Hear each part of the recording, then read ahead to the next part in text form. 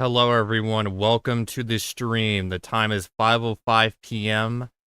Central Time, September 26, 2024.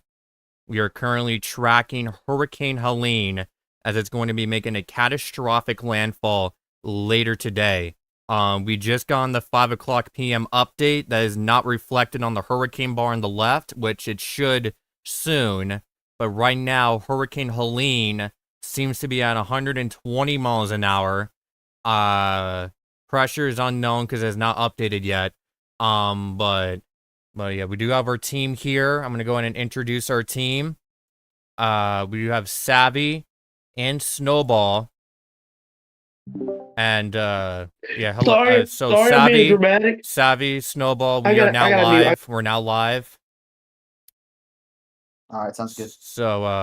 So yeah, we're joined by Savvy and Snowball, who will be with us throughout the evening to tonight. Say hello, YouTube, if you want. Hello, YouTube. Hello, I got to mute. I'm sorry. I'm. Yeah, what a way to start off the stream. Savvy's freaking out right now because he found possible support for 150, but that's highly suspect. I'm still trying to get confirmation. So right now the storm is 120 miles an hour. The pressure is 950. Again, going to what Savvy was looking at real quick. He said he found apparently Recon found 136 knot FL. Yeah, which and they'll have to translate supports... that. They'll have to translate that later on. Just really quick. Which he was saying supports 154 miles an hour, but again, I'm trying to confirm it. Okay. Okay, so I just want to go ahead and quickly go over some of these warnings real quick, because we do have 2 tornado warnings in effect. So I'm going to go through these really quickly before we introduce the cameras that we have out there, because we do have a handful. So right now we do have a tornado warning in effect in North Carolina, including Georgetown and Graves, including Highway 17. And this will be in effect until 6:15 p.m. Eastern Daylight Time for a possible tornado moving to the north at 25 miles an hour. Correction, that's in South Carolina, excuse me. And then the other one... Interruption. Sorry. Okay, go ahead really quick. I'm sorry, but the confirmation is 140 mile per hour to 120 knots so far. By the way, I got the pressure right at 948 on the drop card. So you can talk now. I'll let you know if it. Okay, So was the so maximum sustained of was the yeah, drop okay, to 120 so just a typo meant to be knots? They changed it to back to 125, but I still think they should have went 130 because what the heck. okay, so we do also have another tornado warning in North Carolina. The other warning is in South Carolina, so that was my mistake. This warning in North Carolina will be in effect until 6:30 p.m. Eastern Daylight Time for a possible tornado moving to the north at 15 miles an hour. This does include a portion of Interstate 85, and while we were just talking, a new tornado warning has just been issued in Florida for Port Charlotte and parts of Interstate 75 until 6:45 p.m. Eastern Daylight Time for a possible tornado moving to the north at 65 miles an hour. And there's that there's that impressive view of that hurricane, Hurricane Helene. And now let's go ahead and go to some of our cameras that we have out there. So we do have one in Stanahatchee, on the Stanahatchee River. We also do have one in Cedar Key, if that one's still up. The last time we checked out that camera, there was a surge coming up, so I doubt we still have that camera up. And yeah, it looks like that camera is down. We also do have a few cameras here in Tampa. Here's one of them at the River House, if this one's still up. And yeah, there's a live view out of Okay, the it River House, seems- Palomado. You can see those boats rocking in the background. And All right, in the eastern eye wall, recon has looked, and recon's picking up 135 knot FL winds in the eastern eye wall. and for the viewers, FL is That flight is level winds. support of 120 knots. The viewers, if y'all aren't clear of that, flight level winds is not actual winds at the surface, by the way. It's just Yeah. And by how- like basically just like for the viewers' the sake, if you level. can translate the knots to miles an hour when broadcasting them, that would be great. All right, that'll be good. I will do that. Viewers here, 135 knots. That's about 155 mile an hour flight level winds. Yeah, and then keep Again, in mind that that's is not the not actual ground winds level. at the surface. Yeah, that is not ground level. It's much lower at the ground, so we're just waiting for that translated wind speed of the actual wind speed of the storm. Here's some of the By the way, other... off topic, check the GC on Snowball. What can I call you, Snowball? Yeah, just Snowball. Snowball. Can you check the GC real quick? Yeah, I just because did. the hurricane looks insane. I honestly think this storm looks a lot more like Michael back from 2018 than it does Ian right now. It looks like Michael, but the way this is rapidly intensifying reminds me of Ian last May.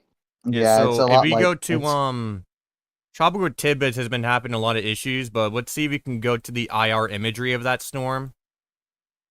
But I know Tropical Tidbits has been Ian. The servers there have been crashing a lot. Go to Cyclonic WX or whatever that website is. There's another tool that I use that I'm gonna go to. Yeah, here it is. So there's from Colo State. So I'm just gonna find Helene here and get that pulled up because Tropical Tidbits, which is what we use for the IR imagery, is down. Here's another perspective of that storm. Shortly. You can see that eye at the end really starting to clear out. And this is from the past, I'm going to see at the top right. I think this is from the past 4 hours, 4 or 5 hours. But yeah, we're starting to see an intensifying storm. And just to go through some of the impacts that we're expecting, which I'll go ahead and get that pulled up.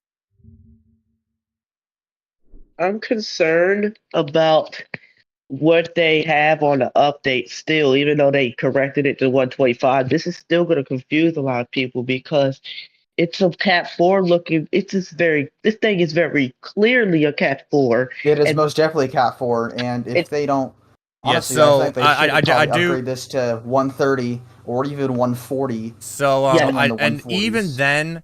even then, like if it's like 130 or 125, it is a 5 mile per hour difference. So hazard wise, it won't make that much of a difference. It's a 5 mile per hour difference. True. So here's the cone from the National Hurricane Center. Hurricane warnings are all the way into central Georgia. Tropical storm warnings all the way up into southeastern Tennessee. And overnight, this storm will make its way through Georgia, and then by Friday, by Friday afternoon, it should be a post-tropical as it starts looping around Kentucky and Tennessee.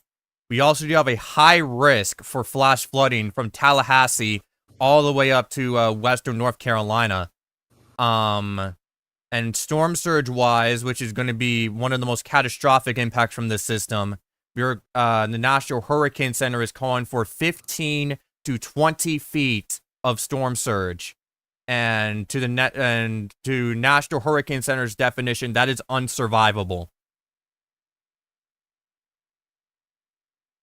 And then they also do have their key messages here. And they have a lot of key messages, so I'm gonna pull this up closer. A catastrophic and deadly storm surge will occur along portions of the Florida Big Bend coast, where inundation could reach as high as 20 feet above ground level, along with destructive waves. They also go on to tell you if you were told to evacuate immediately.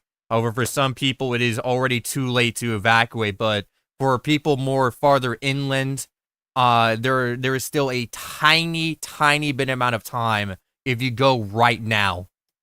Potentially catastrophic hurricane force winds are expected within the eye of Helene and will spread inland over portions of northern Florida and southern Georgia when Helene makes landfall in the Florida Big Bend region this evening.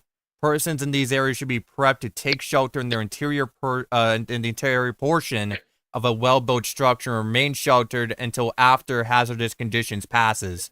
We're expecting extreme wind warnings likely to be issued for the Florida Panhandle once the storm gets close enough.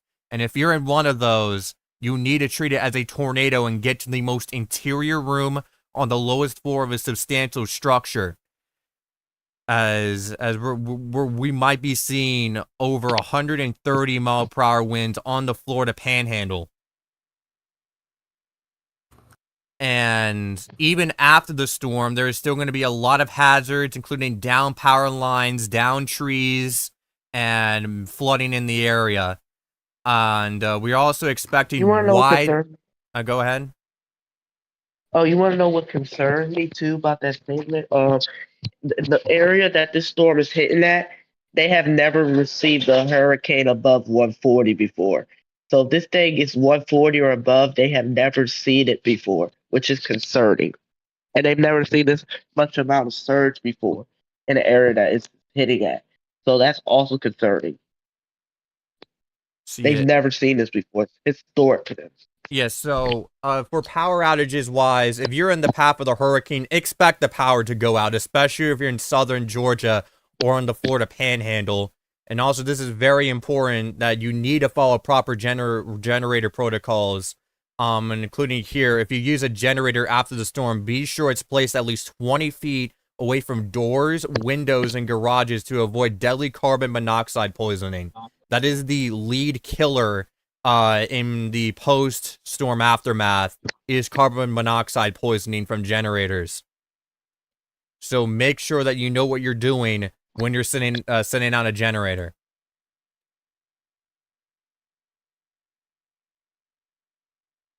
And we're gonna go ahead and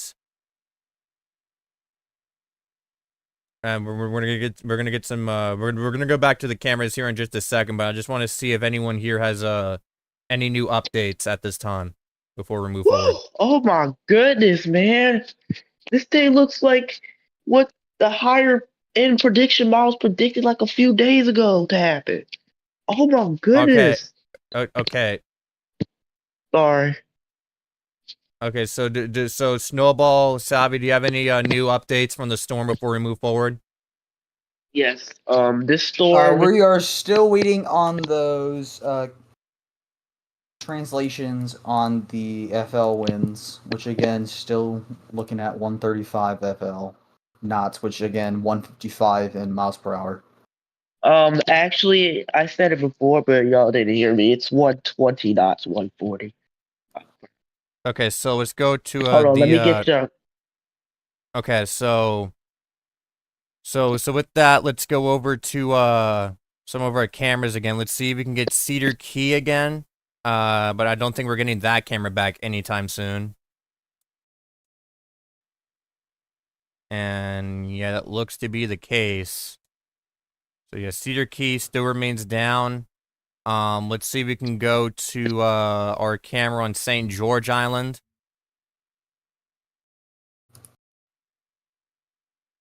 To the camera on St. George.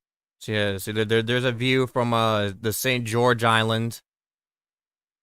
You can see those Okay, here we go. waves. I have an update. I have an official update. Go ahead. Okay, as this of converts to 118 knots. Speak one at a time, as please. of 6:20. Yeah, I got it. As of 6 p.m. Eastern Daylight Time, Helene is now officially a extremely dangerous Category 4 hurricane.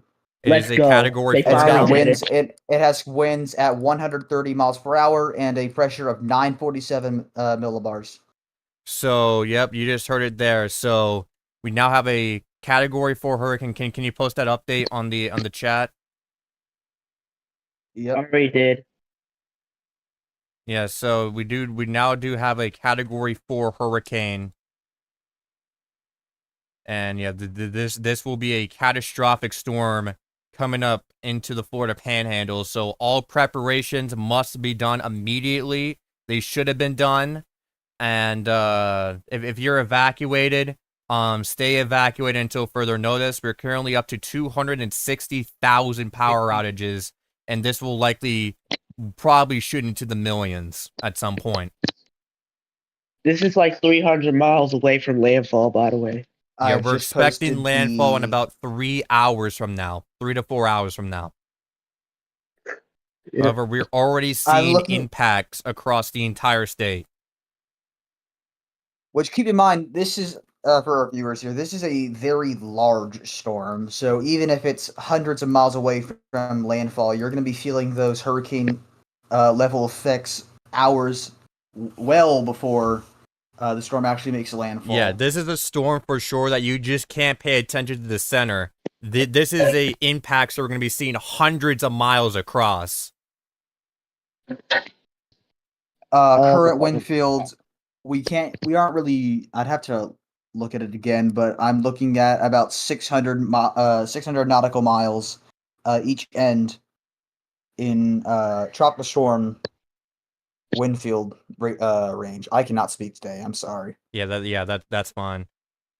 See again. But yeah, we're looking at we're looking at about 600 nautical miles in terms of wind field size for tropical storm level winds, and that extends basically the entire state of Florida and even outside of Florida to the east.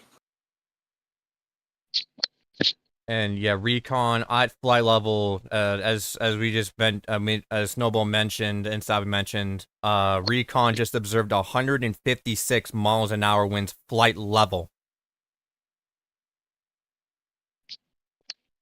No, 135 knot winds flight level converted to 120 knots. So this storm, and keep in mind, this storm does have room to intensify further. Potentially up into the some people are saying it could intensify up to 140. So this is why you have to follow. It's already at 140. I would say it's probably at 140 officially by or now. unofficially. And honestly, we're unofficially right now, but we're officially at 130 miles an hour. Yes, officially 130. Yeah, so unofficially probably 140. Yeah, so this is why that you always have to prepare a category higher. So for example, if and it's honestly, a category 3, prepare like it's a category 4.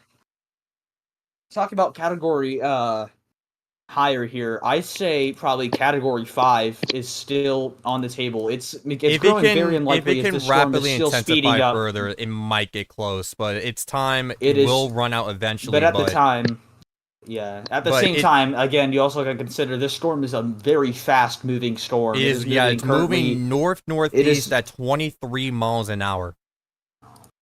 Be honest, if anything, I think its forward speed has something to do with the strengthening because it's allowing it to hit that jet more and more, and Meanwhile, that tropical tidbits just crashed.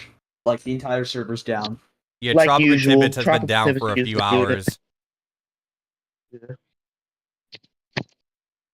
I'll be right back. Y'all can continue to talk. I gotta eat. All right. So let me just go over and see if I have any new information from on the ground. We did have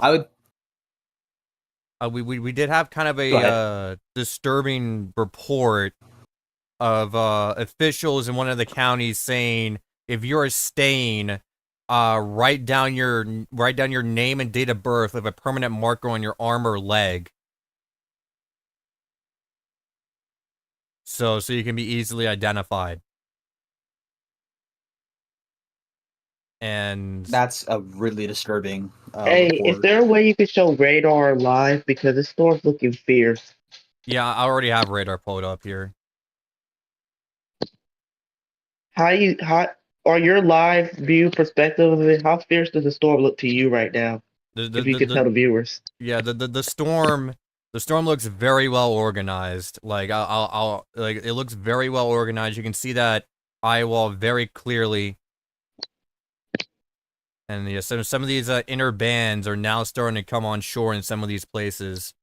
And I'm gonna go ahead and give an update on that tornado warning down to the south near Port Charlotte. Another hazard, another main hazard will be the possibility of tornadoes. Quick spin up tornadoes that are hard to spot and hard to warn.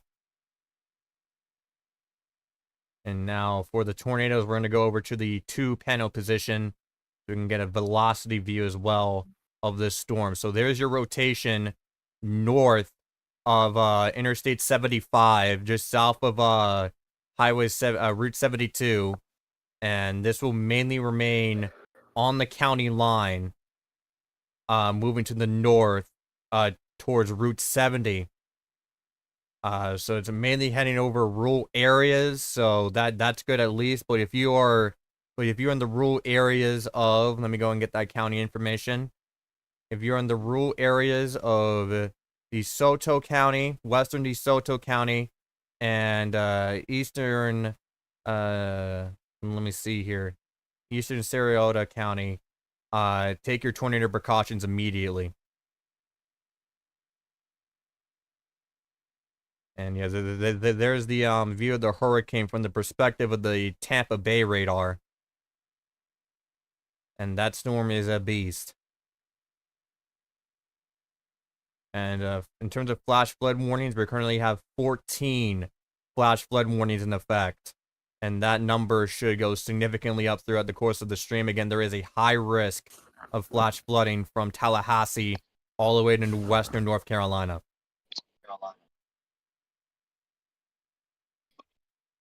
I never seen a storm this big since Hurricane Ian. So, Oh, yeah, and sorry, I didn't know if you were done talking. I have this storm making landfall sometime late, early into the night. I'd say probably like 10 to 11 p.m. Eastern time. yeah. So that would give them about 5 hours for Yes. landfall. I don't know, I see it's a fast moving storm, but I still see it having a good amount of hours out in the water. Yeah, and the sun is also starting to set. So, and again, this will be a overnight event for most people here. And just to give you like how impressive this storm looks, I'm gonna go in and pop up the satellite imagery, and that is a very impressive storm that's coming up into Very large. yeah Yeah, in fact, if you see the cloud cover from this extends all the way up into Michigan.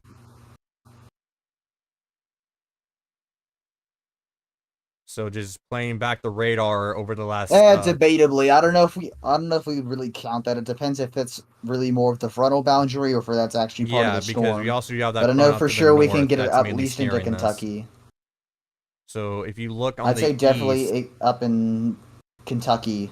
Definitely like the Kentucky area Yeah. at the most. If not, if it is part of the storm, then I would say stretch up to Michigan. So yeah, so there is 3 storms in this image. The bottom left is John, the central one is Helene, and the one to the east is Isaac. You have 3 storms here. And Isaac having recently formed also from that boundary we were talking about. Because that was originally AL99, and that was stuck on the boundary that I think's encompassing Helene right now. And once it broke off that boundary, it was very quick to form a storm. Yeah. And yeah, this is a very impressive looking storm as we've been calling out. Let's go back to some of the cameras.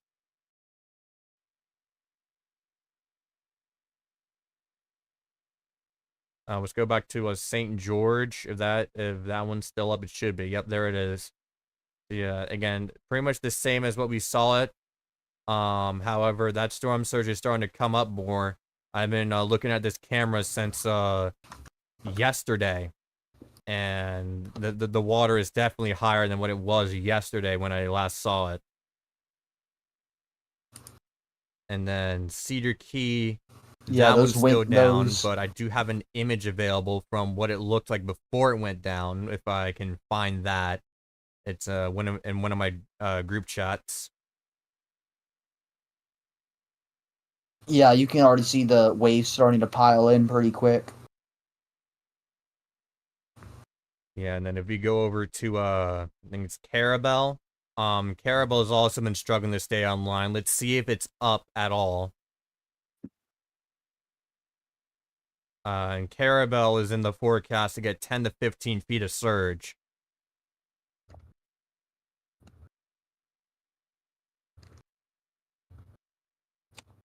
And yeah, it looks like Carabel is down. Oh wait, hold up. I'm gonna give it like a minute. All right, I have. Go ahead. If Tyler and Savvy, if you check the group, I just sent a video that shows a bridge that's closed down in Tampa. And I'm gonna be honest, this looks straight out of like a tsunami movie that would take place in Japan. That is a Do dark you think we joke, would have but shared I that on think it is. stream or no because of copyright reasons? I think it's by FHP Tampa. I think it should be fine. Everyone's posting. It's All right, yeah, it's yeah, live we can footage. It should be yeah, we can okay. share it. So this is from Tampa. And yeah, that storm surge is now coming across. We've been getting videos of the storm surge already crashing on shore in Tampa. This looks like something out of a tsunami movie, honestly, if it was like in Tokyo. It is horrifying. We also saw another video before we started the stream of of another bridge that was starting to be overtaken by water. And yeah, Carabel, yeah, that camera is barely staying online. I'm pretty sure that's from moments ago. So it's no longer showing anything. Stanahatchee might be your only camera left on the coast that's still on. I don't even know how long that camera will stay up. Yeah, this camera will probably be the first one of the stream to go down at some point.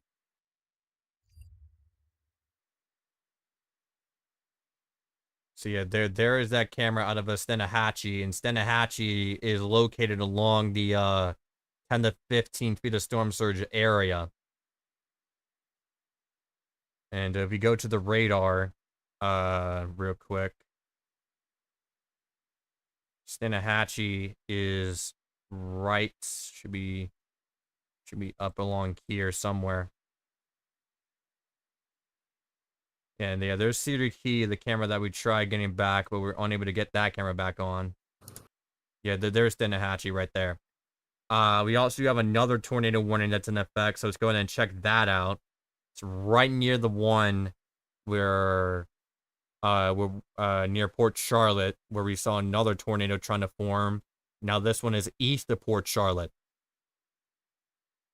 And this warning will be in effect until 7 o'clock p.m. Eastern Daylight Time for a possible tornado moving to the north at 75 miles an hour.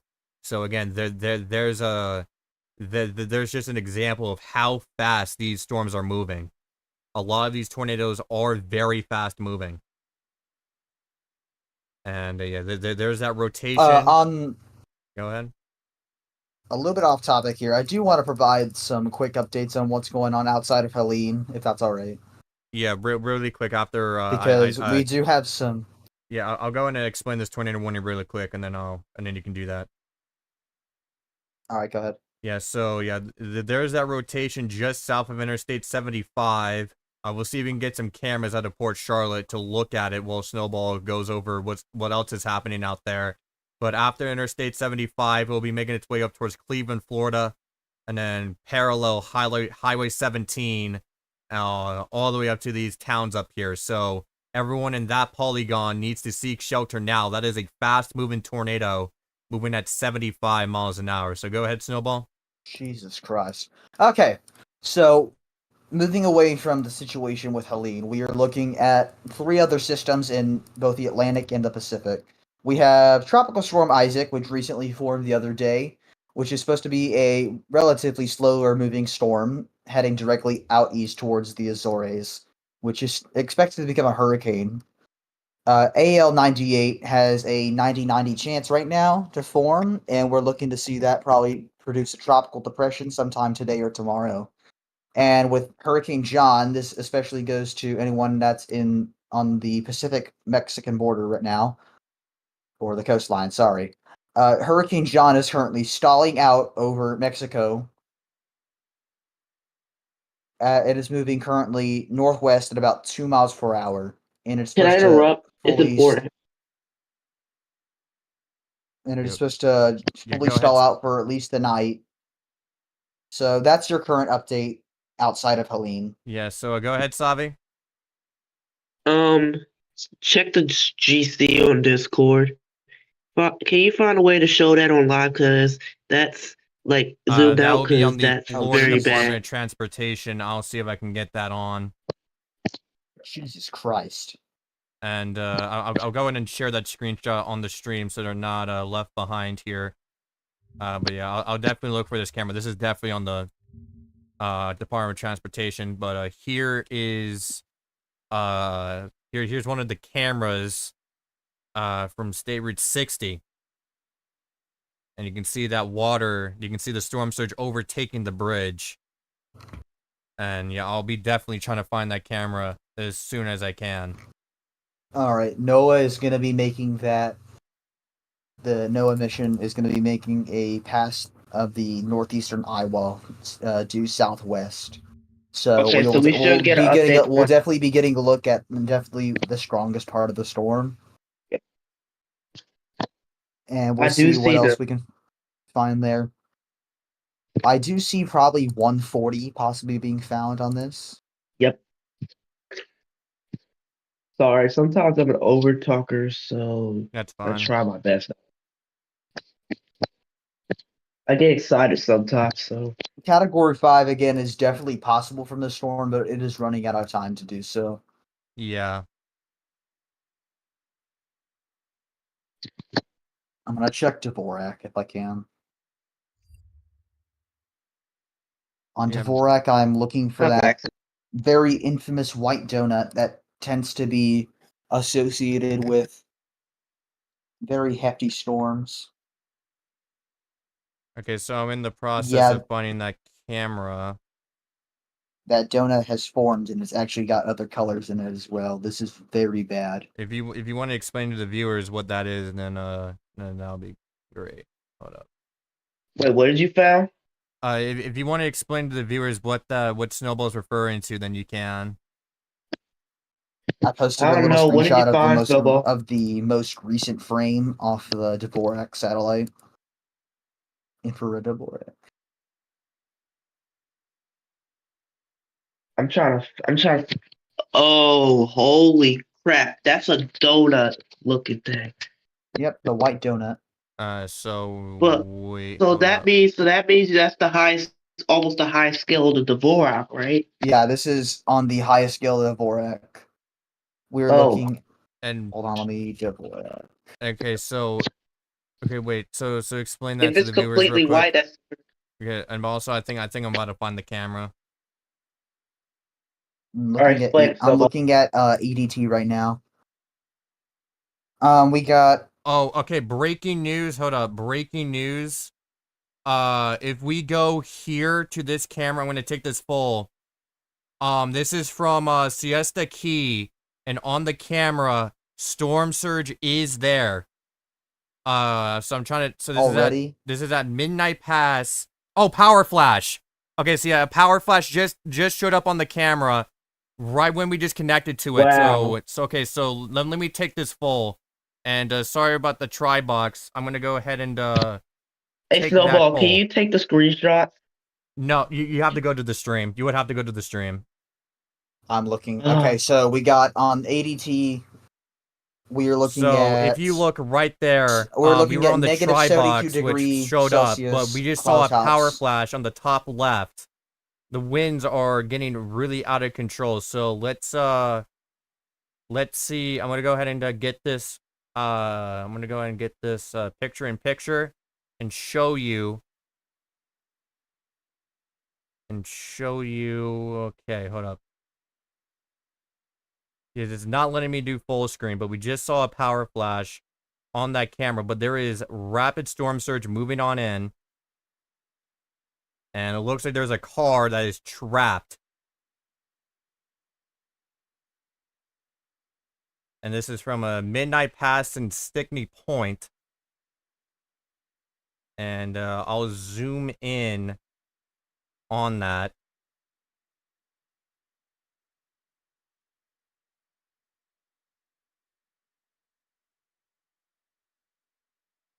You And need to get out of that car. just for a team here, I'm going to go ahead and go on my phone and get that power flash that just happened. Yeah, that is at a Midnight Pass in Stickney Point. So we do have a storm surge moving on in.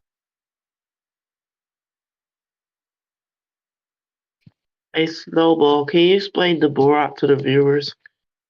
Yeah, just 1 second.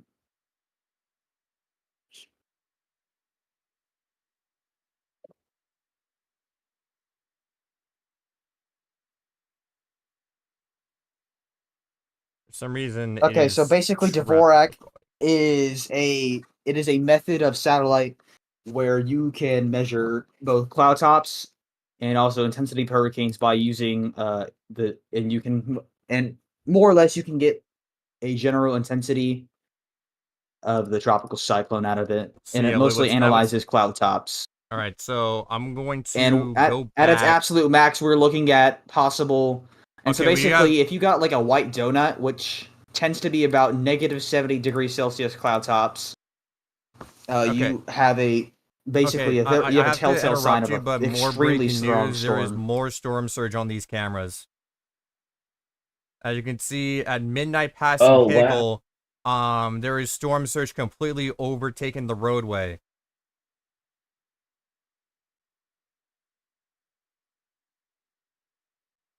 On Dvorak, what the worst thing that you could possibly see is a giant donut of like a darkish gray. And by the way, Snowball, we do Or have to move white. away from that No, subject real quick. I posted in chat a picture of Hyann from 2013. Okay. If you wanted to show that as like a pure example of some of the Yeah, worst and you we can get on will later, Dvorak. but right now we do have more pressing issues on hand right now. All right.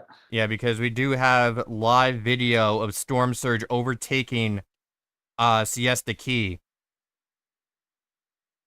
We're looking at T numbers of 6.9, 6.3, and 6.3. So That's Ross.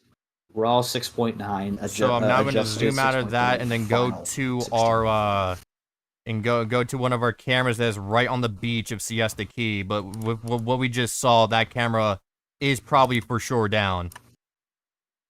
But we will try anyway to get that. Okay, we do have that camera. And you can see that storm surge on the bottom. And I will have to zoom in again because for some reason a lot of these full screens are disabled. But yeah, there's a view out of there of the storm surge inundating the area. We will be receiving massive that wave there. data. Yeah, massive We'll wave be there. receiving Oh yeah, data the wave's shortly. going past the fence.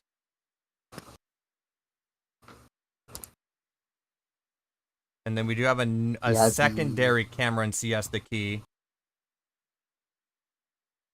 The eastern eye wall is very expansive and it's consistently strong. On the eye wall, we're looking at a very consistent about 100 knot. That's about 110 miles per hour. I'm pretty sure. Here's the view from Siesta Key. 115. My apologies. Yeah, here's the secondary view from Siesta Key. And again, I might be pronouncing that wrong. But you can see more storm surge inundating. It's past the poles there. And yeah, so some of the signs are blown down. So yeah, see, this is breaking news that we have storm surge that is currently inundating Siesta Key and other areas in Tampa Bay. We observed a power flash while we were trying to get the new triple box set up.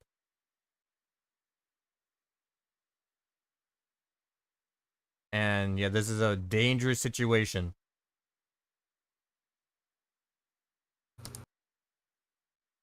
Go back to our radar.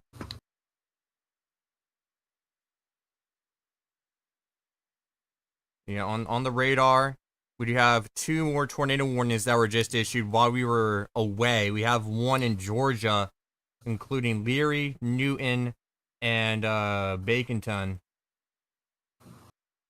In effect until 7:15 p.m. Eastern Daylight Time, moving to the northwest at 30 miles an hour. Your rotation will be just northwest of Highway 19, moving up towards Route 91 and 62. And then if we go back up here into South Carolina, we do have a tornado warning including Route 41 into Hemingway for a tornado moving to the north at 25 miles an hour, and that'll be in effect till 7:15 p.m. Eastern Daylight Time. And yeah, that rotation is directly on top of Route 41, and that'll be making its way into Hemingway. And that rotation looks to be the strongest that we have seen this so far this stream. So be prepared for a tornado to touch down at any moment, especially with any of these tornadoes, because they can touch down very, very fast.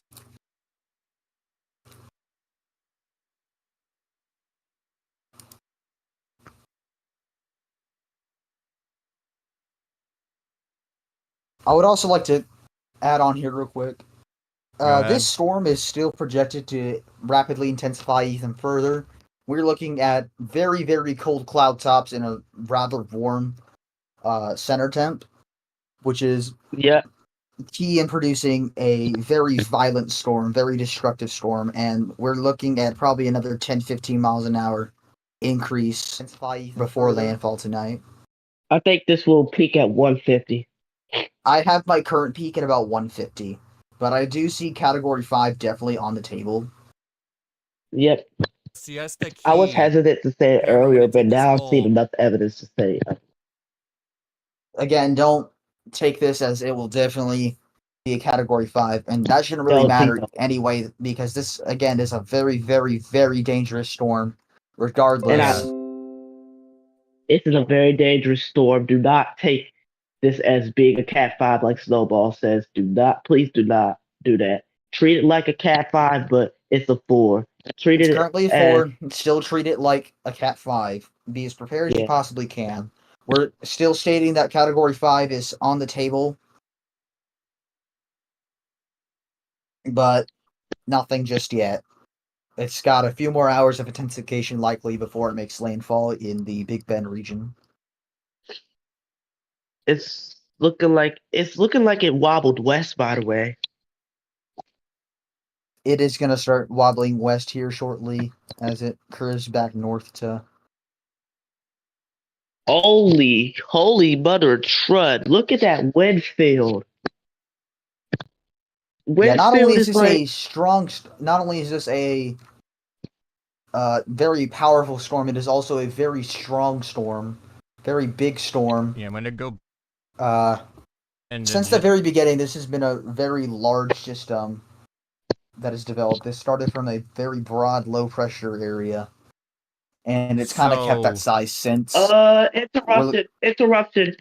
149 FL that converts to 130 knot. which is in miles an hour. 130 Keep in knot. mind that we are live. 150. 150 flight level. Yeah, that Keep is in mind that 150. is not translated, so that okay, is not the actual wind speed yet. No, I think he did translate. He said there was 140 FL. And that's 150 mile per hour, 130 knots. Okay, So wait. he just said that was translated. So this is not this is like exploding right now. Yeah, it is exploding. Okay, hold up. So, okay, so sorry, I was focused on something else. I'm checking out the cameras again. This is from Stanahatchee. This is from Stanahatchee, where the water's getting a bit more higher from what we've seen it moments ago. And this area is projected to get over 9 feet of storm surge. And then if you go over to Siesta Key, we're starting to see that water inundate the area. Bruh, I know what's happening. Sorry, I gotta interrupt. Air Force, please be quick. Another mission. I know what's happening while this is rapidly intensifying. Okay. It's that forward. It's interacting with the trough and the jet very, very well. Yeah, this is. Okay. Upper level anticyclone has to do something with it. Which makes me, and this makes me wonder. I think the frontal boundary that we're talking about here, I think that's like an actual part of the storm, just because of how it's interacting with it. It makes me wonder if this is a genuine part of the storm. Okay, so this is from the River House Palmetto in Tampa, and you can see those boats starting to rock way more versus the last time we checked in. And yeah, we have a lot of storm surge inundating the Tampa area right now. That's why evacuation orders were put into effect. Cedar Key still down. We are definitely not getting that back anymore. And can we get that look into the 140 flight level, Savvy? Yeah, so yes, I was gonna send here right now. Hold on, look. There's a view from the lighthouse in St. George. This is the eyewall view. Oh, this is the eyewall view. 140 mile per hour flight level. You see that bright red? At least. Okay, so I'm just gonna. That's Cat go ahead 5. and take over for a second. Cat 5 level flight level. So we're gonna go to some of these other cameras. We've seen a power flash on one.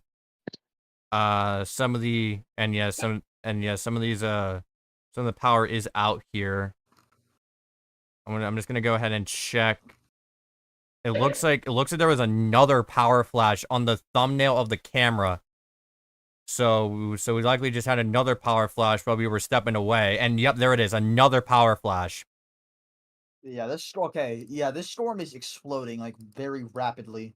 We're looking at 140 FL, and that's about 125, 130 on the ground. Yeah. Oh, another power flash. Okay, guys, we are getting multiple power flashes here. Cars are. There's another one. I can't even focus.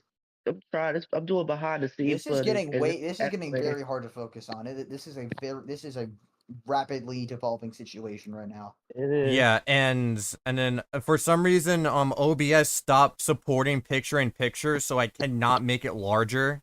But however, I can zoom in, which I would do that. Oh, massive power flash right there, and I know the crew is slightly delayed, so it'll probably take them a minute to see that. But we are getting multiple power flashes from this camera from Stickley Point.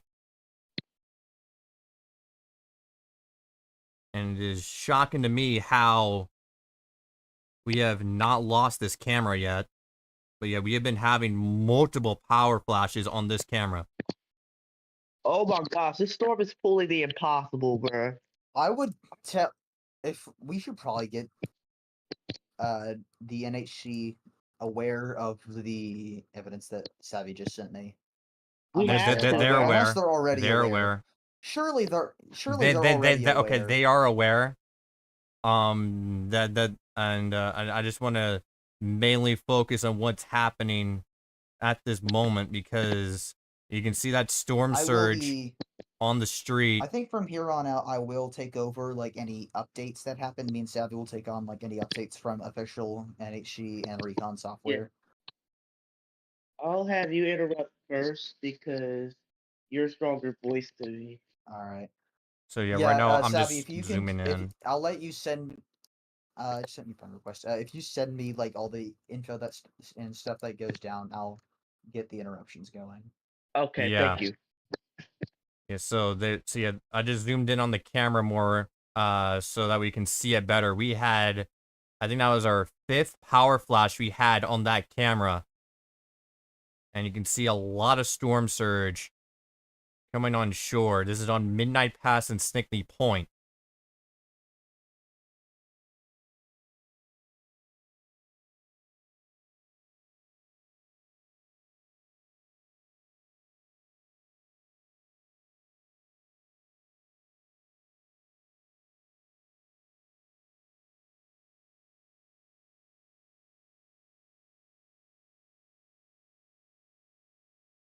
And I'm gonna go ahead and go to another camera here in just a second. I'm just trying to see if we can get any updates.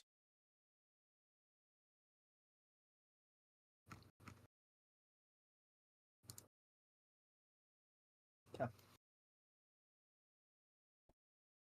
Satellite imagery is indicating that this storm is exploding right now as we speak. As we looking at IR images, this is now looking like a high-end Category 4 for reals this time. And Savvy says that this is exactly looking like what Recon found with the 140 flight level. Yeah, and some of the cameras. Okay, never mind. Okay, Recon just made a surprise move. They actually made a northeast to northwest pass. So where did that northwest pass or northeast movement make them go? I think they may be trying to go back. They may have found something. I wouldn't be surprised because they found it because of how explosive this storm is intensifying. They may have found something higher than that. We got Air Force coming into the storm here shortly. Yeah, and I'm just been going my to gosh. some I of just the wanna other say- can I cameras, say see if this we real can find quick? anything. Okay. We're moving What's up. up, Savvy? All right. Before I say something, Tyler, you gotta say something important. I just don't want to interrupt. Try my best. not to. I'm mainly going camera to camera, so I need to commentate what's going on. It looks like there is very strong winds happening on this camera. We're now up to St. Petersburg here, so I've just been crawling up the camera, seeing if there's anything we can find. So yeah, this is and I think that video explains everything of what's going on. Very strong winds are pushing through western Florida, and according to the wind field, nearly all of Florida has gone tropical storm force winds in one way or another. And these winds are They may be seeing something in the northwestern eye wall that's making them make that pass. They've been circling the eye for a while. I'm surprised because isn't that the weakest part of the eye wall? If that's the weakest part of the eye wall and they find something surprising there, that's going to be very bad. But yeah, what part of the eye wall? What part of the eye wall? In the east. They're looking. They may be looking into something at the northwestern eye wall. Northwestern eye wall. That is one of the weaker parts. Definitely the strongest part of the storm are the southeast and the northeastern parts. Guys. Go ahead. Oh, here we go. What's up? This is 942 millibars on the saw day right now. But I'm trying to wait for it to be posted. And by the way, Confirmed and by from this point 943 now. forward, from this point forward, if you have any like unofficial information that has not been confirmed yet, post it in the GC, so I can review it because Okay. I know there's gonna be a lot of misinformation that can be spread around in conditions like these. Only Sorry, stuff. my I think bad. we're only really posting stuff from like the ADT and sorry, I lost my word there, and also like tropical tippets. Or Yeah, essentials is supposed to probably be getting on here shortly. yeah, and if you look right here, this is on the CCC. I don't know. I don't know if that's the name of the bridge. I'm kind of Oh, unfamiliar oh with this shit. area, but I actually found the camera where we were trying to find, and yeah, you can see that storm surge starting to push on. And yep, I just found that camera on in Tampa. 944 possible. So this is rapidly intensifying as we speak. You can see a lot of storm surge is pushing onto the bridge. Lowest they found was 943.6 in the eye, northwestern part. Man, oh man. Yeah, storm I would surge not be complete. surprised. Oh, okay. Storm surge is on the complete right side of the camera. If you check the stream and wait a bit for it to catch up, storm surge is completely on the right side of the road.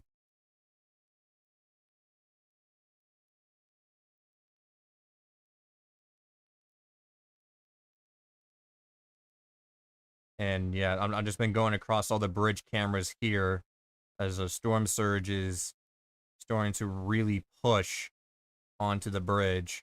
And this is from one of the screenshots that we saw earlier.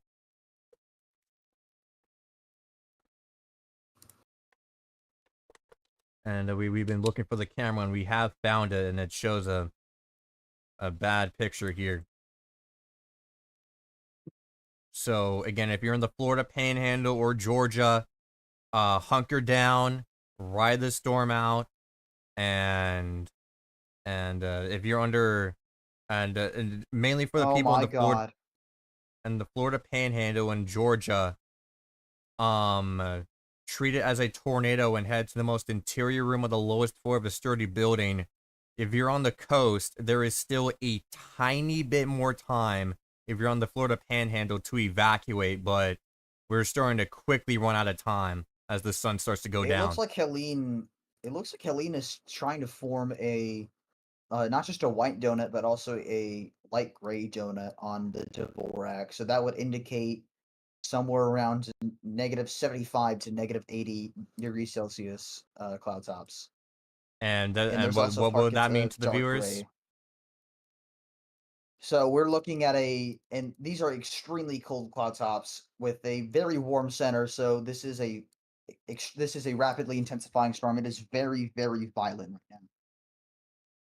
Yeah, and again, this thing still has a few more hours up until landfall. Well, I don't think it's probably going to need that hour. It's and intensifying by the second, it seems. Yeah, and yeah, from the views from Siesta Key, I mean that looks to be where we can see where the worst of the storm surge is. It's definitely not the worst of the storm surge, but it's one of the few places where we actually have a camera on it. Wasn't this merely just a cat 2 this morning? Or even a Uh, cat 1? no, it was that last night.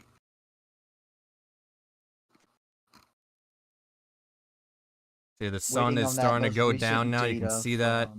from. You can see that on the satellite presentation. So conditions from here are only going to deteriorate further. And if you're just joining us, the storm has recently marked a Category 4 hurricane with a pressure of 947 millibars and a wind speed of 130 miles an hour. And we're expecting a catastrophic landfall within the next few hours. And we'll be live here throughout the evening, into tonight, and into the early overnight hours. That should be good to stay on all night. Uh-oh. Yeah. Let me Okay, see. nothing new. I haven't Oh, checked wait, it. no, they did up. Okay, they did. Here's a quick update. What was the report last time on the pressure? 947. Yeah, 947. Yeah, okay. 940. Okay, so there was an update here a couple minutes ago. They're sticking with 130 and but they have dropped to 945 millibars. Yeah. So it is still strengthening. Yeah, and by just for the stream, I don't know if it's on my end, but I do hear an audio issue. So if that keeps going on, I'll take it as that. Actually, I'm gonna check if it's on the stream's end because I am having an I don't. audio They may glitch. have to. Savvy, I would. They're probably making sure it's confirmed and not like suspect information. It is intensifying. They did mark that with the drop from 947 to 945. We may see that in the next update if they confirm it. We may even get like an emergency update here in a little bit.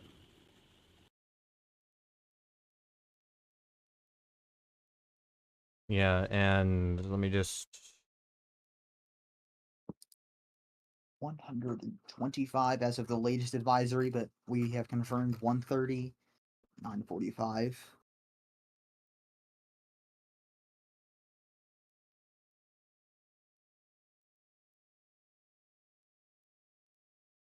Yeah, no, this is as of the latest advisory from 5 o'clock today.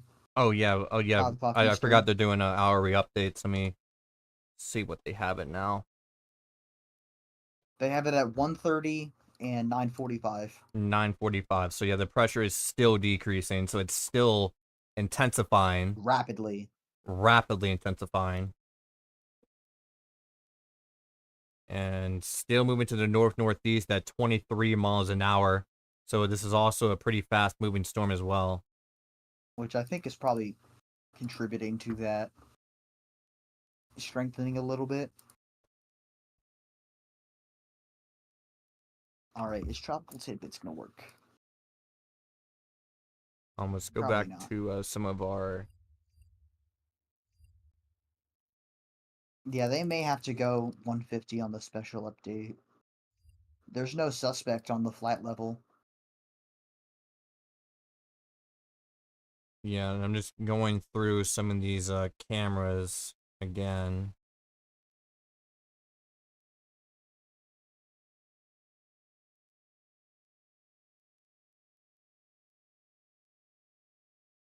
And again, just showing it here.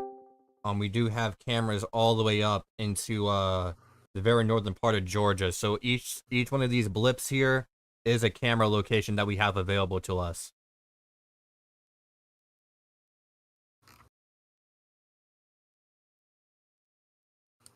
So that is something we'll definitely take advantage of.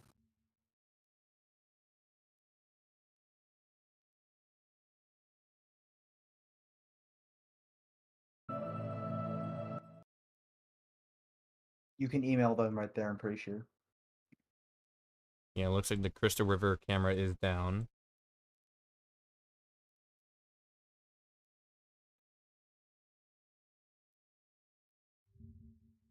Go back to this camera. Actually, let's go back to both cameras in the Cecia Key. That was just something I found. I don't know if you can actually email them, but You can see that storm surge coming up further. And if we go back to the Florida the Florida Department of Transportation, we can go further. Oh, who left? Yoshi did. He was in here for a hot minute. Oh, did not hear him.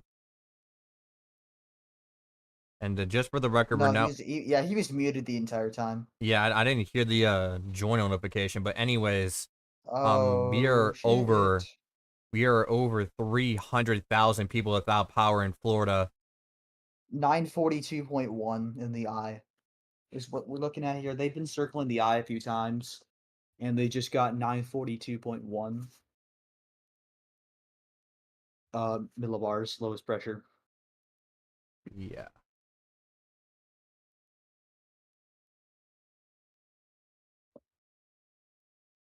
There it is. Okay. Yeah, I was looking for the Department of Transportation's cameras. Because I do want to check the other bridges here. The Air Force mission will be arriving here pretty soon.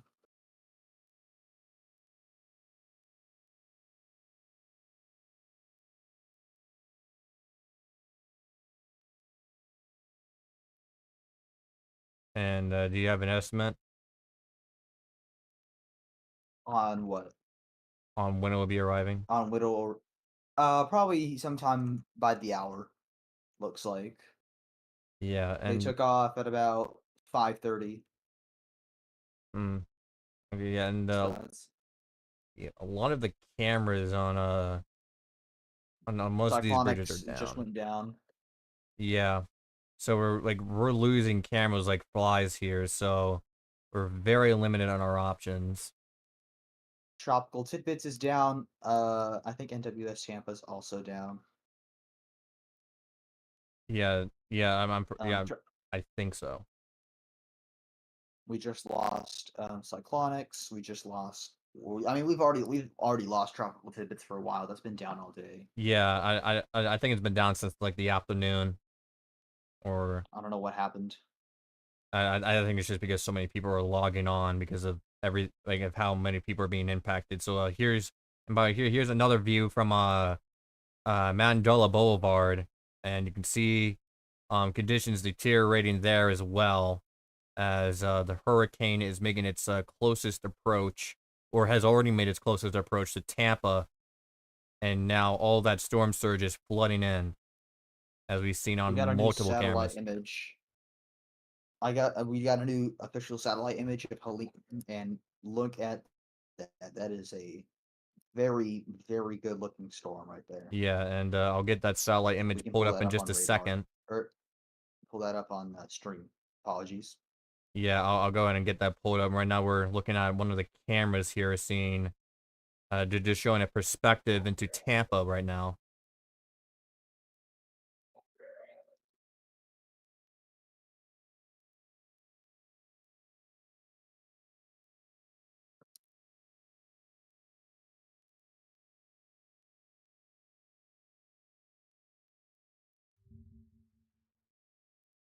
And hold up, I'm gonna get that camera pulled up.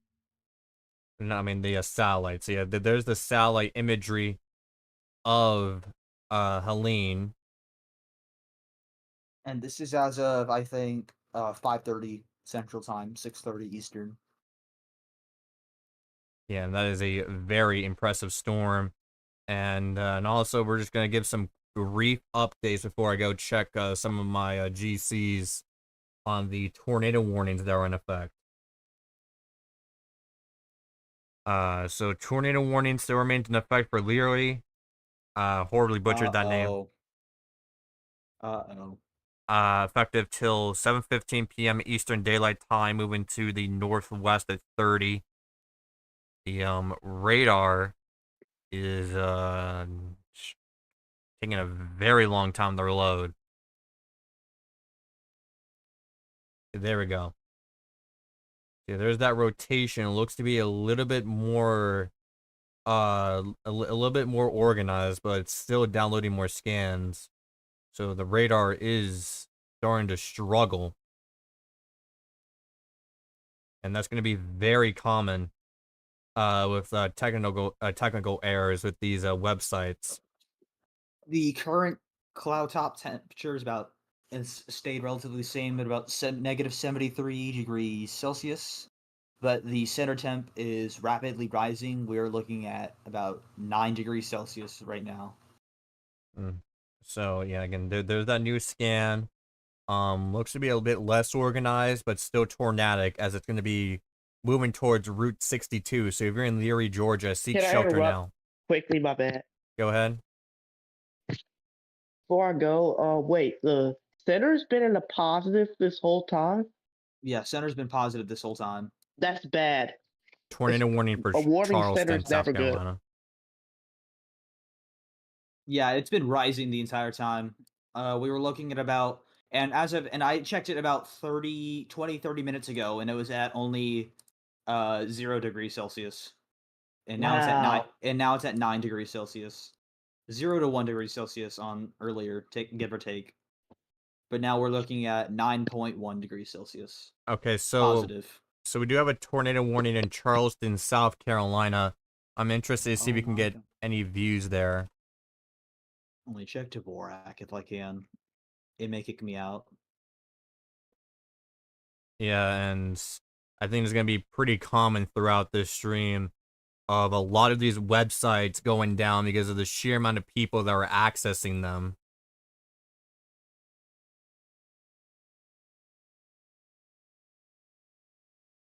Drop signs indicating 944 on the surface.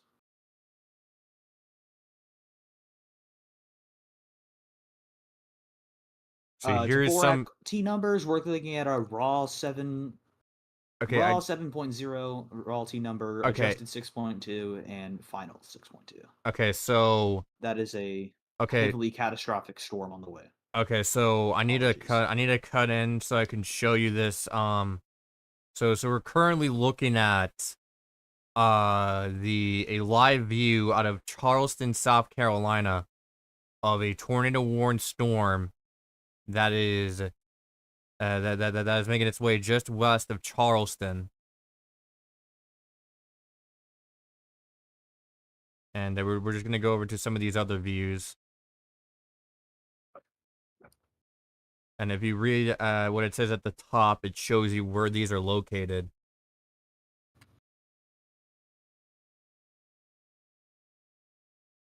So again, if you're in Charleston, South Carolina, seek shelter now. There is a tornado warning for a possible tornado moving north at 35 miles an hour, and will remain in effect until 7:30 p.m. Eastern. And looks like the camera just went down. So again, that's what we mean. We've been losing cameras left and right, and we do have it. And yeah, this tornado warning was also extended, and they just dropped the one right behind it. So now Morgan is in that tornado warning. Will be in effect till 7:45 p.m. Eastern Daylight Time, moving to the northwest at 25. So Morgan, Georgia is now in a tornado warning. So take your tornado precautions.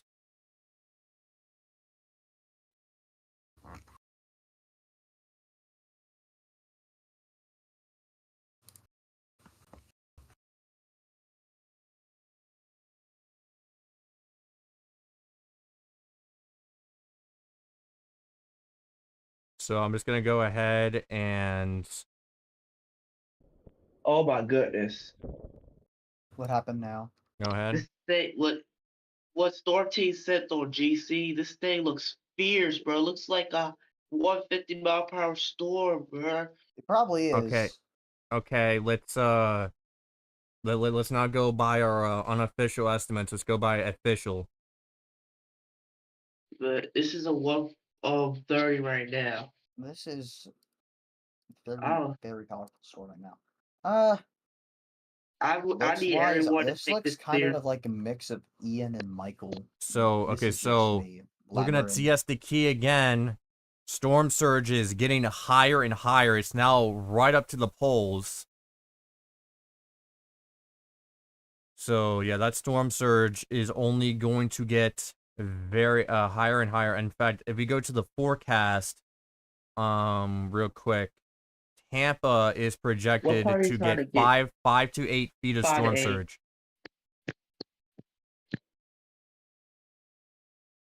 And we're seeing that, and I wish we could full screen some of these cameras, but yeah, here's a view from Siesta Key, another view. And I'm pretty sure we just saw some lightning there.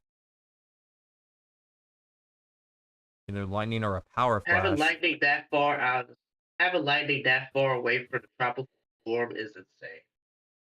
That's either lightning or a power flash that we just seen. Probably a power flash. I don't know. It happened way too quick to be one.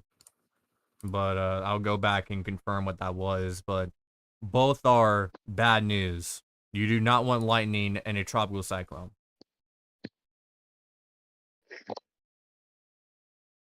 Lightning in a tropical cycle only happens when the storms is rapidly intensifying. So yeah, either way, both is bad news. Yeah, I agree. And just go into some of the siesta keys. Okay, here we go.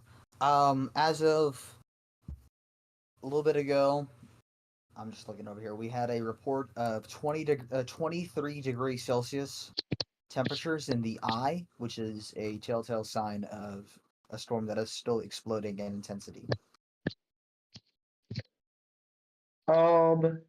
This storm has rise 28 degrees Celsius in the eye Okay, so within the last just few as a hours. substitute, so stream, you might see a big box pop up. It's just because I'm trying to figure out a way to fix how you Yeah. can't see picture in picture anymore. OBS won't capture it, so I'm gonna see if you can see that. Okay, yeah, you can. So yeah, here is a zoomed up view of the siesta key, and moments ago we saw, I think it was 5 power flashes on this camera.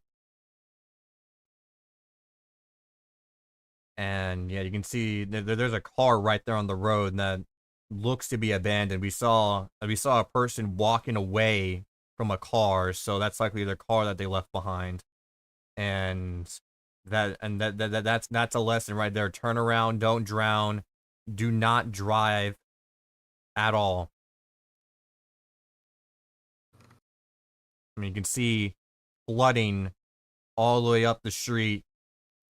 You can see those tropical storm force winds really on those trees right there. And the most dangerous part of this system in this area will be the flooding and storm surge, as you can see right there on that camera. Yeah, that's the thing that we're gonna be doing to substitute for the fact that picture-in-picture does not work, which is basically our way of full screening a tiny window like that.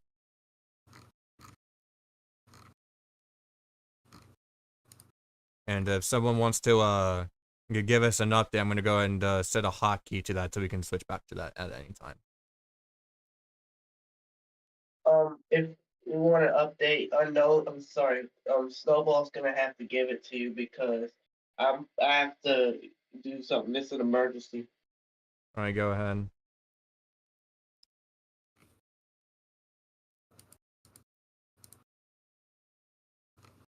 All right, there we go.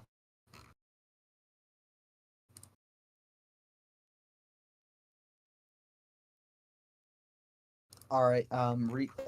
Yeah, it might be permanently down. Tropical tidbits. I've lost all contact with the server. Yeah, I'm also been unable to get onto Tropical Tidbits at all, which is for our viewers, it's a really good website for us to use. They've circled the eye like 10 times now. Recon. Yeah, and here's a view from SR-60 from one of the bridges in Tampa. You can see that storm surge crashing onto the highway. So a very dangerous situation.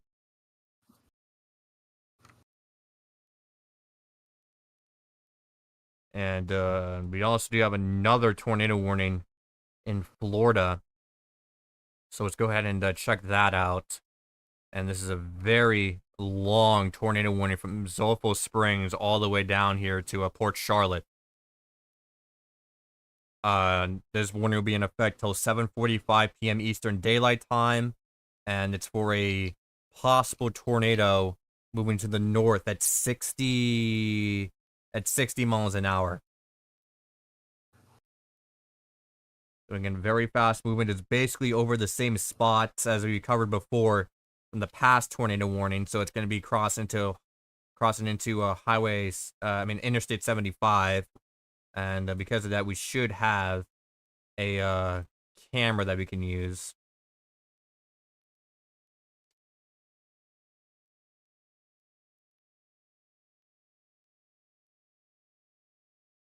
If I can, and yeah, okay, yeah, I found them.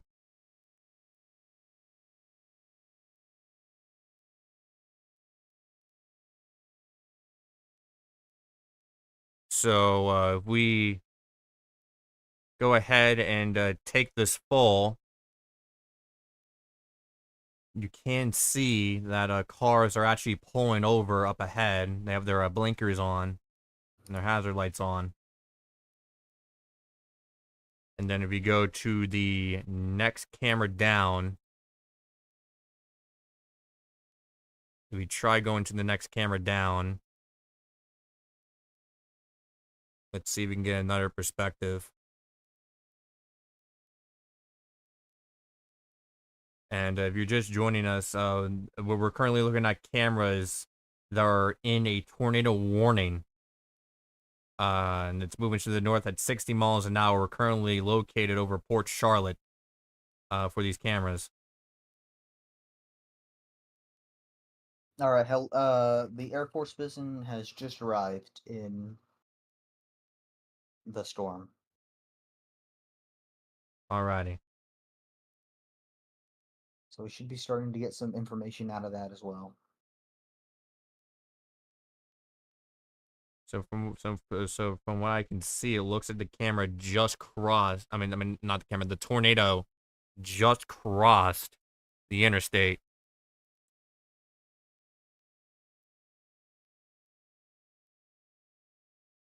And we haven't been seeing. We haven't seen anything much on the camera. However, it just crossed Interstate 75.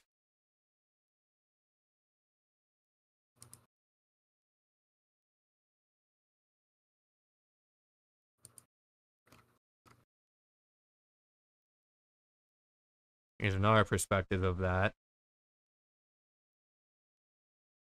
You can see that rain curtain on the eastern part of it.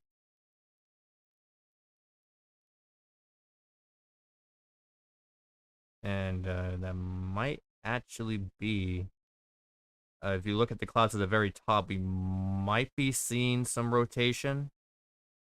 However, with hurricanes, a lot of these clouds are very fast moving, so they can be easily mistaken for rotation from a tornado.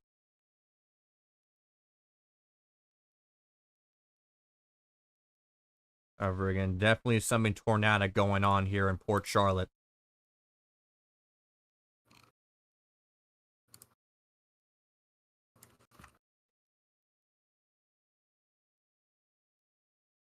So, yeah, going back up, we do have a new tornado warning in effect. Southwest of Waycross, including Manor and Highway 84, until 8 o'clock p.m. Eastern Daylight Time for a tornado moving to the northwest at 35 miles an hour. So let's go ahead and get that radar information pulled up. Snowball, do you have any updates for us? Not right now. Eric, the tropical tidbits is being extremely slow. I can't get any updates, but recon continues to circle the eye. They are finding consistent 942 now. Like it, not even like rarely. It's like very consistent now. 942 millibars.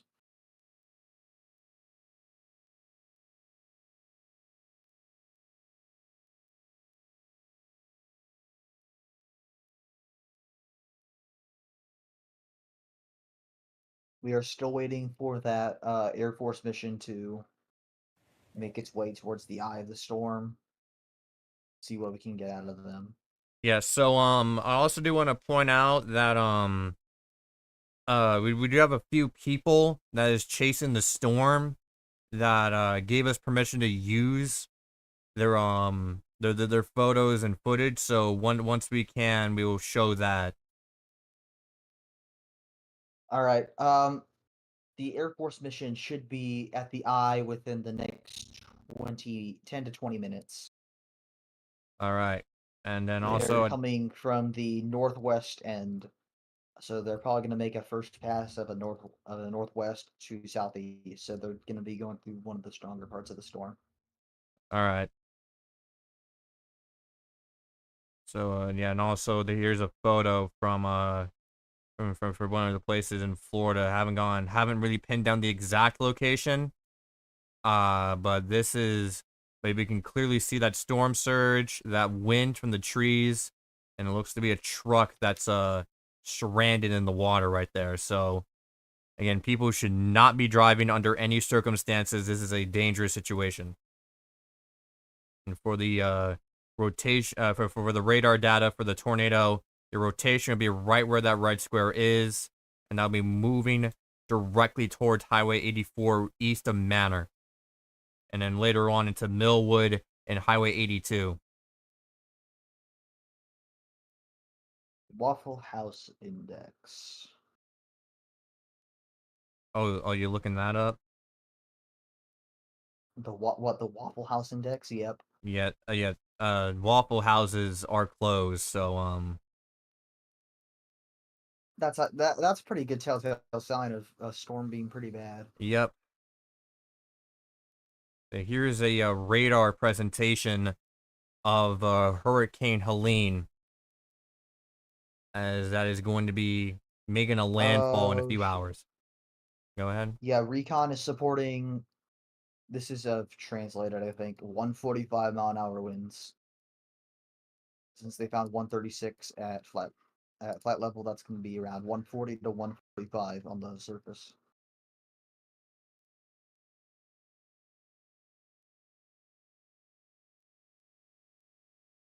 And hold on, let me just see if we can get.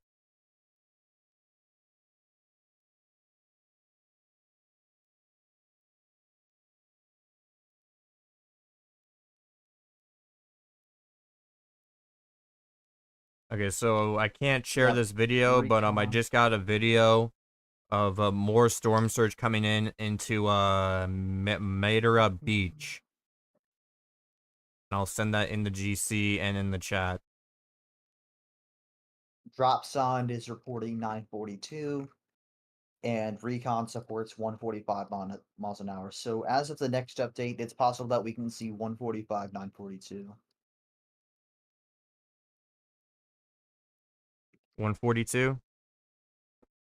I think we will have 150 mile per hour at Sorry, landfall potentially. 145, 942. That's 145 miles an hour and then 942 millibars. And if they do report that on either the next emergency update or on the advisory, that brings up chances of Cat 5 way up. Yeah, and again, And it only adds to the storm being even more dangerous. it's already than it already extremely is. dangerous as is. But okay, Tropical Tidbits just made a post. They made a little update on their site saying they're offline. Yeah, so they're offline. So if you go Yeah, over at least to for now. and this is a view out of St. George Island, and this will be one of the places that gets, I think it was around 6 to 9 feet of surge, if I'm not mistaken here. And yeah, that storm surge is already coming into St. George Island. And we're only going to see this get higher and higher, and we'll definitely check back in as long as this camera remains online. Nothing new out of Dvorak yet. The time is 6:31 p.m. We're about 3 or so hours away from landfall. I think Snowball said that our best time is probably like 10 p.m.-ish. Yeah, 10 to 11 p.m. I'd say, sometime around there. Where's the storm right now located? It is. Hold on, let me see. Yeah, go ahead and get that measurement. Has it passed Tampa yet?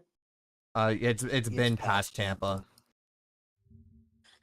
So it's basically it's probably approaching to go past Orlando soon. It's Not sure how also this looks right now. past Orlando. So Jackson, like, where is this like at now? From It's considered clean basically, air? well, I'll let Snowball give you a measurement of how far away it is from land. All right, let's let you Snowball talk.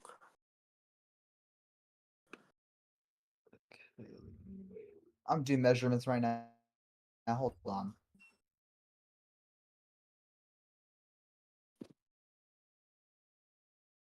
And yeah, sorry for that radar disappearing there. We're back.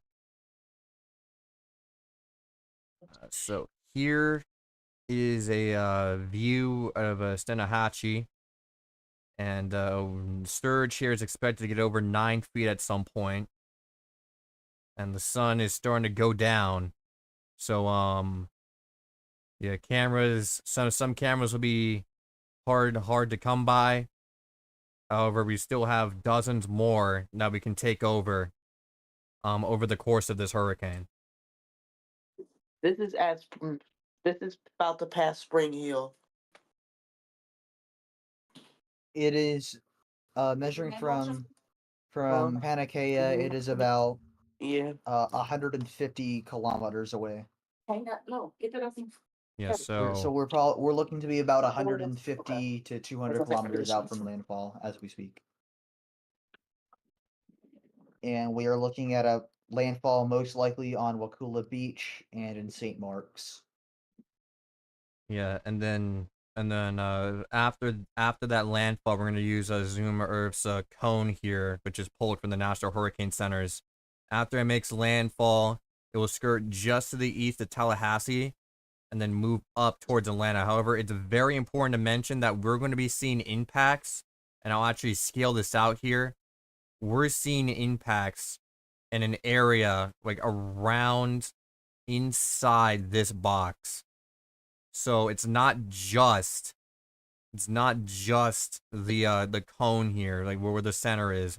We're seeing impacts on a scale of hundreds of miles. And I'm just going to redraw that area where we're going to be seeing our impact. So in that box is the areas where we're going to see the worst of the impacts, and that does include downtown Atlanta, where we're expecting hurricane force conditions overnight into early morning. Pardon me 1 second. I'm having issues on my end. I think I am having really hard time hearing people. Yeah, go ahead and rejoin if you need to. Okay. Is it better? Yeah, it should be fine. Yeah. So we do have cameras all the way up towards Atlanta, and again, Atlanta will be getting. Nope, there it goes again. Oh, let me try rejoining myself and see if it's just in my end. It may be. I don't know if it's. Okay, hello? Yeah. Hi.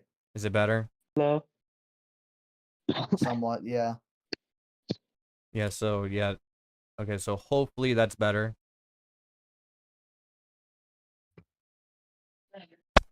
We're still waiting for some updates from Recon, who is still circling the eye, and we're waiting on Air Force to arrive at the storm. Never mind. Right as I say that, they are leaving the eye to southwest. So they're heading towards the weaker part of the storm, and they'll probably make another pass here in a little bit. ADT just went 145 miles per hour at 929 millibars. How in the hell?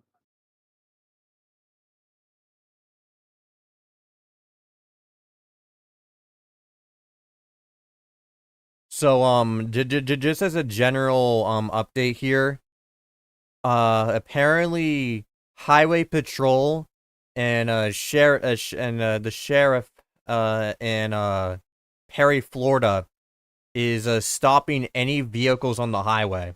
That's from that's from one of the storm chasers. They're stopping any car that's on the highway, including storm chasers. They want everyone off the roads throughout this storm. Okay, I'm getting a report. According to the Advanced Dvorak Technique ADT, Hurricane Helene is currently at 145 miles per hour and 929 millibars. And I think this is highly suspect, but I'm putting that out there. According to, again, ADT, Advanced Dvorak Technique. Yeah, so and It's yeah, looking like this thing will make landfall at 10.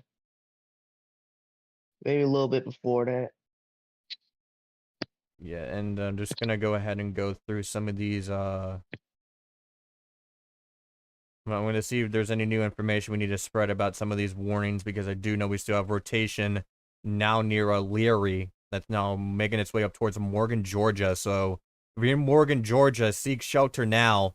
Anyone on that polygon needs to seek shelter now, as it got some pretty sustained rotation moving on its way up towards Morgan, Georgia.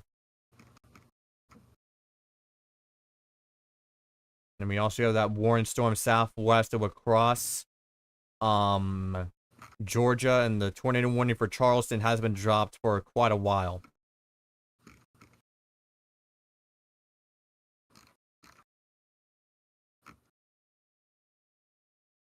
But yeah, if we look at the radar presentation of this storm, it looks like the main inner core of this system is right off the shore.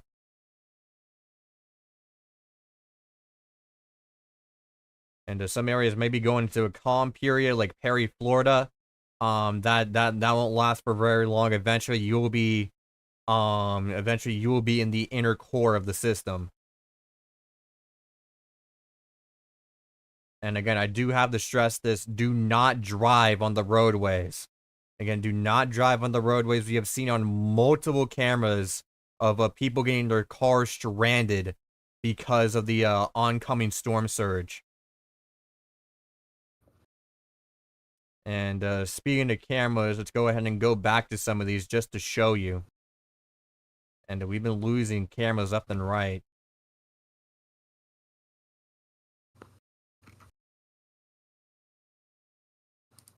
So we do have this camera here, if you can get it loaded up. Yeah, that camera is not showing any video. We also do have this camera here.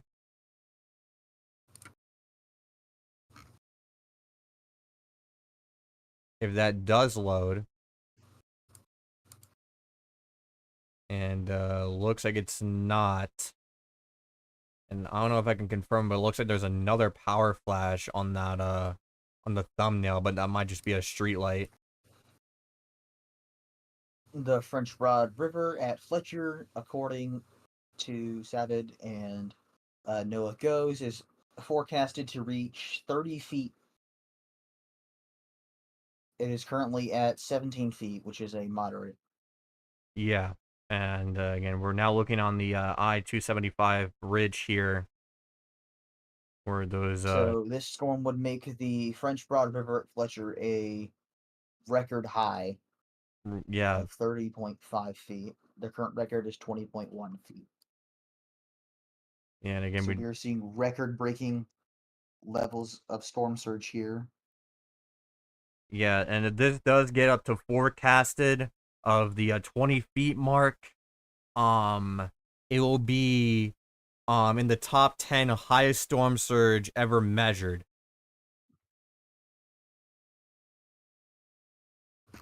I think the highest surge ever measured was from a storm in the 1800s.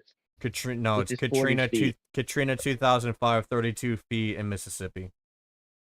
That's what I thought, but somebody corrected me and said it was something from the 1800s. That would be 40 Cyclone feet. Mahina in Yeah, Australia. yeah. But this is pretty suspect because it's 1899. But they did say about Also 44 referring feet to of U.S. storm records surge. too. Also referring to U.S. records. Let me Oh, check okay. U.S. records. We're U.S. looking at records about U.S. records in Katrina. U.S. definitely Katrina. 28 feet. 32 feet in Mississippi. All right. Yeah, so yeah, if we go up towards I'm just gonna find some other cameras to show here. In the meantime, we'll go back to the radar presentation. This surge blows Katrina's record. It'll be insane. It won't. It's not gonna. I don't think it's got that power yet. I don't think it has that power.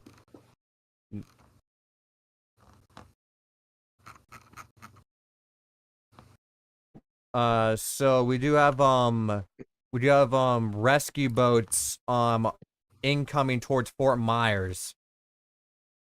So you have some rescue boats coming into Fort Myers. We've been seeing multiple images and perspectives of the flash flooding there and storm surge.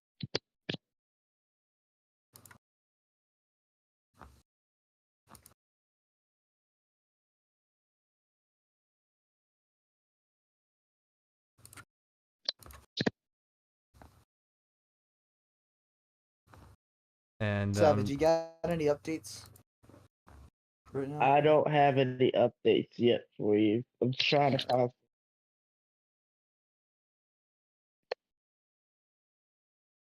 All I have is 150 152 millibar low, and it's miles away from the center. So we're likely gonna get some 940 millibar low pretty soon. Cause think Okay, about we it, got we an already update got. on center temp. The center temp is now 11.7 degrees Celsius. Is it still going up? It is going up yeah, fast. yeah. Dang. When was the last time you measured it at? It was at 9.1 last update, and now it is at Wow. 11.7. It is still rising. Cloud tops are currently 73 degrees Celsius still. My bet is they go 120 knots at 8 p.m. Honestly, I wouldn't be surprised if they go 145 miles an hour at the next update. I know how NAC is, so they're gonna go 140. They are on it seems like to me they're on the conservative side of the storm, of the And spectrum the on the camera you're storm. looking at is out of Cape Coral.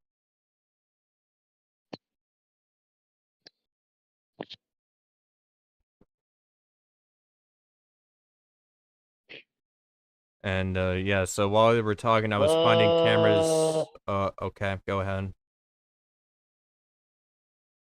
Sorry, I have to tell Snowball something. I don't like this book, and I'm about to send it in GC right now, so that's not Alright, right. I'll look at it. Send it right now quickly. Oh, you keep talking, by the way, Tyler. Okay, so both of the Cape Coral cameras there are down.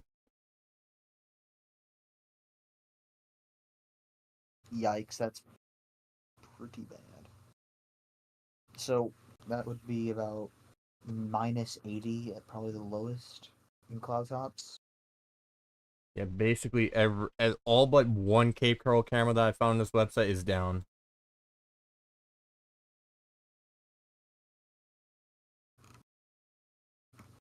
This thing is moving pretty fast. I'd say this big landfall.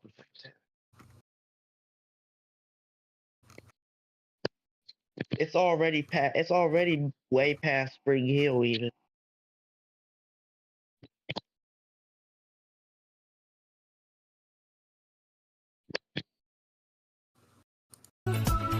Oh, didn't an ad just started playing for no reason. And okay, hold on, BRB 1 second. Okay. Snowball. Think this is going to make landfall a little bit east of Tallahassee. Yeah, I can see that. And I think, and this is just a prediction, by the way. I think this is going to make a landfall as a 130 knot storm. I don't think this has. Yeah, that's probably the most likely. I still see like Cat 5 on the table, but it is growing more and more unlikely as the storm moves closer to landfall. So if it does Yeah, want to get that Cat 5 status, it's got to probably do it yeah. now. It has to be also. Or to get Cat 5, this thing has to drop another 8 millibars or 1 hour. Which it's shown that it probably can, with how fast it's been intensifying. Yeah. Yeah, I'm back now. I'm just trying to find some cameras, but it keeps playing an ad over and over. Literally playing the same exact ad. So I'm gonna have to go to another one.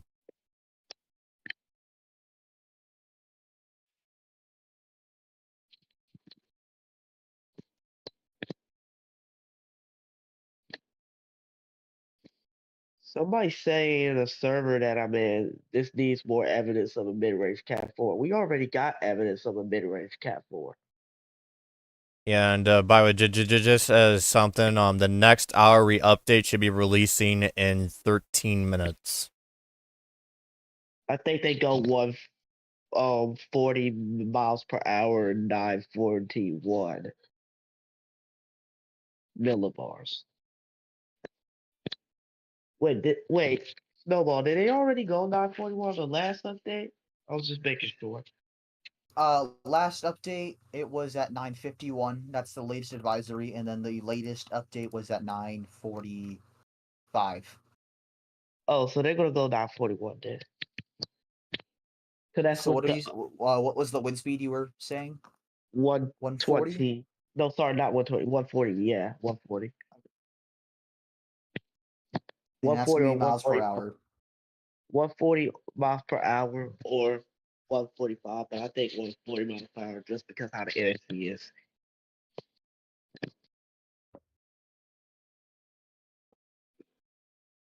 Yeah, once that update comes out, you can send it, and I'll read it out. I have a question about the storm surge though. Have you seen any more report of some extreme damage from it so far? I've seen trucks stranded, well, like trucks and cars stranded, and damage-wise, I haven't seen much yet. The trucks and cars being stranded is just enough to tell me how bad it's going to be. That's not good. The damage that I've seen is multiple like power lines damaged because I've seen power flashes from one of the cameras. That's not a good sign. You have power lines already. Maybe another one on another camera, but I don't know if that's light. I don't know if it was lightning or if it actually was a power flash.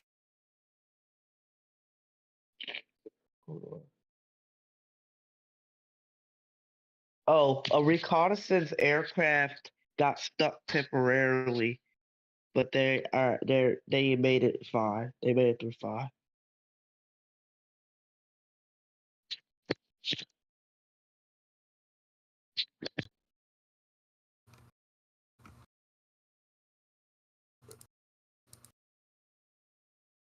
And let's go over here. Okay, I'll research this. I need more research.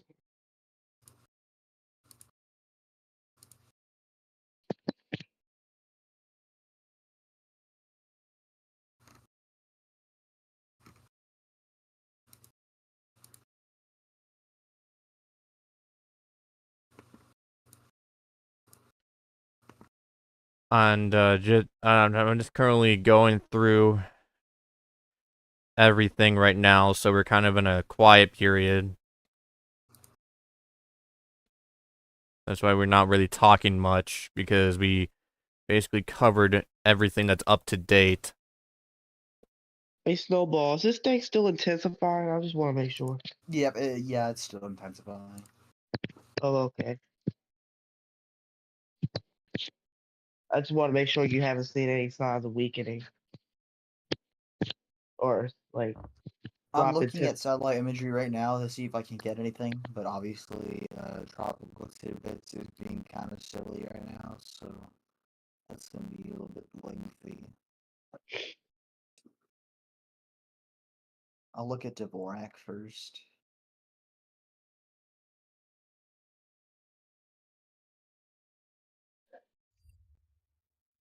Power outages wise, we are up to 360,000 people out in Florida. Yeah, it's still strengthening the white ring around the eye wall is still forming. It is actually getting thicker. I do want to point out that we also now do have 3 tornado warnings in Florida around the same area. So we have one south of Bowling Green, Florida, and over Limestone for a possible tornado moving to the north at 45 miles an hour until 8:15 p.m. Eastern. And then that road station just crossed over Limestone, will be approaching Route 64 So if you're in that polygon, seek shelter. For the tornado warning right here, southeast of Arcadia, Florida. That we do have a tornado warning moving to the north at 50 miles an hour until 8 o'clock p.m. Eastern Daylight Time. And then we also have that tornado warned storm trying to make its way up towards Arcadia as well, long term, but the rotation seems to be fizzling out on that one. But we'll keep an eye on that regardless. And we have all these storms that are coming on shore here that will cause problems, tornado wise.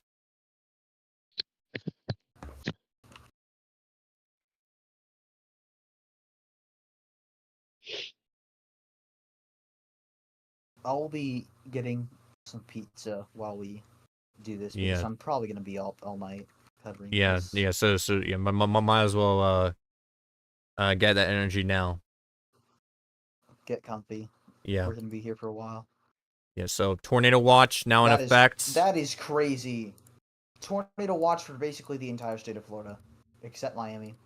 Wait, okay. So tornado watch in effect. This one just came out recently, and this is in effect until 6 o'clock a.m. Eastern Daylight Time, and this includes all the way from southern Georgia all the way down to Cape Coral. Several tornadoes expected. And that tornado watch will expire by the time we are forced to stop streaming. Okay, we got an update. As Go of ahead. 8 o'clock. So they have made an update on Helene. They are sticking with 130 miles per hour, but they have dropped the pressure to 942. 942. Did they change the movement, or is it still moving 23 miles an hour? It is moving north-northeast. It is still moving north-northeast at 23 miles per hour. All right, thank you, Snowball. So yeah, that was the 7 p.m. update, Central Time update that just came in. 130, 942. That is as of. I don't think the advisory's been released just yet. So keep in mind this is. Yeah, and is isn't this one of the intermediate advisories? This is public. Yeah, this is 14A public advisory. So they're probably going to be releasing that here shortly. There you go. Yep, that public advisory has just come in. So they're going with 130 miles per hour and a pressure of 942. Yeah, so yeah, that is one of the intermediate advisories. The next full advisory is at 10 p.m. And that should be right at landfall. So that'll be probably the last bit of strengthening that it gets. So yeah, the next full advisory is at 10 p.m. And then after that, they do an intermediate one at 1 o'clock in the morning. Where they're doing an update every hour on the position. 350,000 people without power in Florida. Yep, and that's going to surge rapidly as the inner core of the storm comes onto shore.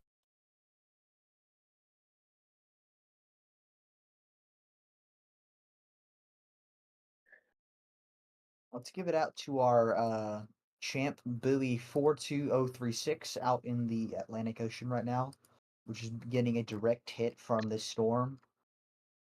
And we are praying on its survival.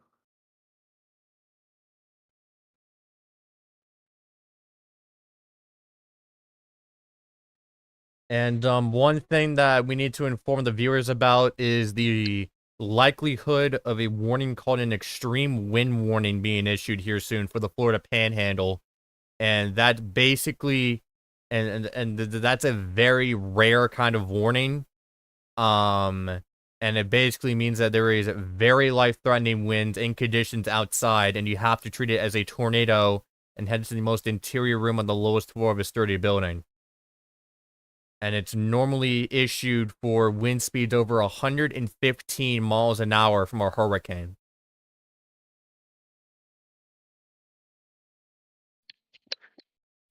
And we are right, very likely seeing that getting issued. issued. The advisories come in, now that the advisories come in, I'm gonna head off shortly. I'll stay and call, but Yeah, I will be off here for a little bit. I'm gonna go get my pizza. Probably. Yeah, and then just eat up, and then once you're ready, come back. All right. I All right. should be probably up here with my pizza. All right. So yeah, I'm going to be reading out the new advisory in the meantime. All right, see you on a bit. All right. So if we look right here, this is the new cone from the National Hurricane Center. As you can see, the hurricane force winds highlighted in that reddish color is just offshore, and we are expecting this to make landfall within the next few hours, and then overnight expected to go through Georgia, remaining at near hurricane intensity. The tropical storm wind side of things is still covering basically the entire state of Florida and now into Georgia. They haven't they don't up these for the intermediates, but I just want to read out these key messages while we have a moment. So these are the key messages from the 5 o'clock p.m. advisory. A catastrophic and deadly storm surge will occur along portions of the Florida Big Bend coast, where inundation could reach as high as 20 feet above ground level, along with destructive waves. And then they go into if you can still evacuate. However, by this point, it's pretty much too late to evacuate for most people.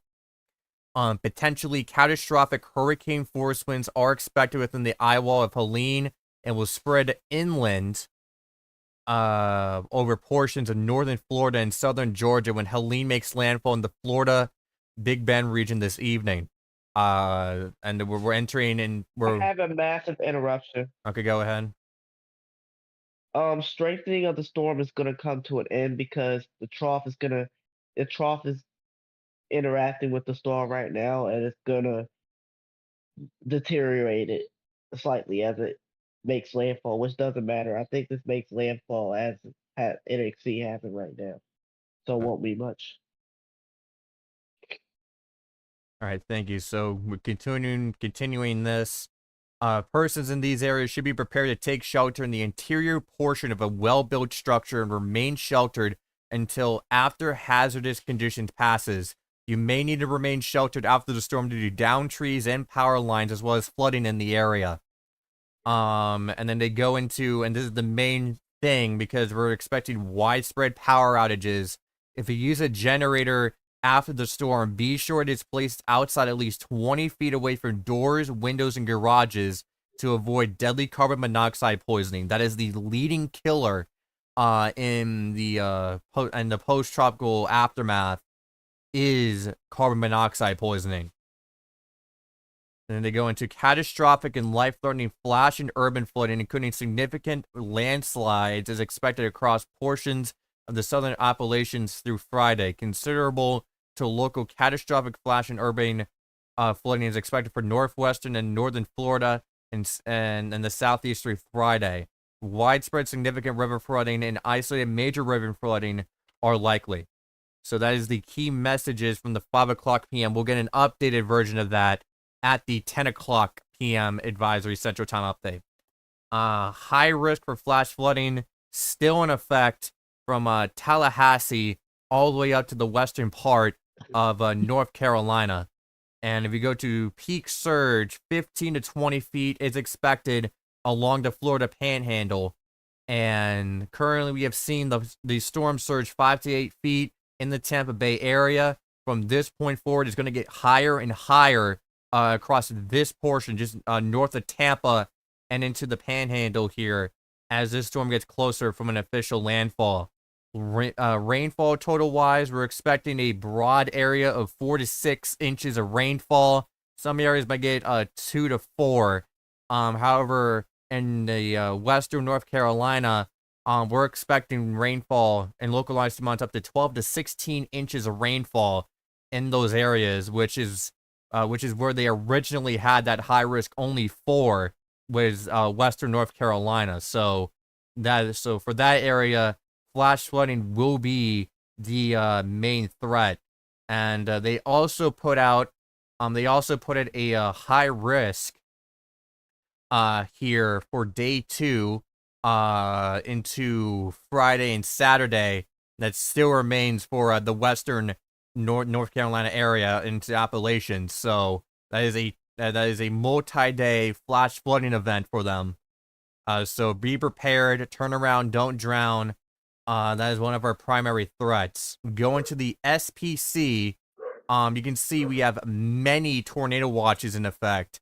So on Thursday, which is today, we currently have that tornado, those tornado chances right there is at a 10%, and that includes southeastern South Carolina, parts of North Carolina, Georgia, and Florida.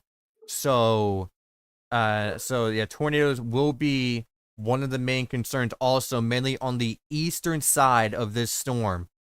And then Friday, they've also continued, they will continue the 10% chance for tornadoes into South Carolina and North Carolina. So that is a 2-day tornado event, as well as a 2+ day flash flooding event. And let's see if we got any new information.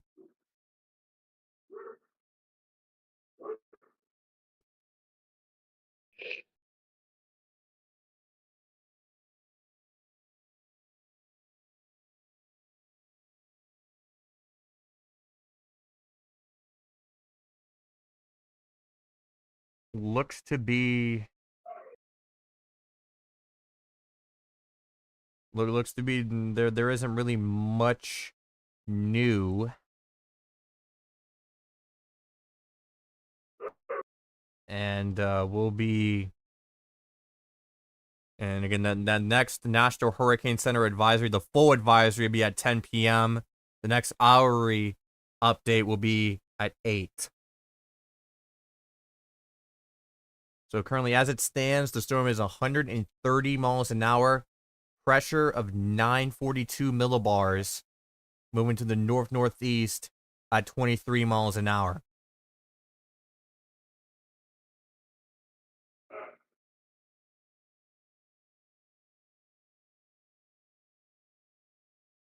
And just going through some of these cameras here, just from Stanahatchee, we're expecting storm surge of over 9 feet.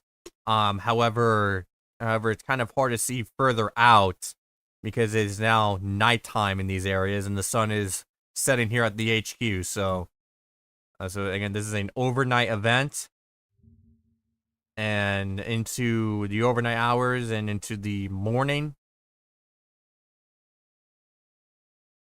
And we'll be here every step of the way.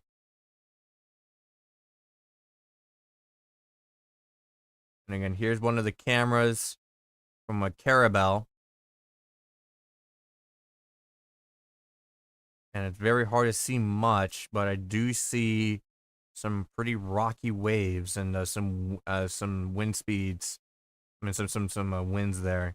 However, it's very hard to make out much. I do want to see if our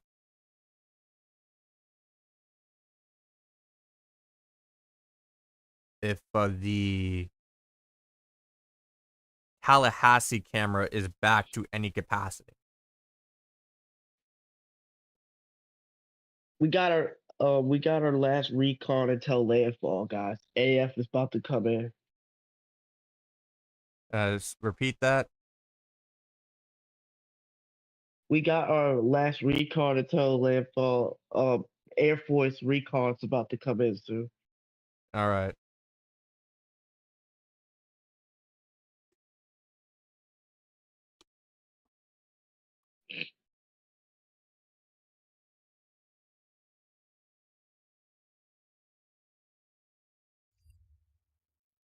So unable to get a perspective out of Tallahassee because all those cameras are down.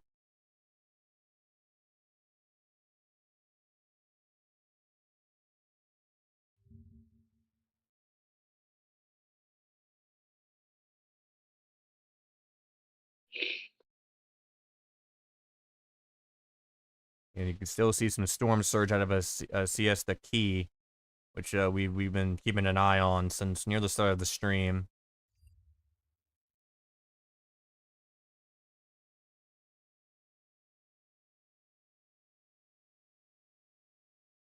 It's very hard to make out much because, again, it is now nighttime.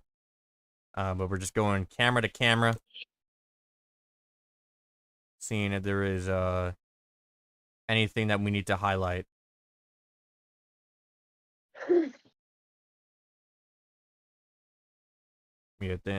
So you're currently tuned in to Watching the Skies, powered by Stormbase Central, powered by Grand Astoria Studios.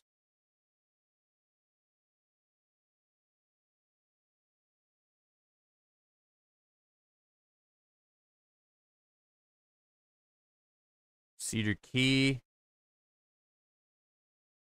still down.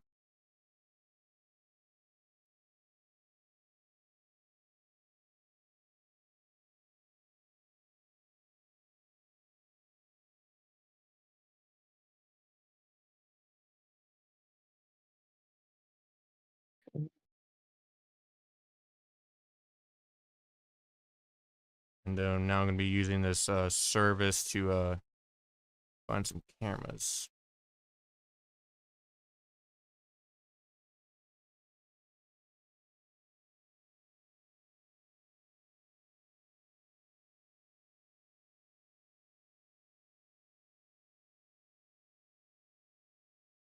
Yeah, that camera is for sure down.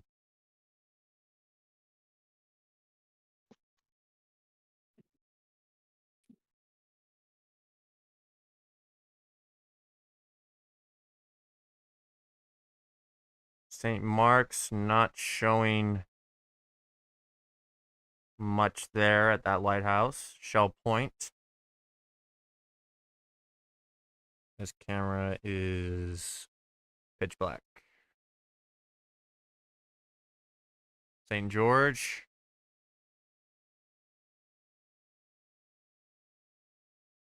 And it's also pitch black. So yeah, it's going to be pretty hard from this point forward to really find much of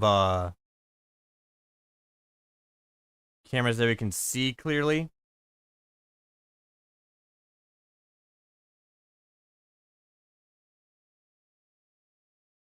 And I'll be going back here.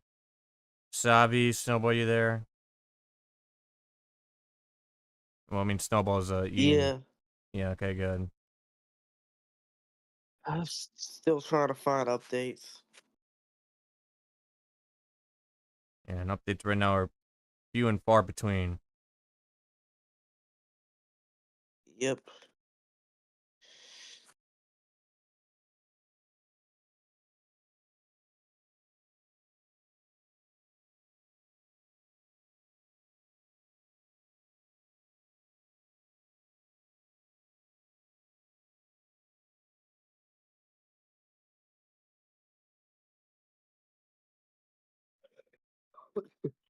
They found 942.6, and it's not even in the center. So it's evidence that this thing is doing its last bouts of intensification Yeah, and it's because probably they got about found it like and it's not in the center. it's probably got about like 3 more hours left.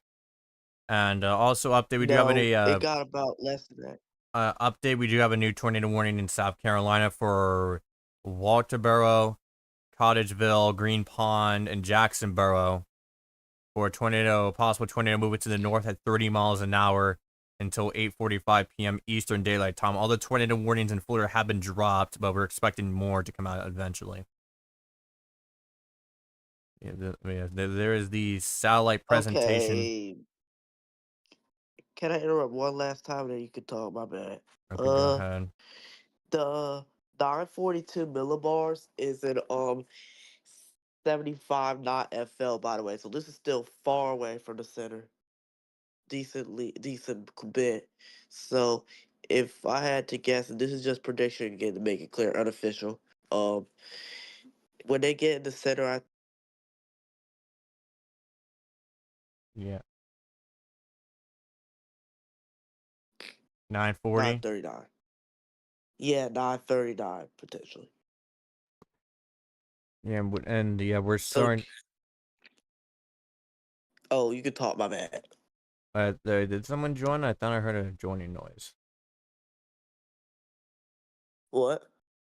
Okay, never mind. No one joined. Okay. So,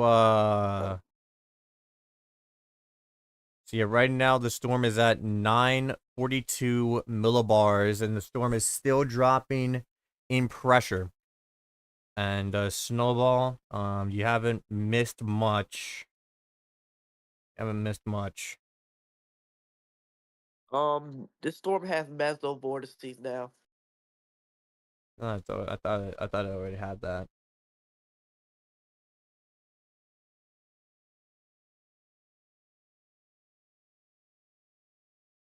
So I'm just gonna go ahead and check out some of these cameras if literally a single one's online.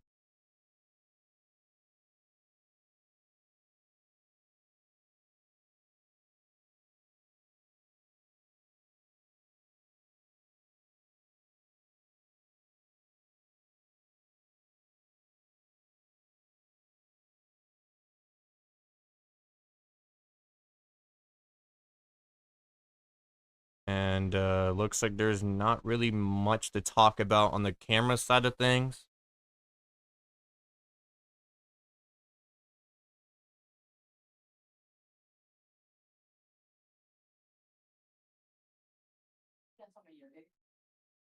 Yeah, it doesn't appear to be. I'm just gonna check out.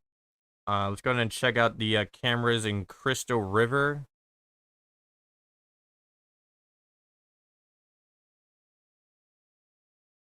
If Okay, it yeah, does it's load. still evidence that this thing is intensifying.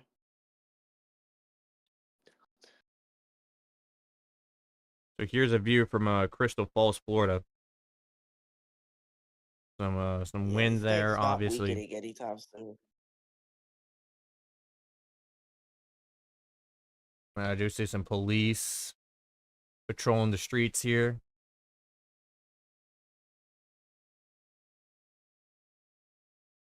And yeah, they are on hurricane patrol.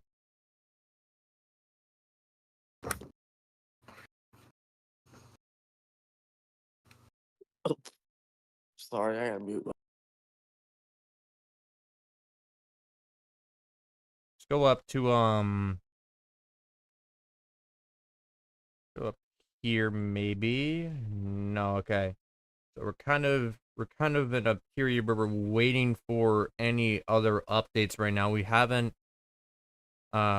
had anything that we needed to immediately broadcast, but if you're just joining us, we're currently tracking a Category 4 storm approaching the Florida Panhandle, and that'll be making landfall in about 3 or so hours. Current wind speed 130, pressure 942, movement north-northeast at 23 miles an hour. If it's moving 23 miles per hour, I say this big landfall at 10:30.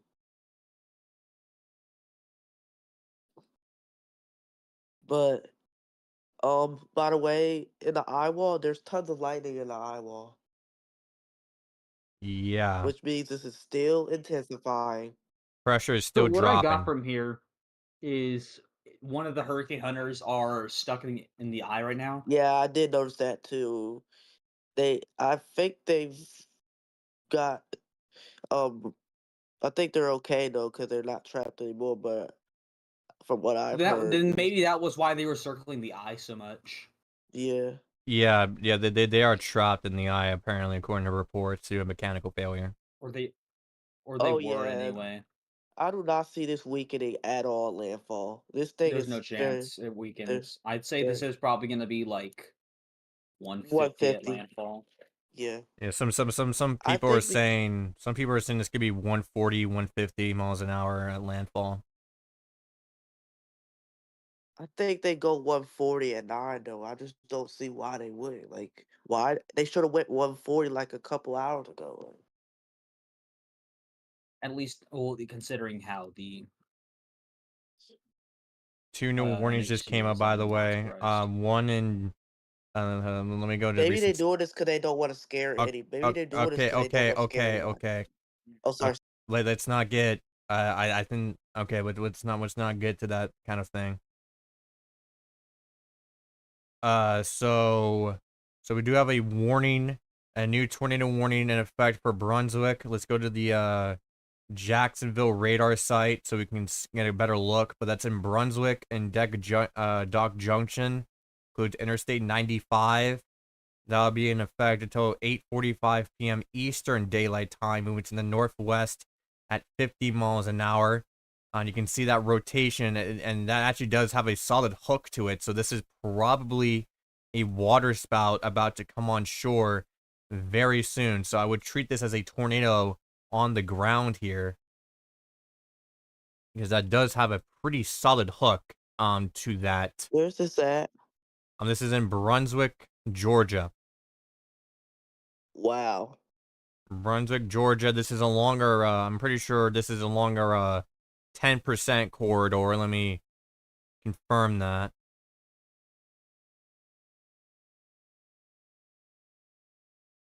Okay, it does no longer, okay, that doesn't matter. But yeah, if you're in Brunswick, Sea Island, Deck Junction, Sterling, all the way up to Everett, seek shelter now.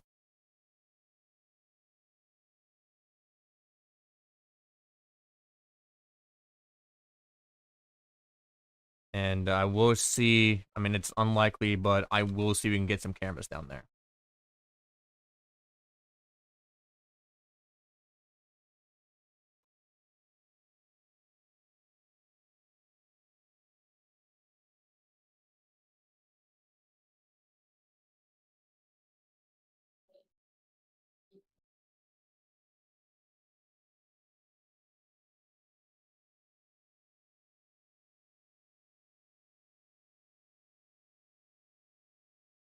Okay, so just looking.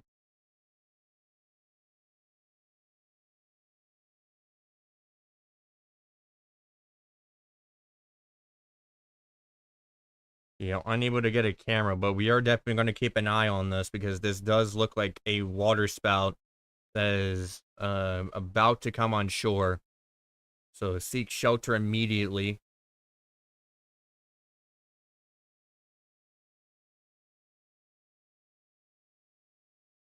And then we're going to be taking this towards just east of the downtown area of Brunswick. And okay, very important update. Tornado are now in effect for North Carolina. So that means that a tornado is on the ground. So let's go to that tornado warning where we were just about to go there. So we do have a tornado observed on the ground over Yanceyville, Providence, Pelham, Ruffin, and areas just south of Danville. And this will be in effect until let's see here, 8:45 p.m. Eastern Daylight Time for a confirmed tornado on the ground, moving to the northwest at 20 miles an hour. And according to the information, this is a radar confirmed tornado.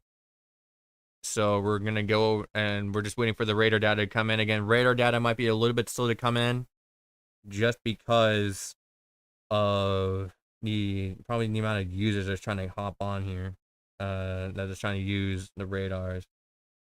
If I had to guess, yeah, we've been noticing that radars take a very long time to load.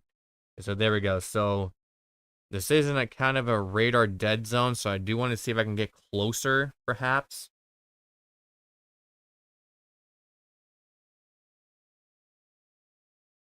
So again, I can't really provide the exact location where the tornado is. However, everyone in that polygon should seek shelter immediately. I was gonna check the radar in North Carolina just to see if we can get any view of it at all.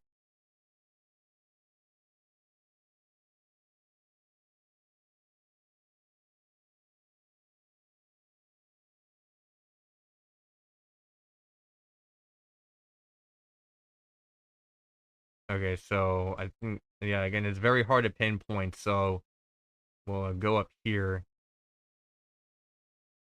We'll go down south to the tornado warning system in Walterboro. Does anyone have any updates?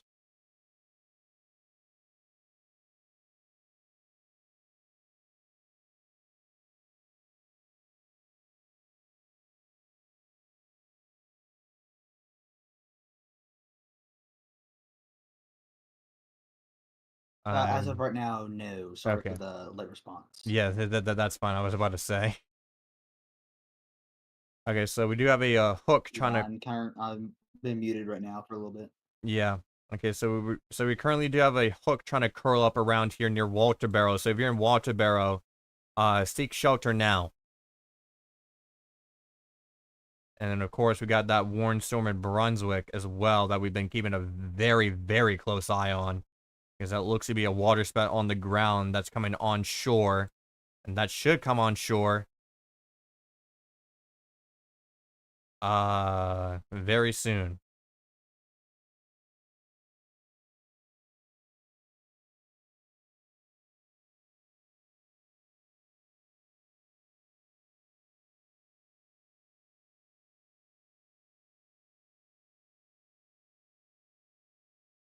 So yeah, there is that rotation. And again, I would be shocked if that is not if that's not on the ground. That's about to be on the ground. So again, let's take our tornado precautions, especially if we are in Brunswick, Sea Island, Dock Junction, Country Club Estates, all the way up towards Interstate 95, up towards Highway 25, and then into Everett. So take your tornado precautions immediately. And we'll see if we can get anything on the ground.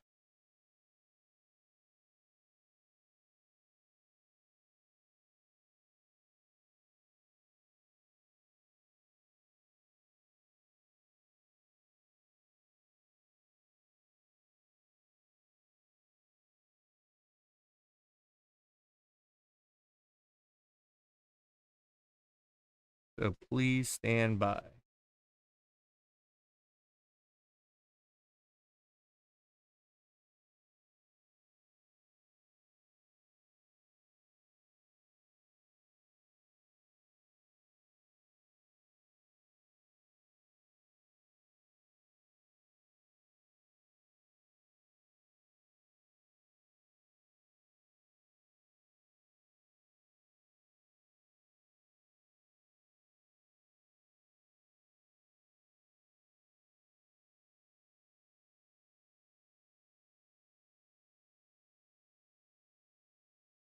Looks like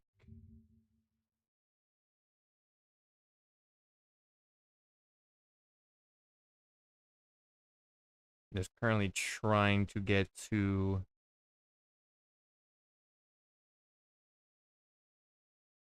the camera. Looks like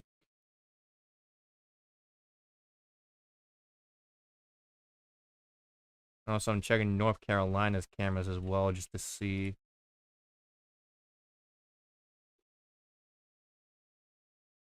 if we can find any cameras for that other tornado warning, but we're unable to find it. Okay, so let's just go to George's. I know they do have cameras, but I'm not sure if they do have the cameras in all the way down there.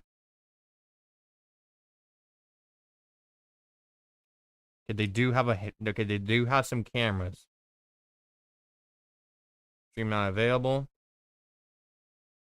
Stream not available. I think all these are down. This one is not down. So we're looking at this camera here. We'll be looking at a few. But it looks like we've got a tornado that's coming up right onto this camera. We're very, very near it. Lights are going out.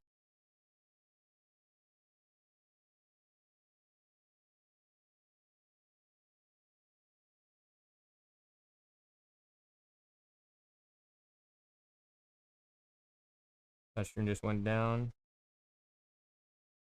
We do have this.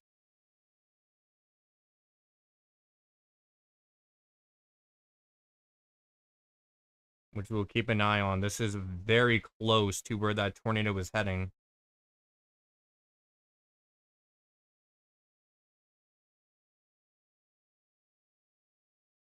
Tyler, are you able to look in Discord, No. GC? I don't know if you are. No. Oh, okay. All right, it's fine then. I was about to tell you something, but I can't because we can't look. It's all right. Just say it. Okay. Basically, it shows this storm looking very um concerning on rain or on satellite because the everything about it on the radar right now looks very concerning as it's about to nearly make landfall. If I was you in the St. Mark's area, in the whole entire panhandle of Florida, in the landfall region, I hope everyone is out of there. If I hope everyone's out of that area, because this, like the NHC says many times during the storm, Cameras are it's down. unsurvivable. Everybody needs to be out of there. Bottom line. Okay. So, looks like we are losing cameras left and right. That camera's Where are we down. losing care? We lose. Okay. Oh, Hold up. I need to focus here because the tornado is heading right for these okay. cameras. Oh, sorry.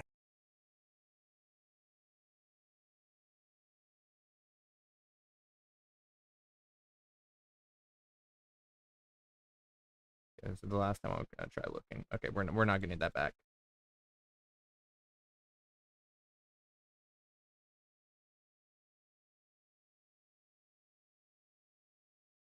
However, it looks to I gotta me. go because Pat's about to go live soon. Okay. All right. It was fun. Okay. See ya. Have a nice. I'll see you. Yeah. Hold up.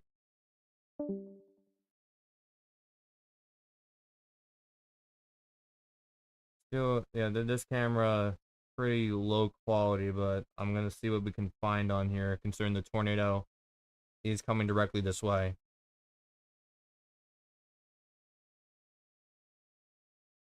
And then I'm just gonna quickly pop back to the. Okay, yeah, that camera just went down for good.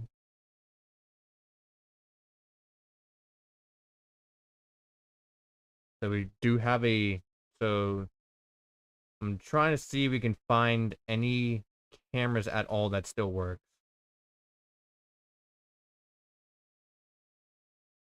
Yeah, that camera still does work. This one does. So let's go ahead and take that one full.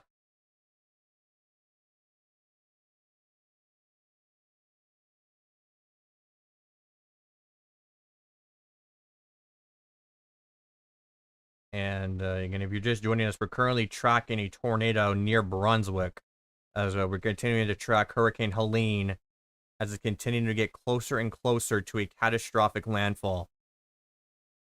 And yep, that camera just went down.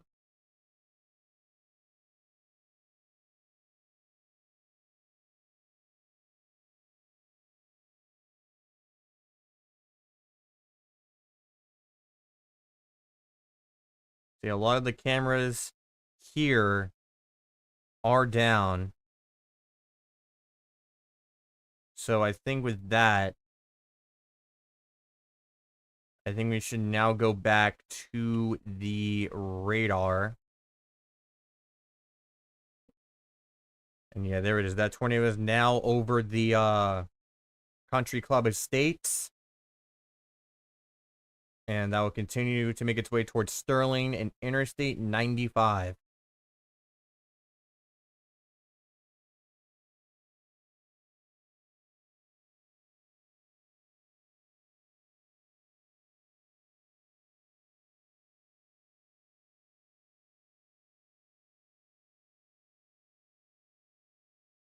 We're now looking at another camera there. Once I can get that on. There we go. So we do have more cameras along this side.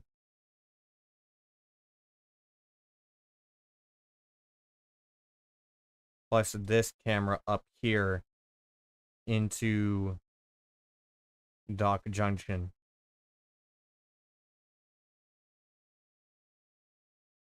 So we're just gonna show you that camera once it loads back up. But if you're Right now, we have a tornado near Brunswick. We currently have multiple live views on it.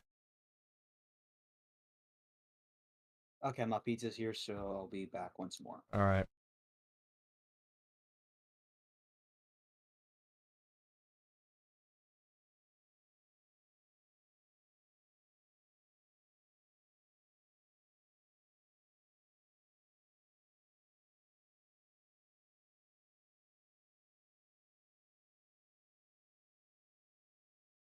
So I just want to see, because a lot of these cameras are going down.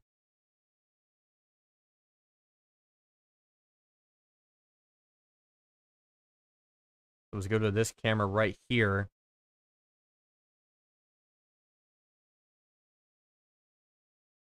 This is on Interstate 95.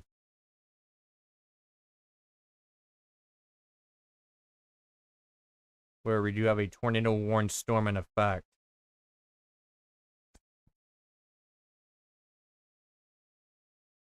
So let's go ahead and I'm just gonna make sure that that is everything, because we do need to move on here, because we do have some breaking news potentially.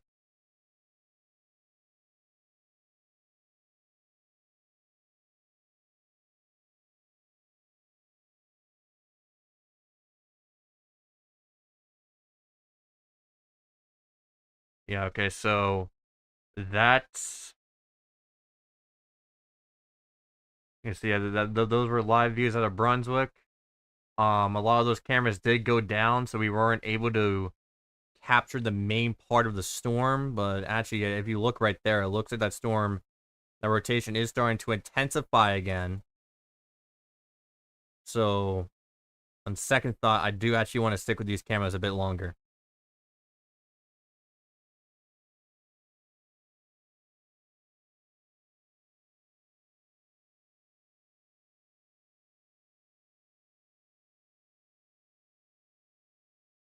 And again, I would be seeking shelter if I was in Brunswick and areas, mainly areas north now.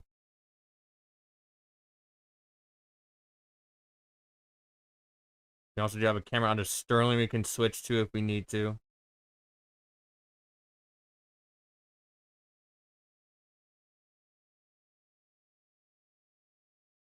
And all those streams are gone.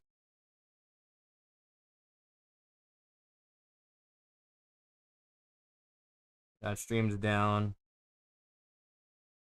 Stream isn't. We do have some rain curtains starting to fall now. So this is part of the storm that we've been monitoring.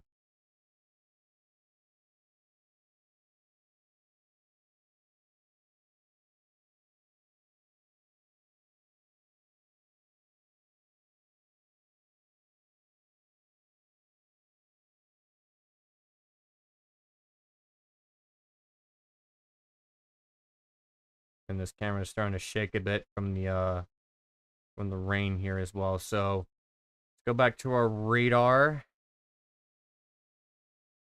Where, as you can see, there is that rotation directly on Interstate 95 that will be making its way towards Sterling, just right near Sterling eventually. Yeah, but now we do have to go back to some of these other warnings. We do have that storm over Walterboro, excuse me. I need to drink some water here soon. And also that observed tornado warning in North Carolina. So let's go ahead and see if we can get any updates exclusively on the hurricane.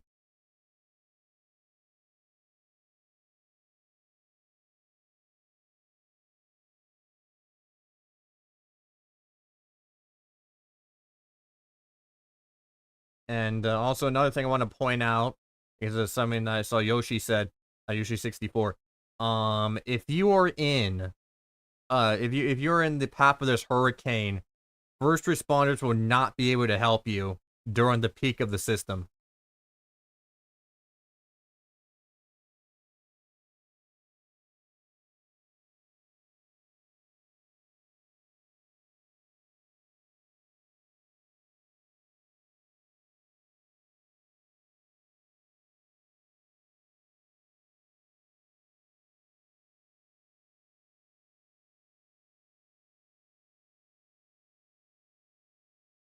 So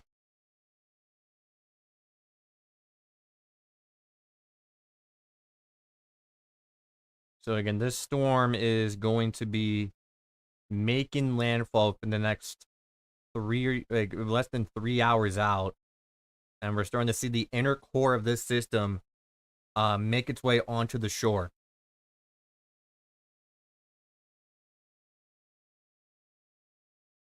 As you can see, there's some of that inner core on top of Perry, Florida, starting to enter into Stanahatchee. And we're also starting to see that into more into the Florida Panhandle. So the worst of the storm surge is starting to occur. Let's see if we can capture that on any of these cameras.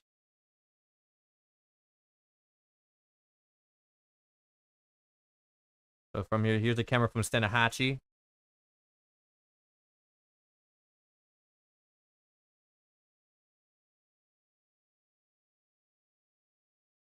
And then if we go over to our coverage map provided by Storm-Based Central, we'll be checking out Carabel. Let's see if that camera is still up. Yeah, it is, but it's buffering a lot. However, we're expected to see that storm surge start rising in some of these areas. And then the lighthouse camera.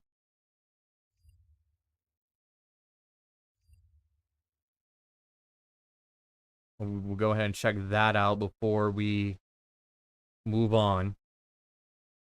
And in about 20 minutes time, we'll see the next hourly update from the National Hurricane Center.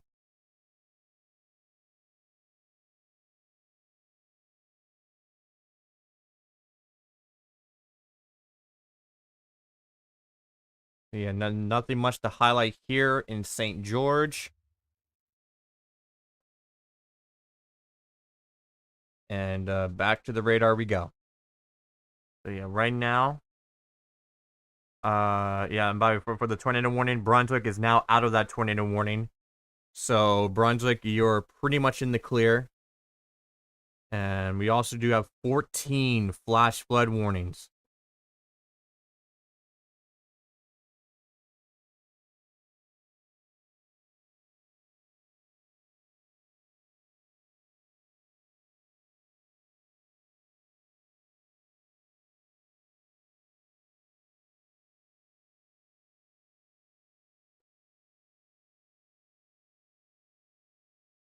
And yeah, that eye wall, once snowball comes back, we'll get a measurement of how close that eye wall is to shore. But we're starting to approach that time where the worst part of these conditions will be over the Florida Panhandle area.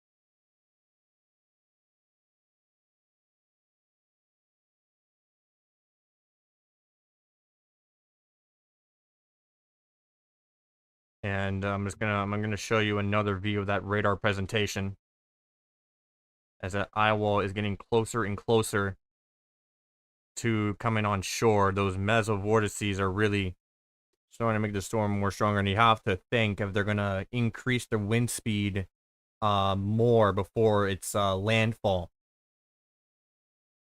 Currently, as it stands, is 130 miles an hour, pressure of 942 millibars. We should be getting that next update shortly from the National Hurricane Center.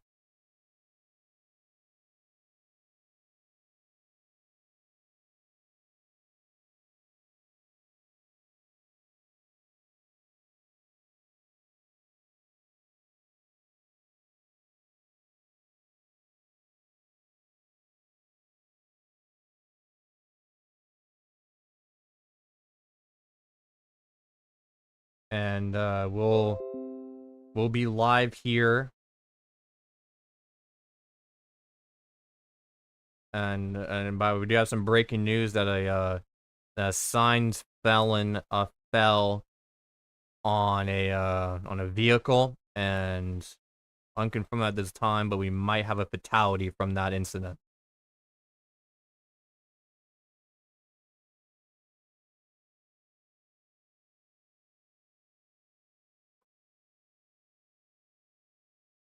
And that's from one of our people that has been working around the clock to get rapid information. So we might have had a fatality in Tampa from that incident. So, and this is a dangerous situation. This is something you absolutely have to take 100% seriously. And then also I do want to point out that we do have a new tornado warning for Savannah. In Savannah, Georgia. So let's go to that storm right there. So we have a lot of these storms off the shore are coming on shore, and most of them are tornadic. So Savannah is next on that list, so we'll see what's going on there. But yeah, that tornado warning is in effect until 9:15 p.m. Eastern Daylight Time for a possible tornado moving to the north at 40 miles an hour. And then we also have that we also have an extension of that tornado warning further up into Townsend and Darien as well.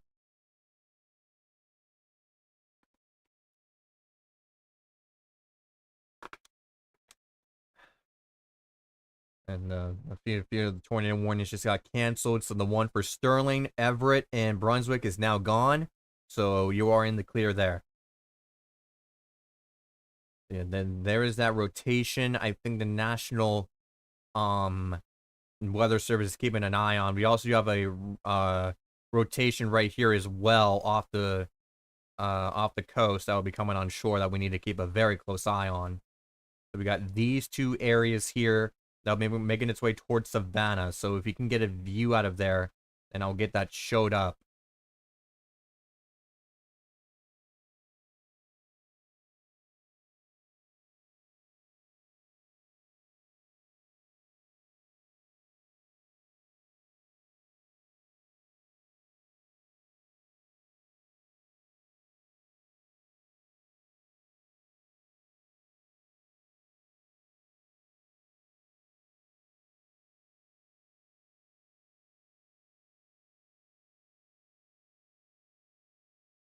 And if we zoom in here, I think we'll be able to be in the path of one of these rotations here.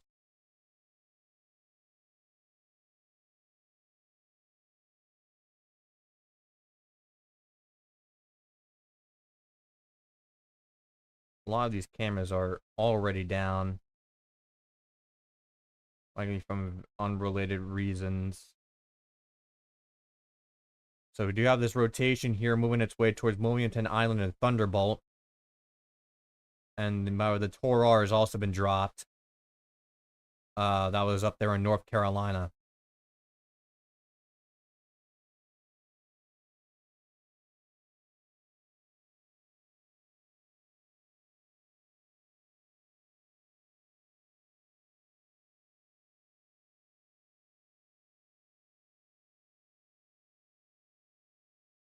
And I'm just looking for any cameras here, so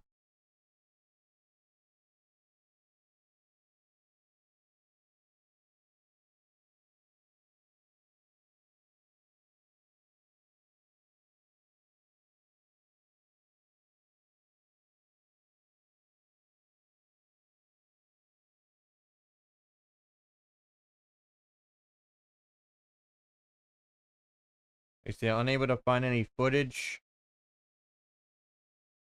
of the rotation here, but as it gets closer to Savannah, we'll be able to get more of a better picture of what's going on there. So moving on here, we do have that tornado warning still in effect for Yanceyville. That was the one that was Torard, but that has since been dropped down back to radar indicated.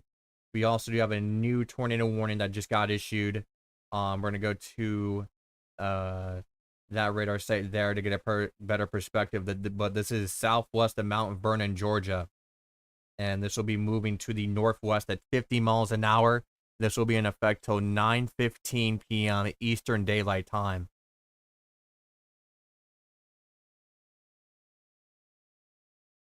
So we're going to wait for that radar site to load.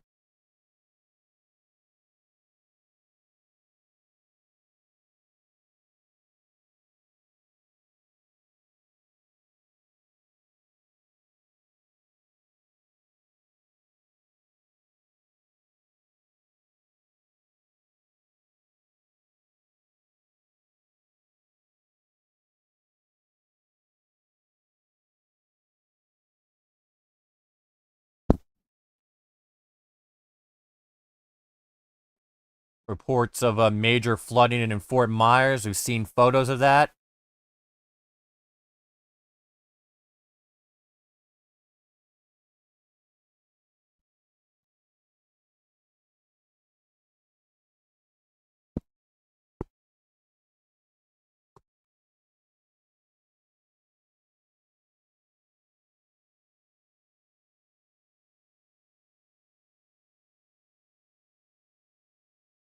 Now let's go ahead and find some new information.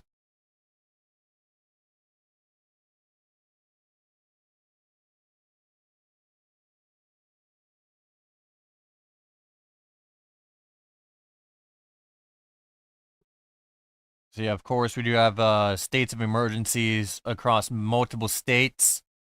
And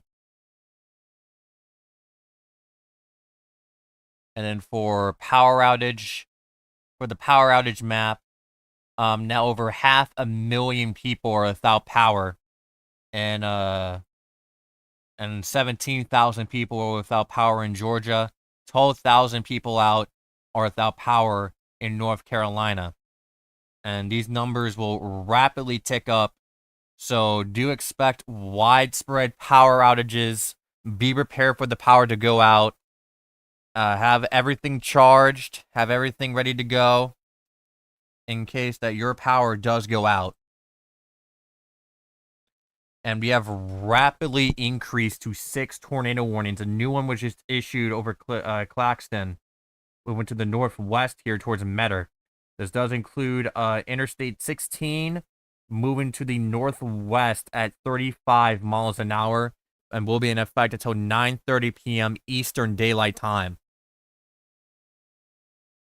So again, we do have a lot of tornado warnings starting to pop up now in Georgia and South Carolina.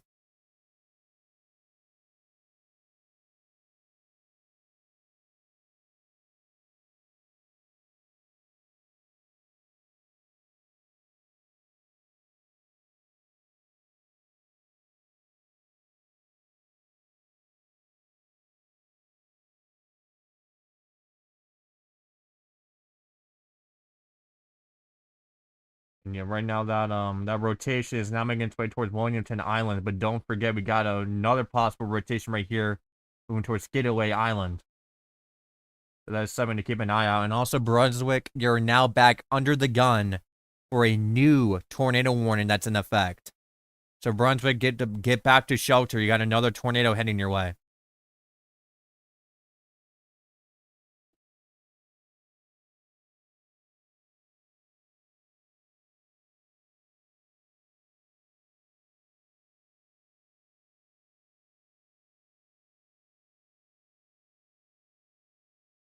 And yeah, again, I would be taking my tornado precautions immediately. If you're in any of these polygons, head to the most interior room on the lowest floor of your sturdy building. Avoid windows. And use anything that you can to protect yourself from flying debris.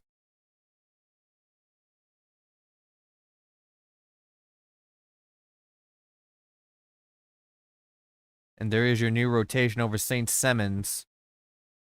And that's going to be approaching on up. And also we're watching another area rotation right behind it, heading towards Sea Island. So Brunswick, you're going to be going through multiple rounds of tornadoes here. And that area in general is going to be going through a lot of rounds.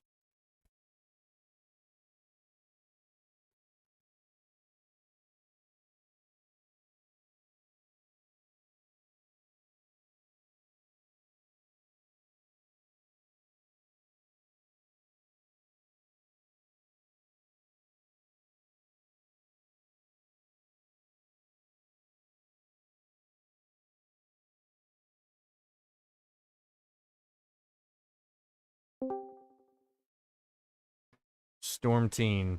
Hello. Drops on data in the northeast Iowa just got 140-mile-an-hour winds, and flight level winds is supporting potentially 145 miles per hour. They just found 140 knot flight level Oh, and a pressure of 940 millibars. 940. That's what Sabi was suggesting. Yeah. I think before this thing makes landfall, it's got a shot at hitting maybe 150, 155 at its peak. Yeah. Probably not a Cat 5. I mean, it's trying to make a run for it, but I don't think it's gonna. Yeah. It looks like they're looping back around and they're gonna go back into the eye again. It looks like they might have hit a mesovert. Yeah, and do you have updates on that flight that was stuck in the eye? Yeah, they're still going. They're still going. Oh. They got stuck in the eye for a while. They finally got out, so I mean that's good. Yeah. They also have other people getting in there. Let me take a look at this. Suggesting that. I mean, mission 18 just went into the eye and got a pressure also around 940. We also do have a Torrar in Georgia for Richmond Hill and Interstate 95. Yep. But with this data I'm seeing here, it looks like we could have. It looks like this thing's likely at 145 mile an hour right now. Yeah. They probably should have done that last hourly positional update, but they were probably waiting for more data to come in. Speaking of which, has the And the next APM come out yet? It comes out here in the next 5 minutes. Yeah, sometimes they do it a bit early. It's not out yet. Yeah. But yeah, we'll see here But soon. it'll be out very soon, very soon. That's what I'm waiting for them to come out, because this is the another position update. Oh, isn't this an intermediate update too? No, that was last hour. Oh. Wait, it was? Yeah, it was at 7, I think. And also the next. Yeah. I'm seeing my times in Central Time, so the next full one comes out at 10. Yep. Next one comes out at 10. Which will be around the time when the storm. This thing's still supposed to have 105 mile an hour winds once it passes Albany, Georgia. Yeah, so this is gonna have wind because impacts very fast. far inland. At that time, it's forecast to be moving to the north at 30 miles an hour. I mean, that's really fast. Yeah. And then we got Isaac forecasted to become the next hurricane. And then whenever Joyce gets named, when that storm comes, that one's supposed to be a pretty good one. That one will stay way out to sea, though, so I mean, that's good. Yeah, that's good. Apparently. Oh, positional update. I think it's out now. All right. They upped it to 140 miles per hour with a pressure of 941 millibars. 941. Okay. Yeah, 140. Yep. 140. Yep, so we are up to 140 miles an hour. All right. And now it's moving north-northeast at 24.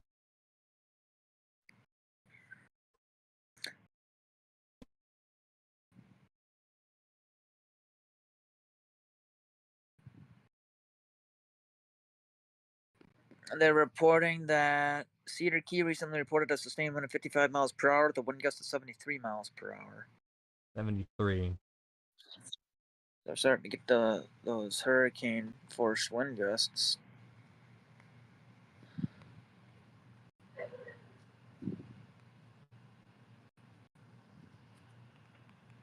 Yeah, and for that storm that tore for Richmond Hills, that was issued because of weather spotters confirmed, Mm-hmm. which considered looking at the cell, I'm shocked how they even saw it.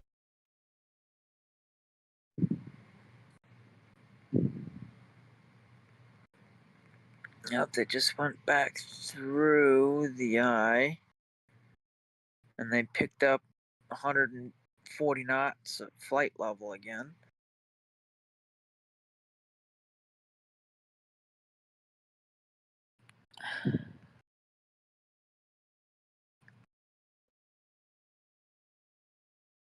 $125.1.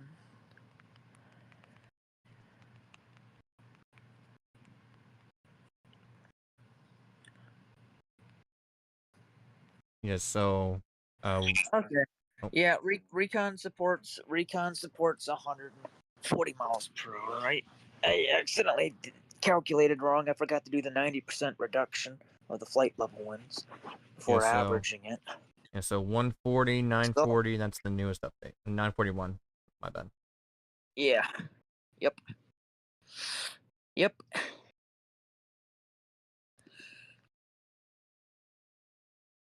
This will be the strongest landfalling storm of the on the continental United States this year so far. Yep.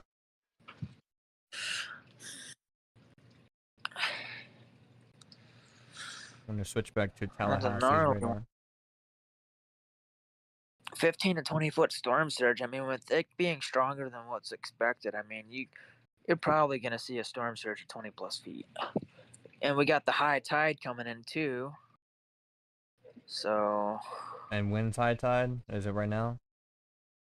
yeah. Oh. The entire state of Florida is experiencing tropical storm force winds right now, pretty much.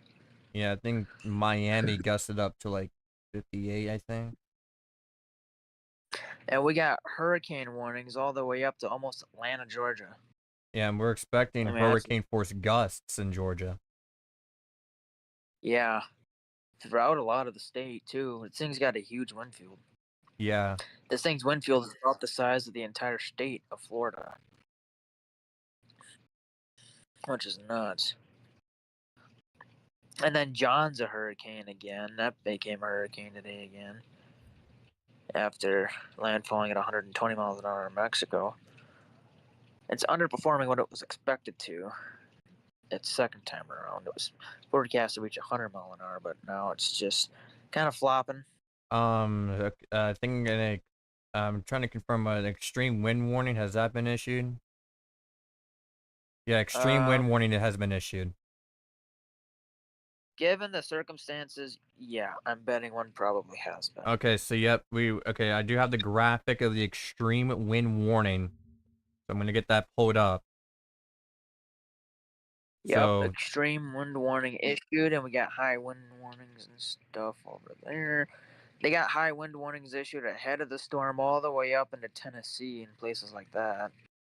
So yeah, as you can But see, that includes all from Newport all the way down to Sennahatchee, and this will be in effect until midnight, Eastern Daylight Time. Tallahassee will even possibly see gusts well over 100 miles an hour because the eye is expected to go right over Tallahassee or very close to Tallahassee. Yeah, That's so nuts. That far. Jeez. yeah, so earlier in the stream, me and Snowball discussed about what extreme wind warning is. They say the action to move to an interior room now. And yeah, these are very rare warnings. You only see them with hurricanes. Yep, with major hurricanes with winds greater than 115 miles per hour. Yeah, and if you're in that warning, you have to get to an interior room immediately. as life-threatening conditions are soon about to arrive if they haven't already. And not only that, but if you're in the main impact area where those 140 plus mile an hour winds are going to be going, and that 20 plus foot storm surge, those conditions will be unsurvivable. So if you didn't leave, um, what was it? The officials there in the county, especially Taylor County, were actually telling people that they need to put their birth date And their name on uh, their arm or leg. their leg. And that's how you know it's going to get really bad. Yeah, so again, this is a very life-threatening situation. This is something you cannot underestimate. When we started this stream, from one of the cameras, we've seen multiple cars stranded on the water, multiple power flashes, and that wasn't Yep. even from a direct hit. Another tornado warning has been issued, including Ladawuchi, Georgia, until 9:30. It's a radar-indicated threat. No hail is expected. Yeah, and there's the other side of that coin. Tornadoes are gonna rapidly increase now as all those storms are coming on shore. That one tornado watch today had a 90-20 on it. 90% 90-20. chance of. Yeah, it was nuts. Yeah. I don't think I've ever seen that for a tropical tornado outbreak before. Yeah. So the last bit before the eye wall is now over Horseshoe Beach in Stanahachi. Yep.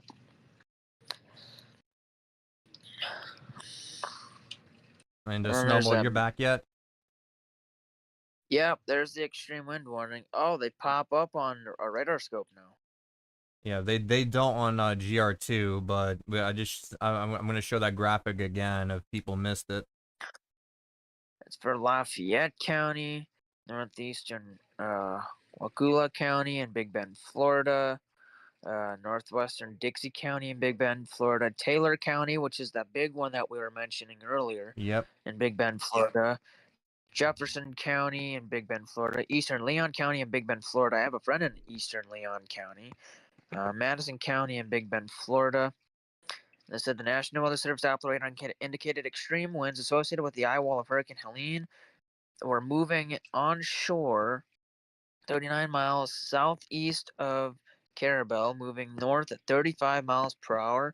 This is an extremely dangerous and life-threatening situation. So you guys gotta really start taking action now.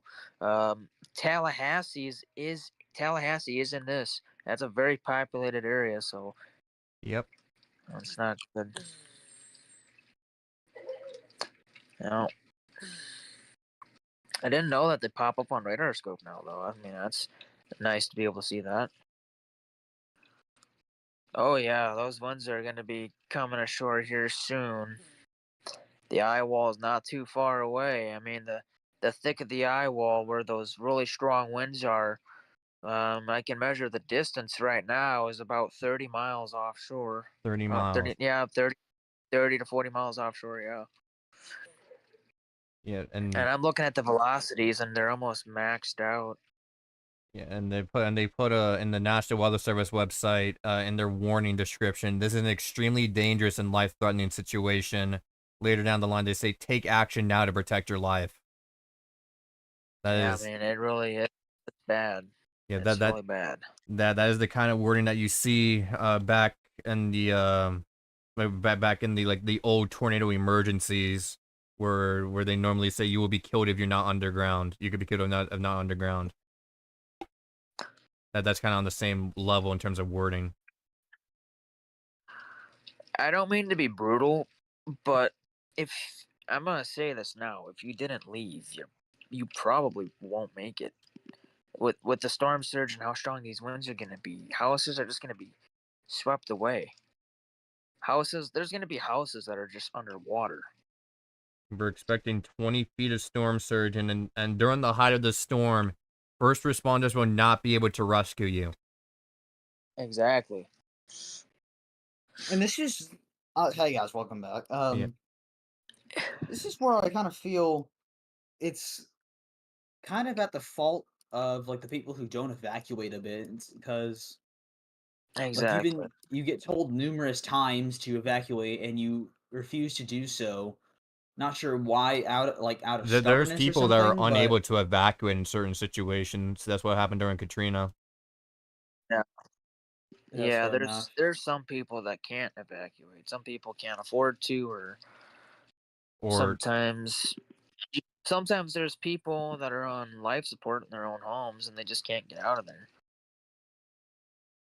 Like some people are on oxygen and stuff like that. That could be harder for them to get out of there. I can see Yeah. that, but there are people that are stubborn and will say, "No, I'm not leaving."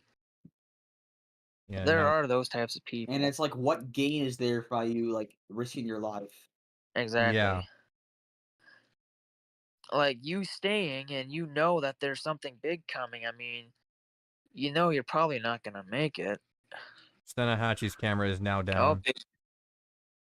they just upgraded the moderate risk of excessive rainfall for tomorrow now to a high risk. And extreme Okay, never mind, it's back. western North Carolina.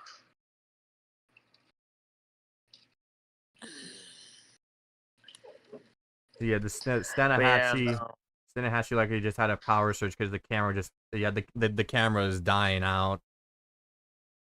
It's on its last legs.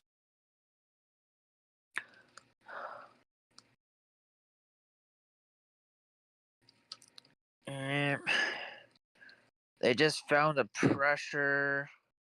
extrapolated pressure down to 940 millibars on flight 18. And in the northeast eyewall, they found 110 knots. 120 knots in the eastern eyewall, so it clearly looks like the eastern eyewall is the strongest part. And flight 17 is still in there. They measured a pressure also down to 940 millibars. On ADT, it is cloud top temperatures of negative 73 degrees Celsius and center temps of 5 degrees Celsius. And they measured a peak flight level wind of 140 knots on flight 17. Oh, sorry. Apologies. Correction. Negative 74 degree Celsius cloud tops. Yep. Yep. Oh, and by the way, if you're in the server Storms United, one of the chases there is trapped. Oh, that's never good. Yeah, there's a chaser in Storms United, and he's somewhere in like right in the middle of that extreme wind warning, and he's trapped. Well, we got a big burst of really cool cloud tops going around the northern and the northwestern eye wall that has just climbed to negative 84.866 Celsius. Damn. Yeah. Just a big burst of convection. This will probably be its final wrap around here. Yeah, Here, let me put a landfall. picture in the chat. Yeah, You're about probably like an hour or so out of landfall. Maybe like 2 hours out. This thing's about to make landfall here in the next probably 30 minutes. It's moving fast. Remember that. It is moving fast. What's its? Let me check its current speed. It's moving. It's moving at 23 miles an hour. They changed. It's at northeast 24. at 24 miles an hour. Yeah, it's moving fast. It's not a slow moving storm. This is a very large system too. It looks like it's grown even bigger since. Which is why it's gonna be moving into That's why it's gonna be That's why 105 mile an hour winds are supposed to make it all the way up, even up towards Atlanta. This thing's moving so fast, you're gonna have over 100 mile an hour gusts up to Atlanta, which is nuts. Yeah. Because it's forecast to start moving at about 30 miles an hour once it gets inland. Yeah.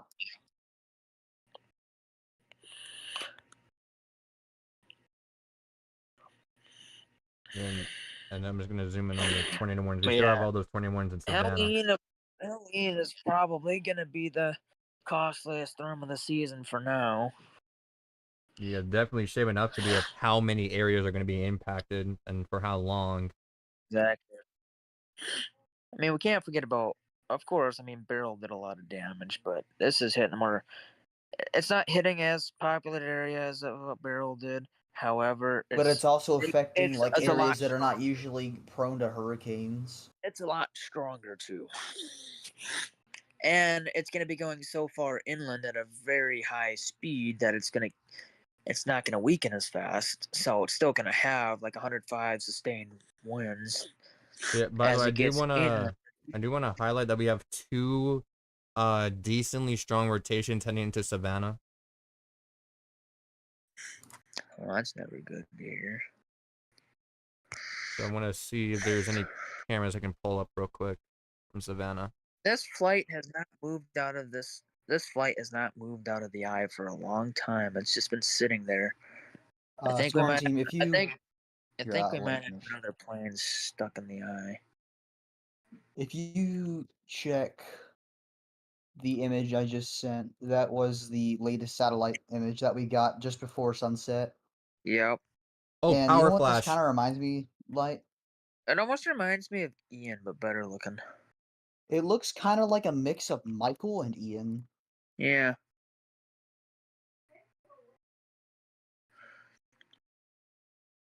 There's Michael, there's Ian. What are Like those it's a mix of lights? Michael and Ian. Okay, the cameras are. And Hurricane Michael had a very symmetrical eye landfall.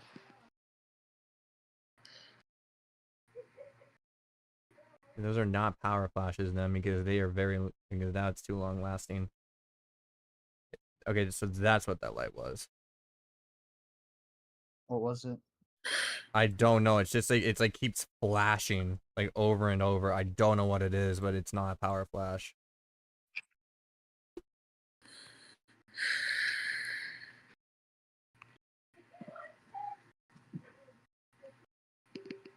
Okay, we currently have Mrs. two. Soriano 5 is asking what has been the max wind gust so far.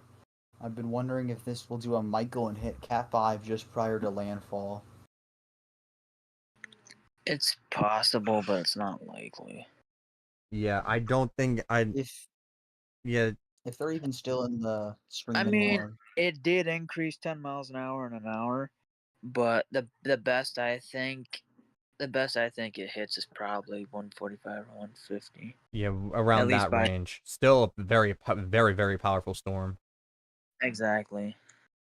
The only situation at this point I'd see it being a Cat 5 if it does some crazy explosive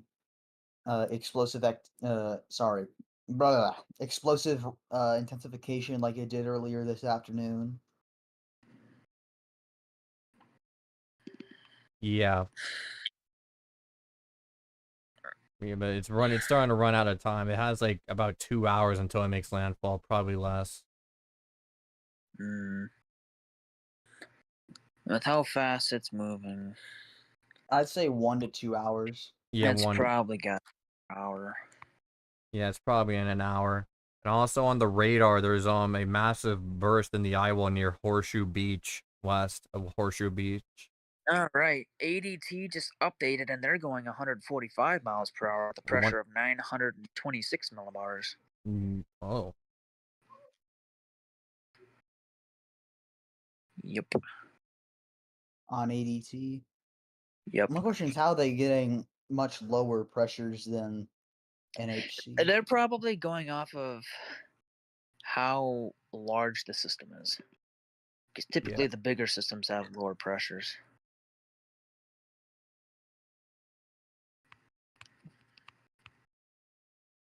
Yeah, I feel like that's something people like to skim over a lot right now is that not only is this a very powerful storm, but it's just also a very big storm in general. Like its range, what's its wind field right now? Like what's the wind field size? Like 600 something nautical miles? Somewhere around that. Let me take a look. I know it's in like the 500s range, but maybe even 600. But that would place it among one of the larger storms to form into the Atlantic. It's just a Irma's was about 800. I think Sandy's got up to like 1,000 or something. Yeah, 1,100.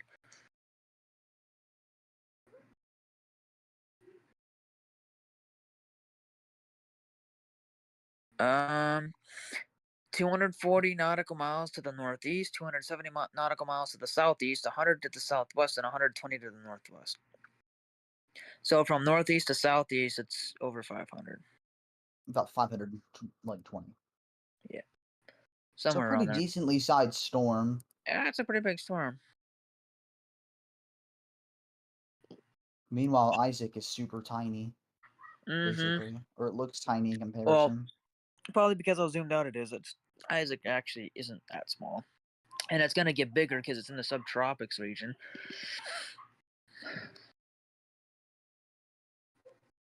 Yeah, It's supposed to and become a hurricane in a couple days.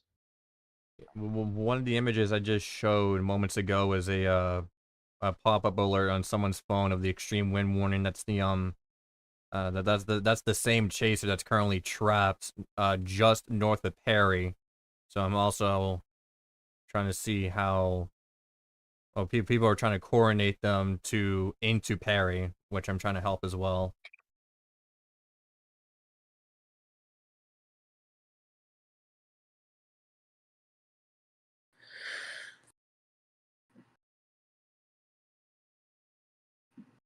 Oh, well, I'm gonna hop off for the night, guys. I got All a right. football game to play tomorrow, so. All right, good luck. Alright, Yeah, see ya, man. me and Snowball will take over for probably the remainder of the stream. All right. Yep. When do you think we'll go offline? Depends, but we're definitely staying here up until landfall and a bit past.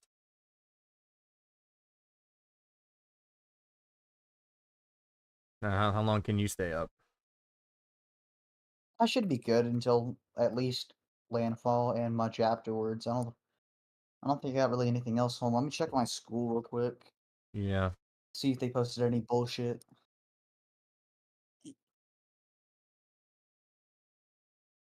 To do.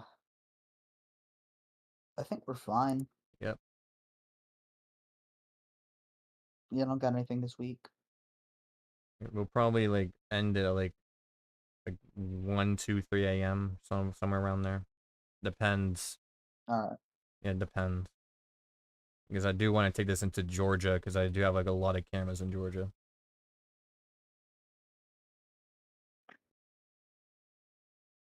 Yeah, it looks like there is a new burst that's coming along west of Horseshoe Beach. Yeah, I definitely see this probably getting to be like 150 before it makes landfall. Yeah, and we'll see that in about 40-ish minutes when the next hourly update comes out. And then they have their full advisory at 10, but it's probably going to be probably made landfall by then.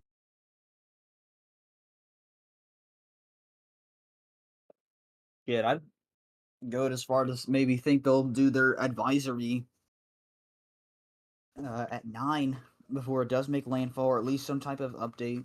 Yeah, they always do an update for the landfall.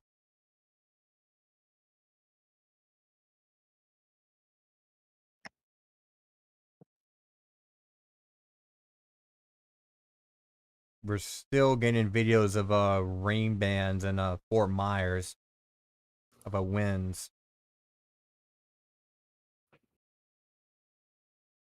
She goes to show how big this storm is. I think with other storms, other hurricanes, it would have left Fort Myers by now in this location, but Yeah. just because of how large this system is, it's still going to be affecting Fort Myers for a while.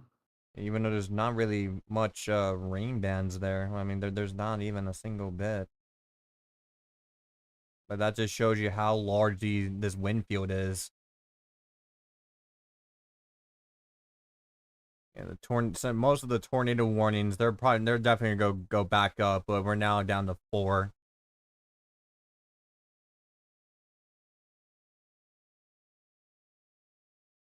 Yeah, and there's now 16 flash flood warnings. Again, that's gonna rapidly surge up too.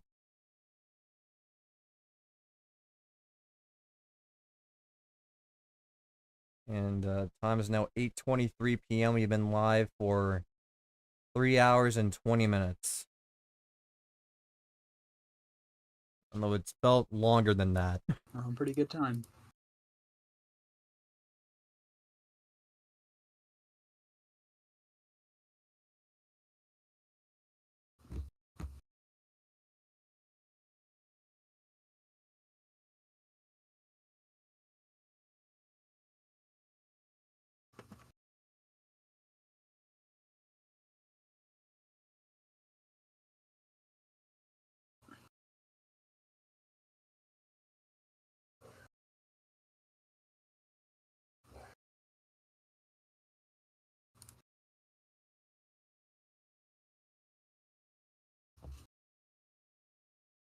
Yoshi64 said that he just lost power.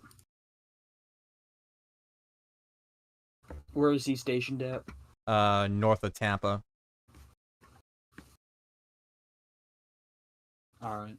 Like in the Clearwater kind of area. Yeah. And yeah, earlier in the stream we've seen a lot of storm surge there. Now down to 3 tornado warnings. So we're kind of having a bit of a quiet period from that, but that's gonna start picking back up soon. We're also getting 55-mile-per-hour wind gust reports from the other side of the state of Florida in St. Augustine. God dang.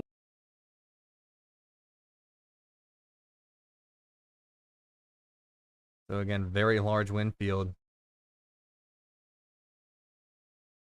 And yeah, that eye wall, I'm gonna go to the most recent scan. That eye wall is starting to partially go on shore. See a little bit's going on shore here.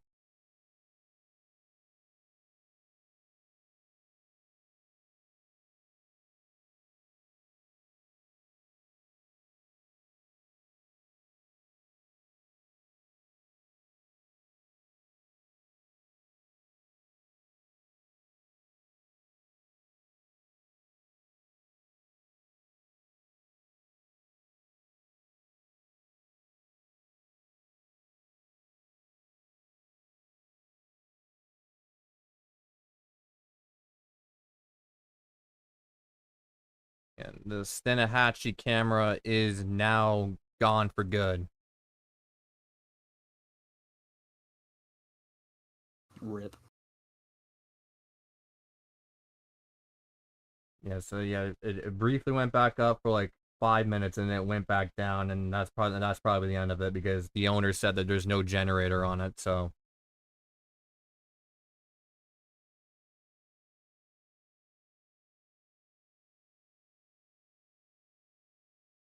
Yeah, the worst of the storm surge now coming on shore here. The eye wall is starting to come on shore. It's running out of time to strengthen, but it's probably a bit stronger, and we'll see that reflected in the next update in about half an hour.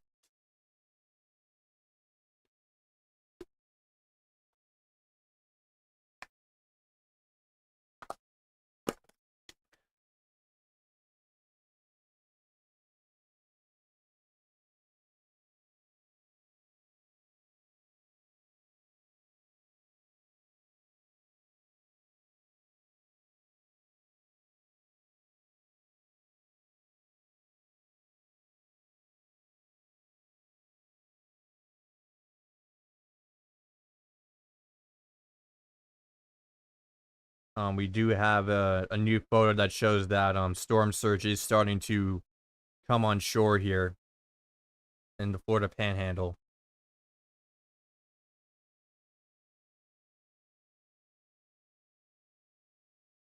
We do have a lot of eye wall lightning as well.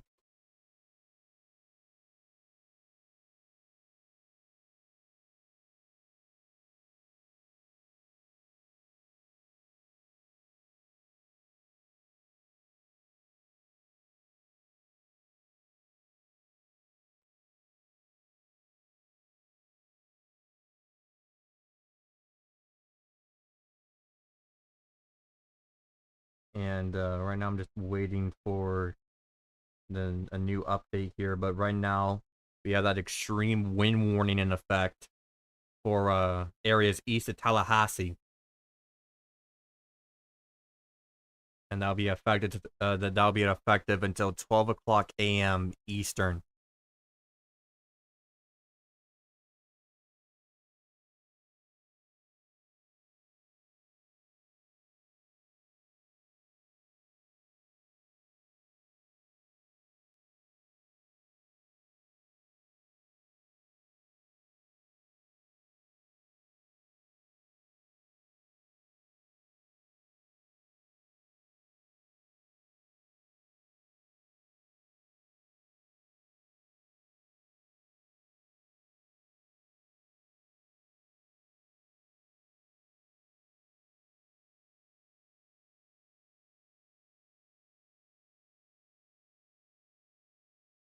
And a new tornado warning just got issued. This does include Dublin, so we do actually have a camera in Dublin, so let's get that pulled up.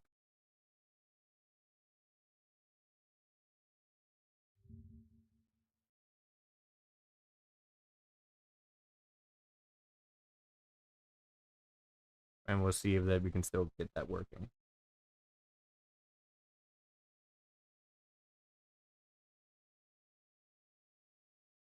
This is the Dublin area. And let's go to our triple box. But we're probably gonna go double if we can.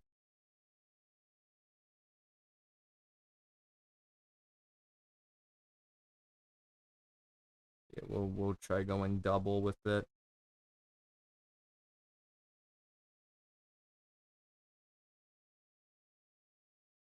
So give us 1 second.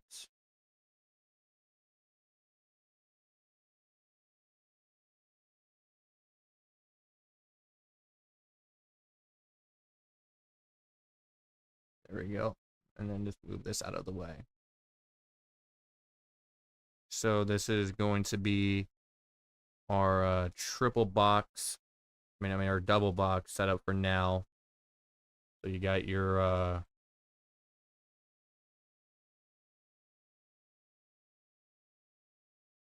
you got your camera of Dublin on the left and the radar on the right.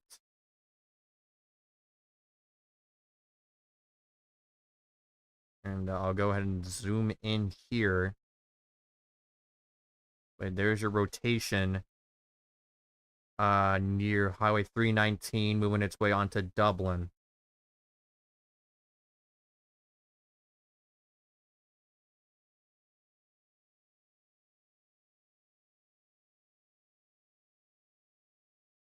So, and right now I'm just gonna go ahead and get our newest update.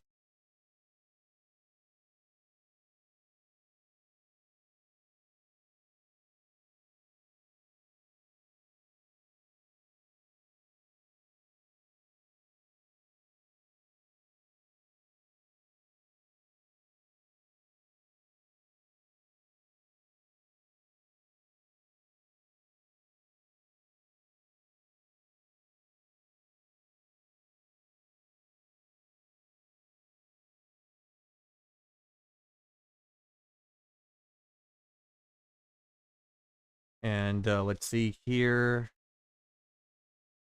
So yeah, there's been a mesovortex merger, which has rapidly intensified the storm.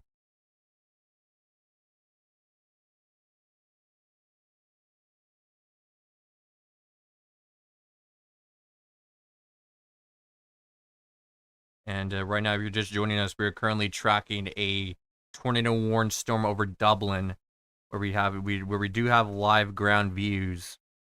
But for right now, let's go back to our tropics perspective, and we'll check back in later down the road.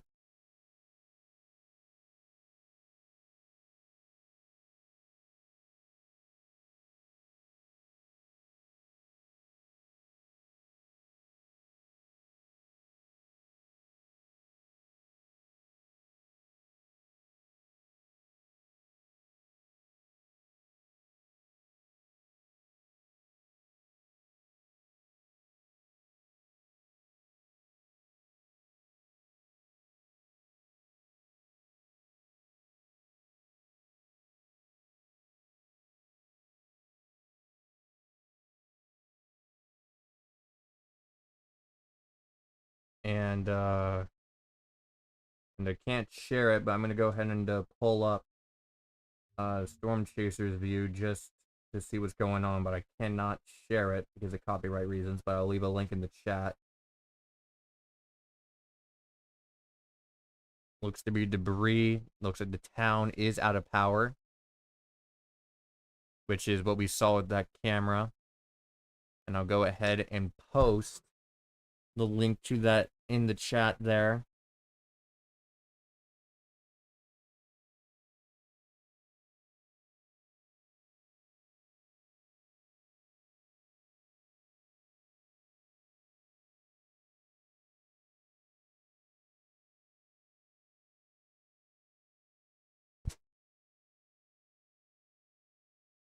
Now let's go back to the Tallahassee radar.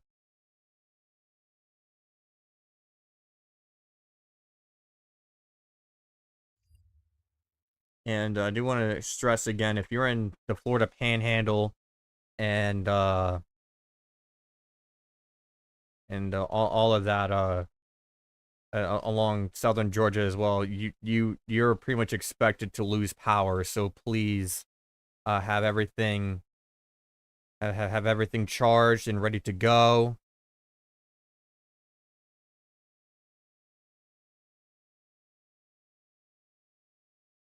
Because you are likely expected to lose power.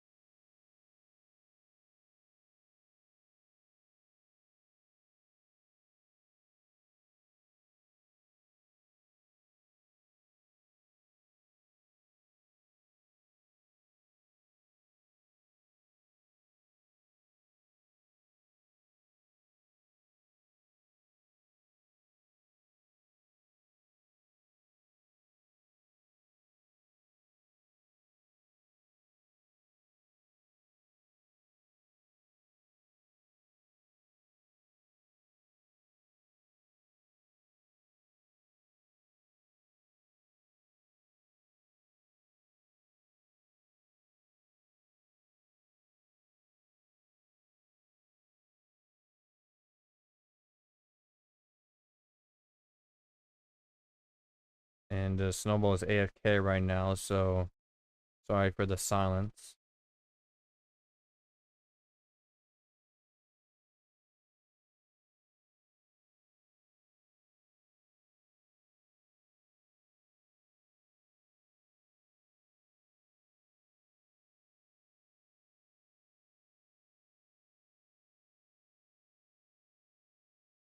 So right now the eye wall is expected to come on shore very shortly.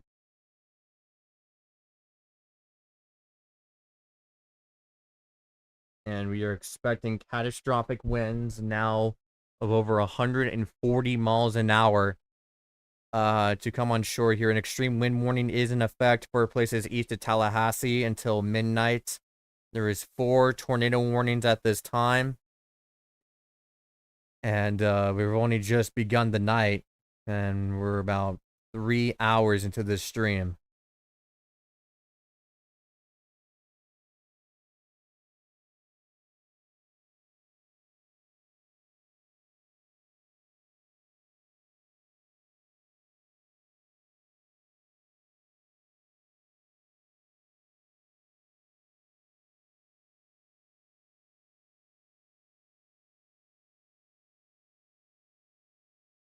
So there is that rotation, by the way, approaching a rent there in Route 117. So you need to seek shelter if you're in that polygon.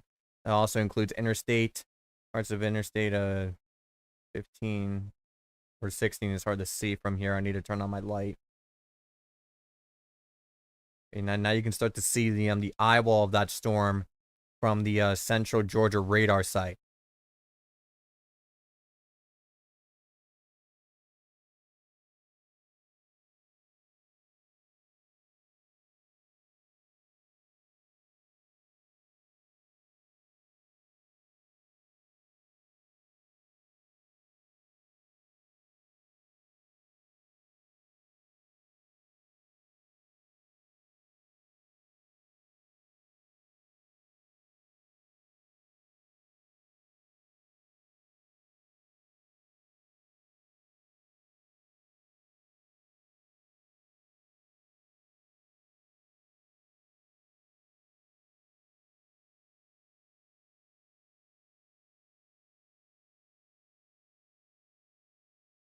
So let's see also.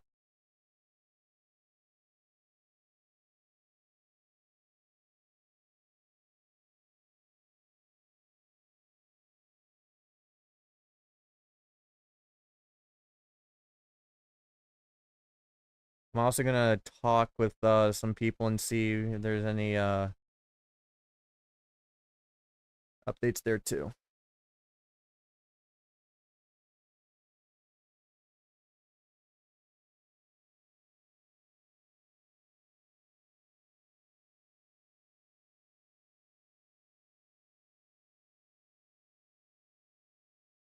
And yeah, we do have confirmation that we do have one person killed from that incident regarding a sign that fell.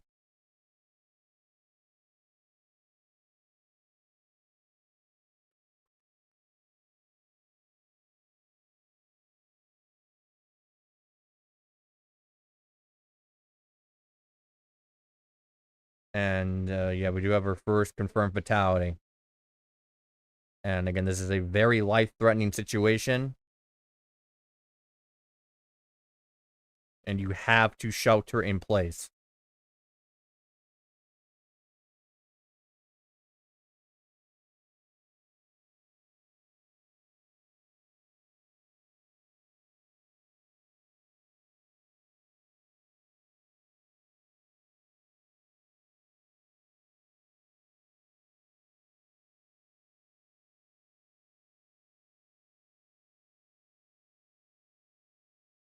And we're approaching 20 minutes from the next hour re-update. It will likely be the last one before landfall.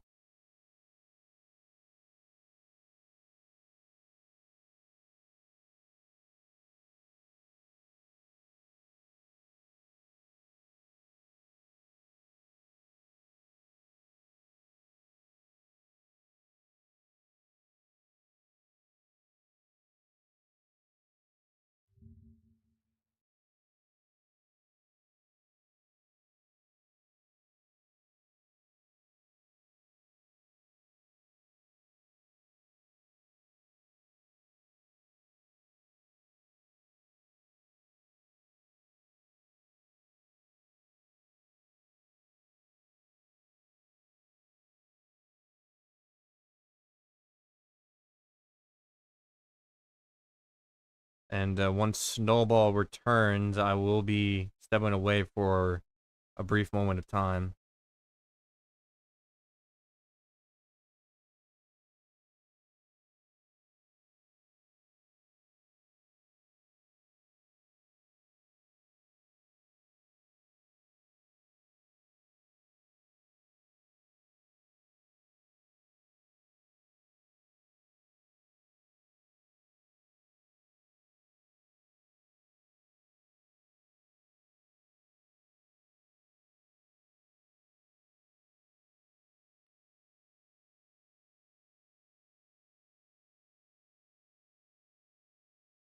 And in fact, they actually just came out with it.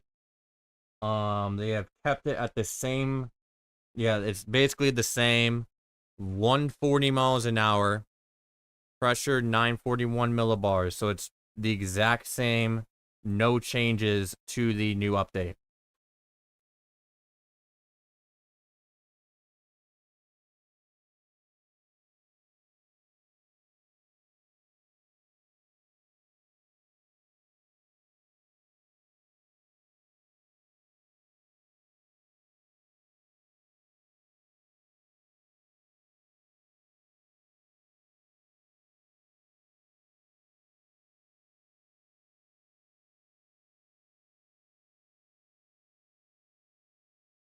And here is a image, and each of those pluses is a lightning strike. So, yeah, Iowa lightning. The storm is still trying to get some last minute intensification in before it makes its official landfall.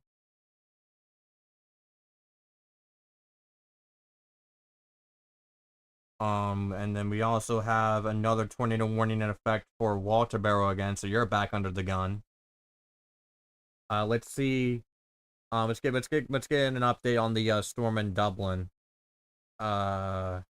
Georgia.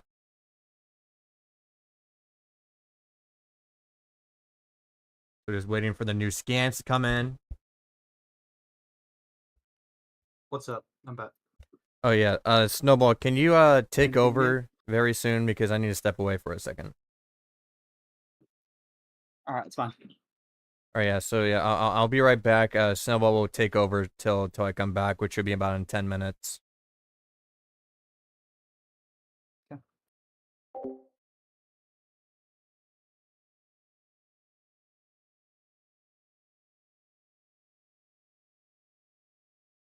All right, I'll be taking over stream for the time being. Do keep in mind I don't have the same services as Tyler does, so we'll go as we can. I'm pretty sure this has already been stated a lot, but you cannot get this enough. If you are in the general vicinity, I can't even say in direct path just because of how large the storm is. If you're in the general vicinity of Helene, you should be on your toes. You should be sheltering down, have everything you need for at least the next couple days. If you're if you're in the direct path, you should have evacuated by now. But if you aren't, you should be hunkering down, preferably high ground because there's gonna be very high storm surge, looking about 15 to 20 feet. And beyond that, uh, I'd have enough. I'd honestly have enough supplies for the next couple days.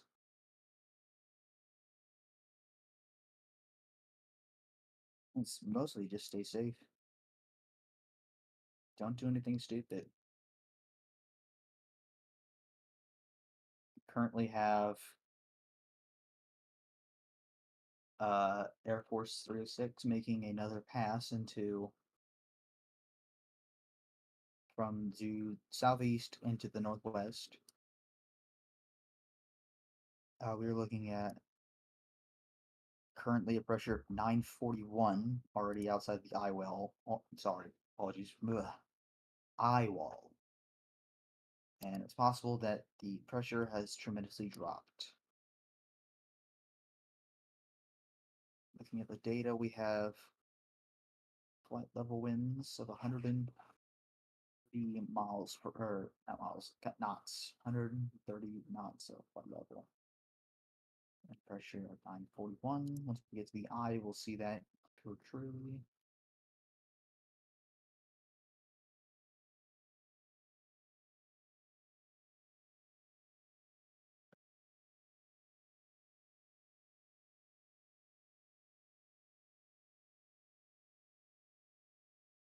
I'll be available to answer any questions in chat. So if you have any, feel free. Check ADT. ADT, negative 73 Celsius cloud tops with a 14 degrees Celsius center, placing it at 923 millibars and 127 knots.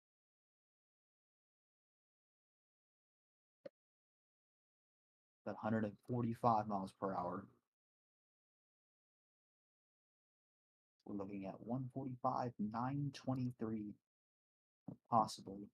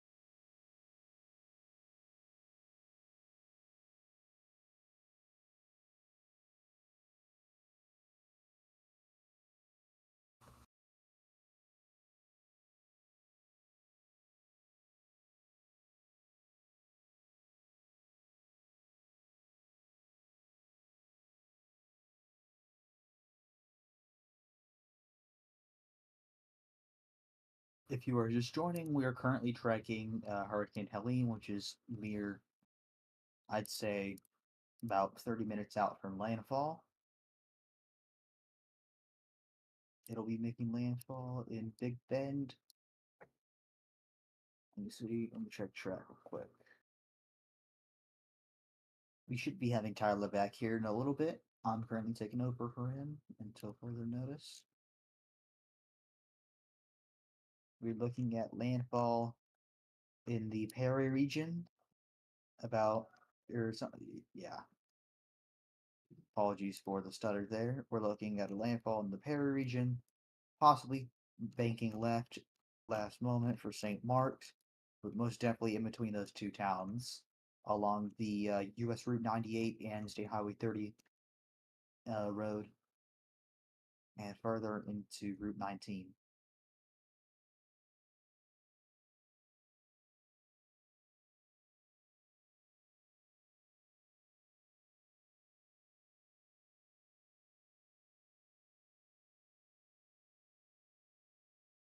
The storm's intensity right now is currently varied according to the latest advisory, official intermediate advisory that was released at about 8 o'clock today, Central Time. It was at, sorry about that, okay, it was at, 8 o'clock Eastern Time, excuse me there. It was at 130 miles per hour with a pressure of 942 millibars, but as of the latest update, produced by the NHC, it was at 140 miles per hour with a pressure of 941 millibars. But if we get but there is ADT who is reporting possibly 145-mile-an-hour winds with a pressure of 923 millibars. 923.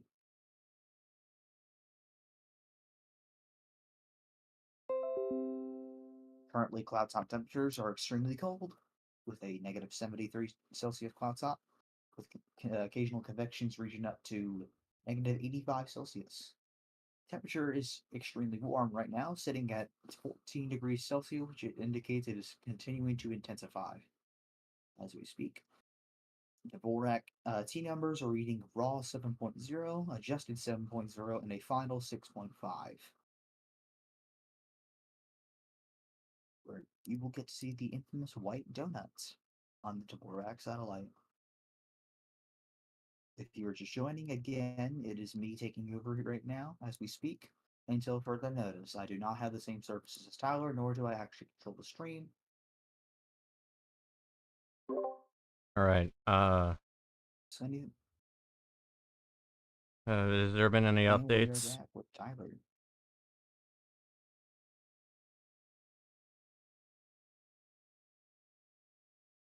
And also, by the way, according to what I heard, is some people at the Weather Channel took a lot of debris.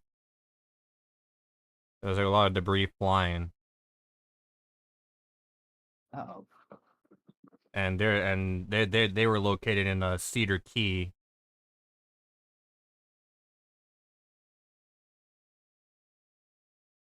It looks like now, it looks like the first bit of the eyewall is now starting to come on shore here, near Stanahatchee. We also do have a tornado observed near Savannah, Georgia, as well. It's a weather spotter confirmed tornado. Most of And the we have an update. There is recon found data of a pressure of 938 millibars. So the storm is still continuing to intensify just moments before landfall. yeah, and looking at Savannah, that is a very powerful hook that we're seeing. That we saw last scan. Looks like that's kind of fell a bit apart, but we're still keeping an eye on it. We do have And cameras out there, but most of them Is are it already down because of the first few tornadoes that went through the area. We're seeing that Helene likely won't be making as big as a hook as we thought, and I am, or at least I am marking the landfall location at the mouth of the Asilla sorry, the mouth of the Asilla River, Hmm. about 25 miles west of Perry, Florida.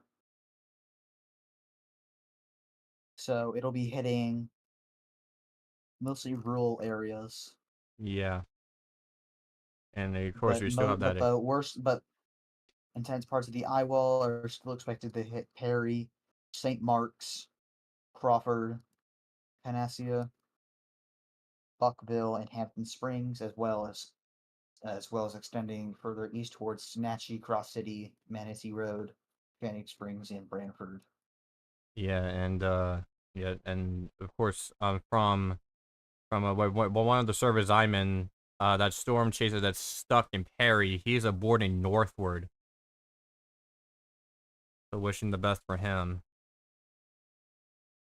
Do you know where exactly he's going? I'd suggest get him probably to Valdosta Yeah, in the southern last Georgia. yeah the last message he gave was that he was aborting and going north. So he's probably like pushing on the gas right now to get out of there. And what you're looking at is a live view out of Savannah, Georgia, or on the coast, on a coastal town near there.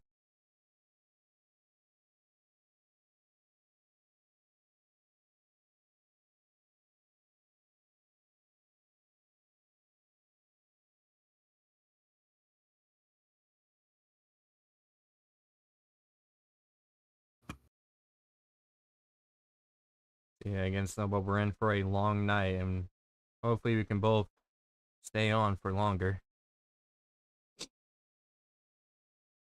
I just had to quickly get some food so that way I can last for the rest of the night.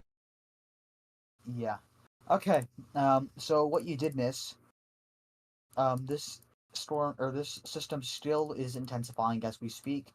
EDT reports raw T numbers of 7.0, adjusted T number of 7, and a final of 6.5. We have Dvorak cloud top temperatures reaching negative 72.8 Celsius, and center temps reaching positive 14 Celsius.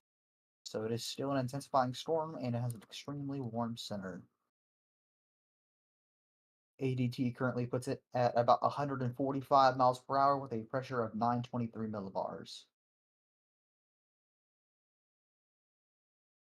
Yeah, so hold up.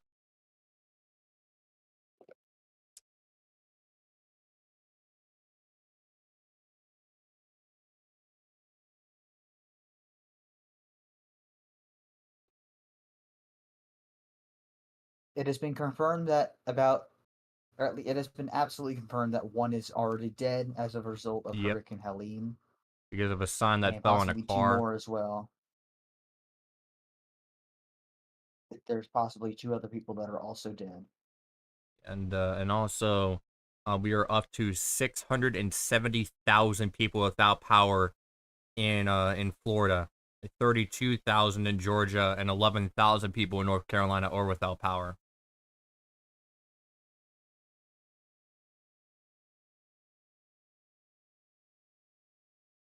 Yeah. So yeah, 11,000 are without power in North Carolina. 8,000 are out in South Carolina. Only 632 so far in Alabama. Tennessee at 2,000. Mississippi at 700. And Virginia with 3,000. All right, yeah, hold up. Our main focus is obviously being Florida, Georgia, and North Carolina. Obviously South Carolina too, because they're probably going to start losing power as well.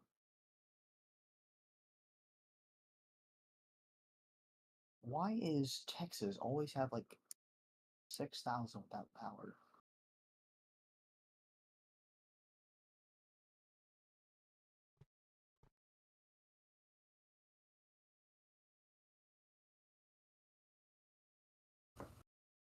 Okay, so good news on that chaser. He has successfully escaped to Madison. He is in shelter now. To Madison. Okay. Yeah, 'cause that's not too far of a drive. I would Yeah, be but darned if I would he's in also. a he's in a very strong shelter, so All right. Well, that's good.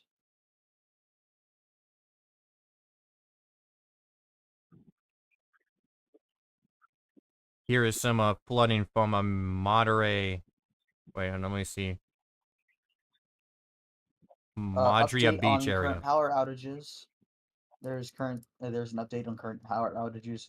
Florida is now up to 698,000. That's essentially 700,000 without Yeah, power. that jumped There 20,000 in like 5 minutes because I talked about it like 5 minutes ago. Yeah, people are looting, or like a mass amount of people are losing power now, and that's probably going to shoot up into the we millions. are probably about 10 minutes out from landfall. 10 minutes. If there's an update on the radar, let's say 10 minutes out from landfall. Yeah, landfall. By the way, is the center of the eye going over land. By the way, it's not when the eye goes over. That's a common misconception. All right, yeah, that's really what I meant. Yeah, official landfall is if I had to guess, it's probably going to be within the hour. Honestly, say we're probably within like 20 minutes or so. Okay, we have an update from the National Hurricane Center. Yep. On Hurricane Helene. So it is continuing to intensify right now. They are putting it at 140 miles per hour, max sustained wind speed, and a minimum pressure of 939 millibars. 939, so they lowered it again. They lowered it again. Did they And change that'll the movement? probably be Helene's peak unless they release a special statement on it. But this is probably going to be the peak right here, 140, 939. Yeah, and did it change the movement at all, or is it still in 24? It is moving. Let me check that for you, sir. It's moving north northeast at 24 miles per hour. Okay, so So yeah. it has not changed. Yeah, the next full advisory is in the next hour, but they're probably going to do a special one. Well, they will do a special one when the storm makes landfall. And that'll probably be where we see the peak. Yeah, yeah. So we'll see if they want to up it to like 145, 150, but it's only a 5 to 10 mile per hour difference. I could honestly see them pushing it to 150. There is the evidence for it, but it's really up to them on if they think it's 150. Yeah, so Nothing it new looks from like DDT yet. Recon has finished their final pass, according to some people. Who, the AF-306 Air Force mission? I think so. Yeah, because mission 17 is already ended. Yeah, so Mission 18 AF-306. They're probably gonna make one last pass before landfall. yeah.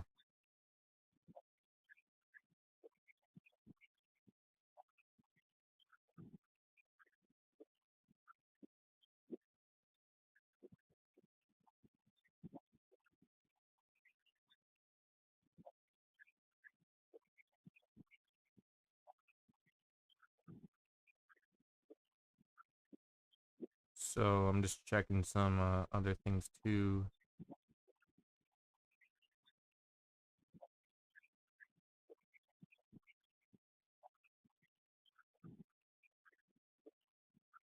Half of Levy County in Florida is without power.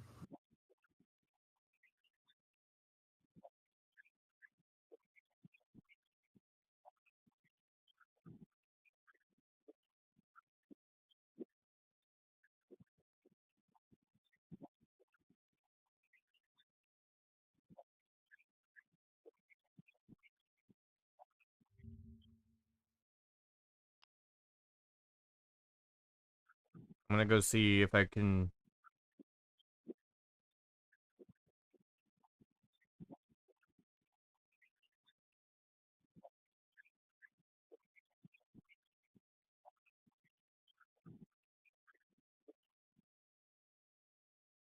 I'm gonna see if I can get us some new cameras up, but I highly doubt we are.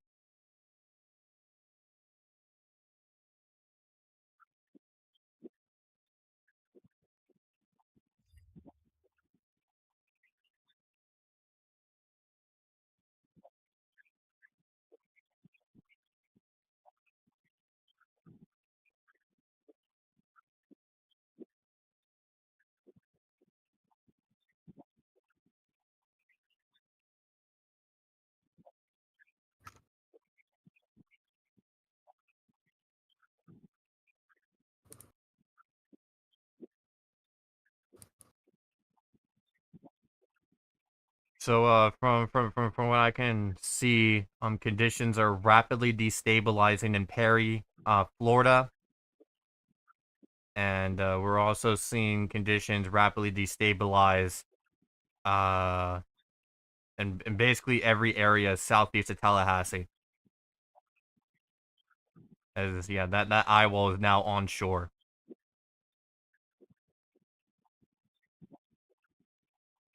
and we've I'd crossed. say we'll get landfall sometime in the next 10, 20 minutes I've had. I guess it'll probably be to half an 30.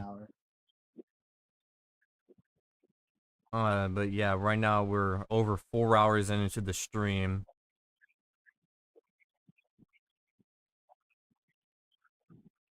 Deco Beach is getting hammered by the eye wall right now, so again, power, like there is widespread power outages going on right now. So this is, life-threatening conditions are occurring right now in the Florida Panhandle.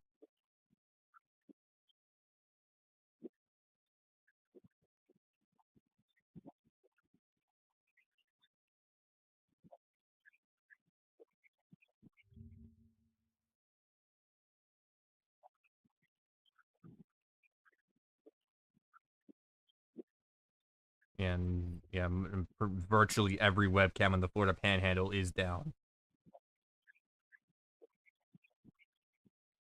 which is not surprising.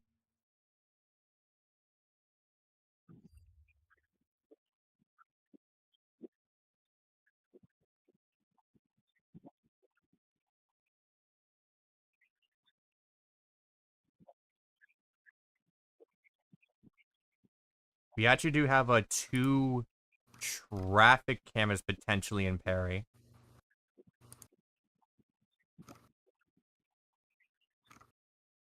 But I think, well, actually, we do have them.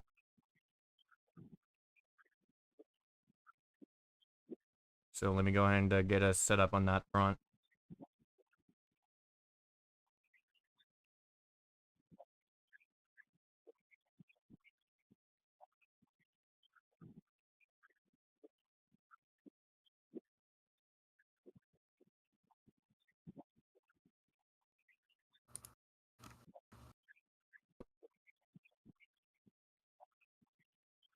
All right, so we're going to probably be on this website for quite a bit, but we do have some cameras in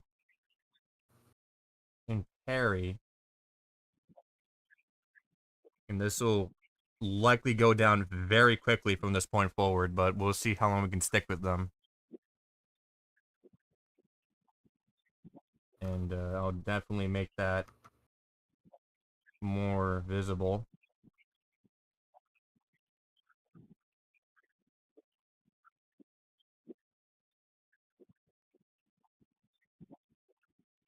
I'll see if I can copy and paste and get the other one up as well.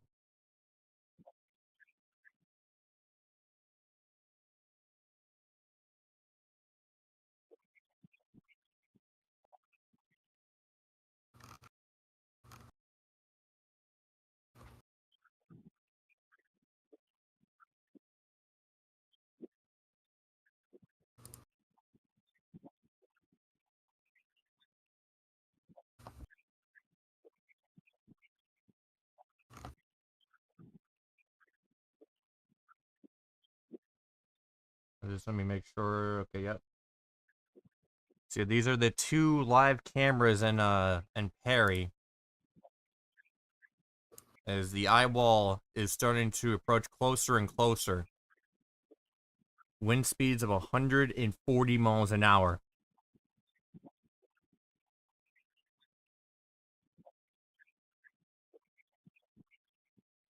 So once we get that landfall, we'll probably get the peak wind speed and pressure Yeah, for sure. before it rapidly starts to weaken.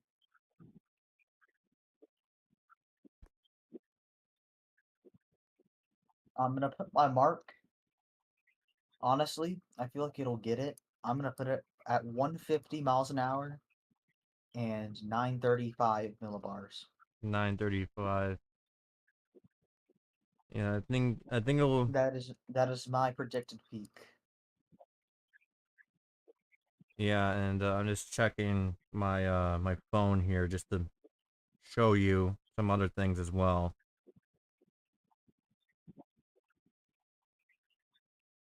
But yeah, this eye wall is about to hit into Perry, so from this point forward, we will stay with the Perry webcams for as long as we can.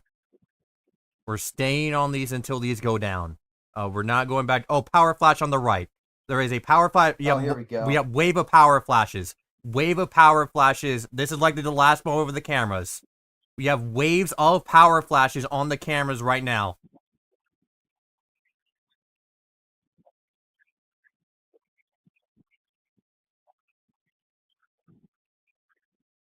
We just had about 5 of them pop up.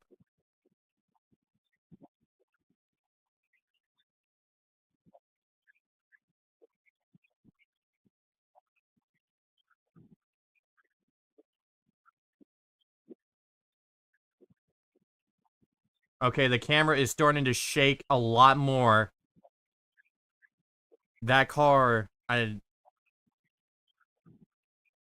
wait, I'm checking radar. But we just had a wave of power flashes pop up.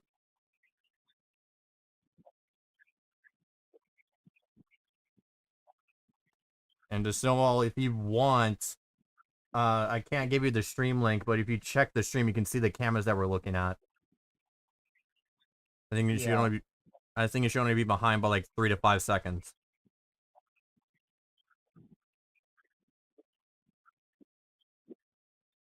We are staying on this for as long as we can. Okay, this eye wall is about, it's gonna hit at like any minute. Oh yeah, the signpost is really starting to shake. We're definitely nearing hurricane force here. So, again, if you're in Perry, hunker down now. Life-threatening conditions are about to hit. We just had a wave of power flashes, and we probably just lost the first camera. Yep, cameras are down. There goes the camera. If both cameras are down. We'll wait a bit to see if they come back up, but I think that's the end of it.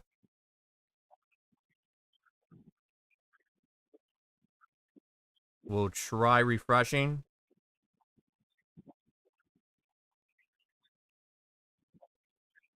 Then that media cannot be loaded. I think you're gone. Yep. Media cannot be loaded. Cameras are down. And then also I'm gonna Brody wants to be added to the call, so I'm gonna add him. Clarity camera. Wait, no, Okay. no, we got the cameras back. Cameras are back. Okay. Looks like there was a power surge, but again, we are not expecting these cameras to last for very long. 724 people, or oh my god, 725,000 people without power in Florida, or at least customers. 30,000 in Georgia, 12,000 in North Carolina, 6,000 in South Carolina. Yeah, we got the cameras back, but keep in mind this won't last for very long. The eye wall is starting to hit. Okay, Brody has joined us. Don't know if he's gonna be talking. Probably just saw some eye wall lightning right there just now.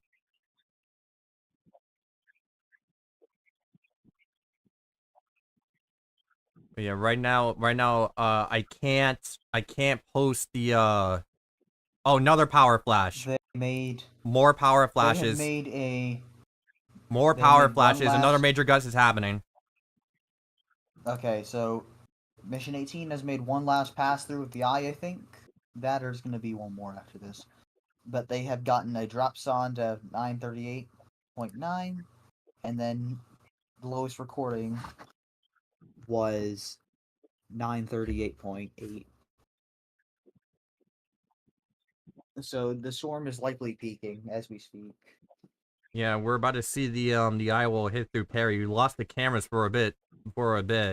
We have seen probably 6 power flashes on this camera alone. Around 5 of them are rapid succession.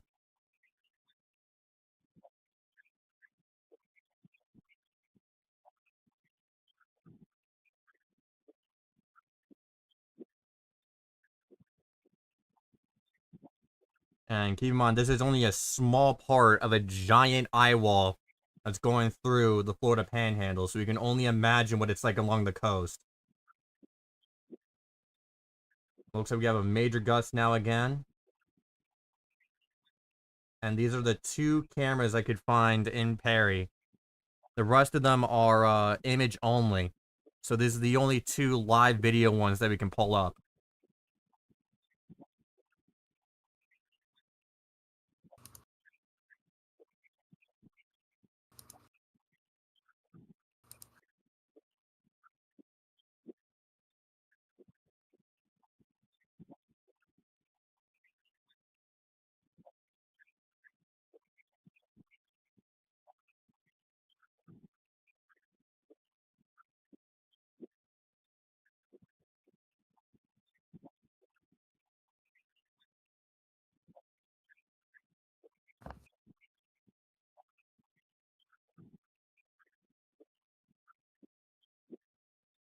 Yeah, and to my knowledge, there is a lot of chasers in Perry right now. Of course, we can't share their stream, but There's a car right there. yeah, I see a truck. Maybe it could be a chaser.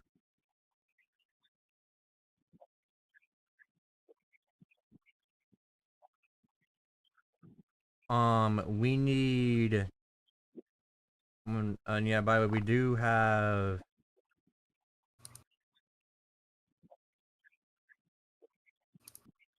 Yeah, I just got on a video from Brody. Let me look at this.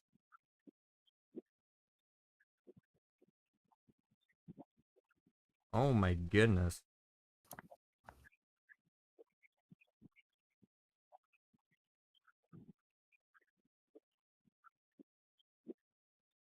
Yeah, and that was from the rapid wave that we seen moments ago on the stream.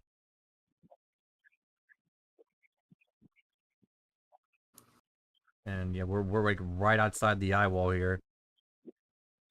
I can't check the radar, so if someone could check the radar and send an image to see how close we are to the eye wall on these cameras. Yeah, never mind. I've seen someone just do. Okay, so right now, the eye wall is over Salem, and Perry is next in line.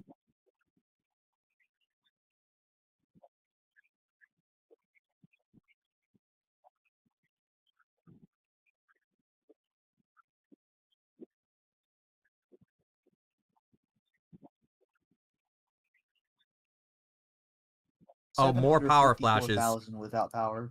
More power flashes just popped up on the camera. Yeah. Another over power flash. 60% without power in Dixie, Lafayette, Gilchrist, and Levy counties without power. Taylor County, Franklin County, and Alachua County are also biting the bullet here. Yeah, I think we're counting up to like 9 power flashes since we tuned into this camera. The eye, by the way, is starting to come on shore as well, so we're getting closer and closer to landfall.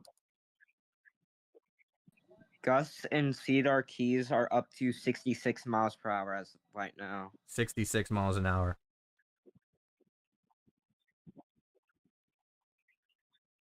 Oh, Perry cameras are freezing up. Okay, I just came back. Oh, yeah, the cameras are freezing. This might be the last, this might be the last views we're getting.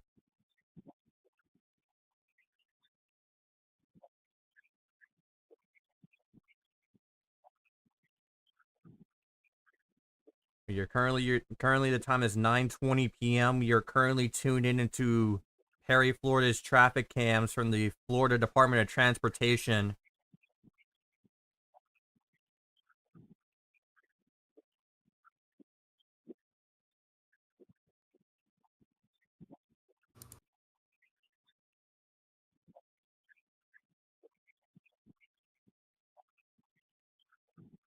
And this is a... I'm gonna go to one of these other cameras that we can't share on stream, but this is got one out of Horseshoe Beach that I'll put in the chat. We can't share it on stream, but I'll post it anyway.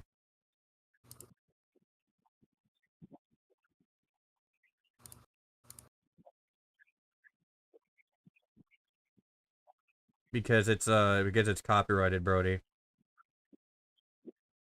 You gotta buy a license to use it.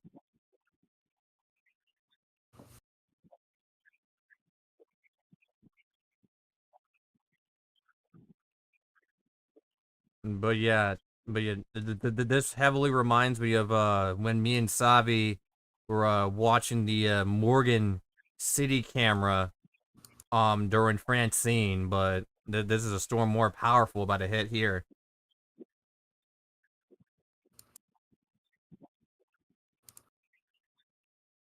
And again, we plead with you, if you're in the Florida Panhandle up to southern Georgia, seek shelter now. Head to the most interior room of the lowest floor of a sturdy building. An extreme wind warning is in effect, and the eye wall is starting to push further and further into the Florida Panhandle. Massive flash right there. On the left. The lights just flickered on one of the buildings too on the left. On the right camera. You're definitely about to lose these cameras at any moment.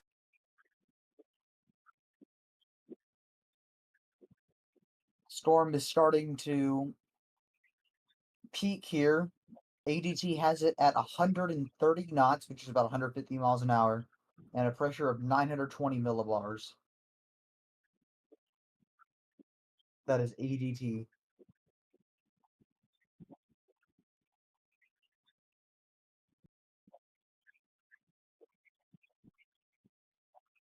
So yeah, the unofficial kind of... So I would... Go ahead. I'd probably say maybe one... Again, I'm going to stick with my 150 to 935 peak. I sent you a video of storm surge. Yeah, I'll check that out. Yeah, Mia, we're good.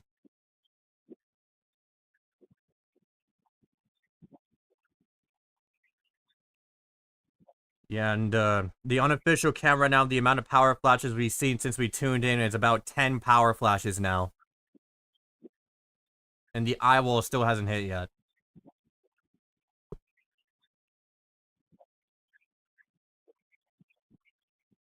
And again, these cameras are from the Florida Department of Transportation. These are the only two live traffic cameras in the town of Perry. Both of these went down for about a minute, so if I had to guess, there was some sort of power surge, but now they're back.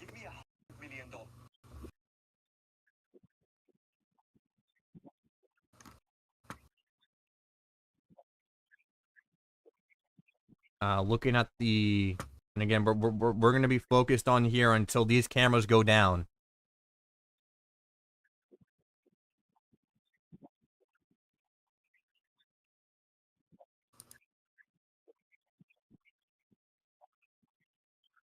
Multiple fatalities have already been reported, and Brody, I'll share that footage after these cameras go down for good.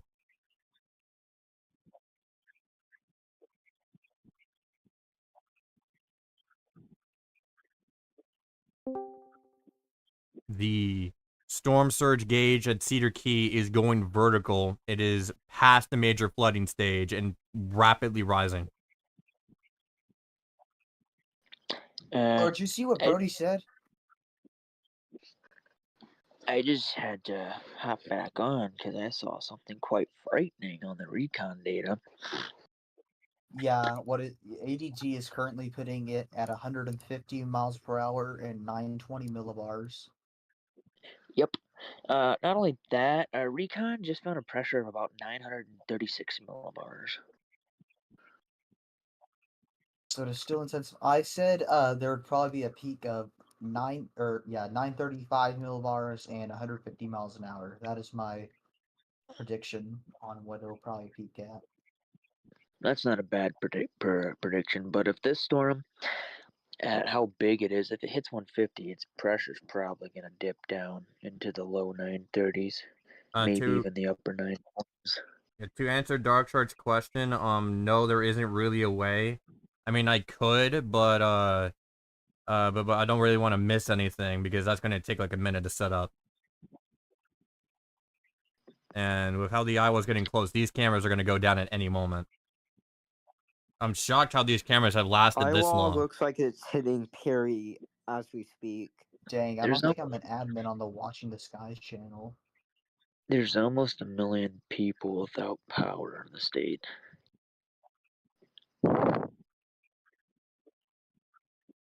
Yeah, it is currently 754,000 people, and it's probably going to get an update here pretty soon. Yeah, and the number is going to definitely In shoot Florida into the alone, millions. I should add that, my bad. In Florida alone, it's that much. In North Carolina, it's 12,000. Georgia, it's 30,000. Okay, so the eye wall, I think, is actually starting to hit now based on what I'm seeing on the camera. If you go to the stream, let me take a look. Yeah, there was a pretty big gust that just happened. Yes, the eye wall is coming ashore. I'm looking at it on radar right now. Yeah, it's nearly in Perry. All right, we are looking at landfall in approximately 10 minutes or so. 10 minutes? 5 to 10 minutes, possibly. I'd say in probably about 10 minutes, we're going to see landfall on. And we'll see if they want to up it, but at this point, it's only going to be like a 5 to 10 mile per hour difference. Again, that's why I did say 150, 935. It has indeed run out of time for Cat 5. Yes. So, okay, so again, we'll be staying on these cameras. And before people ask, I cannot make the camera on the left any larger because I have the right one in picture-in-picture mode, and the left one, if I put it in picture-in-picture mode, it's going to override the other one. So it's one or the other. Yeah, the edge of the eye is about to start coming on shore, so I'd say within about 5 to 10 minutes, it'll be ready. It'll be landfalling. Maybe actually, I'm looking. Hold on. Yeah, I'd say probably. I'll probably up it to like 15, 20 minutes. The eye seems like it seems like the storm kind of it slowed down a little bit. Almost it seems. It might have. It definitely may have. They're punching through the southern eye wall. That's very powerful on the southern eye wall.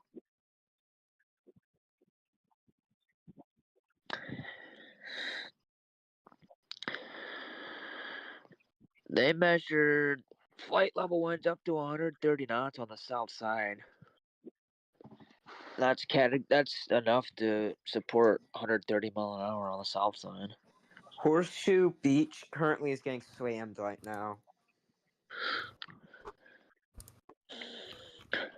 I'm pretty sure anything on Big Band is getting slammed right now. Yeah. Every place Big Bend, Florida is just getting mutilated. Yeah.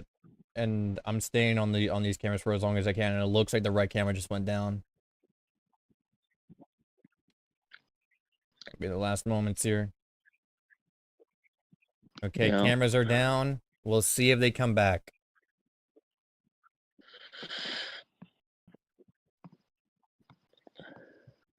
Looks like the one on the left is still going. Yep, one on the left is still going. The one on the left. No, it's because it's delayed. It's buffering. Oh, there we go. No, on my no, I was saying on my end it was still going. But now Yeah, it just went because offline. I'm just trying to see if we can get it back to any capacity.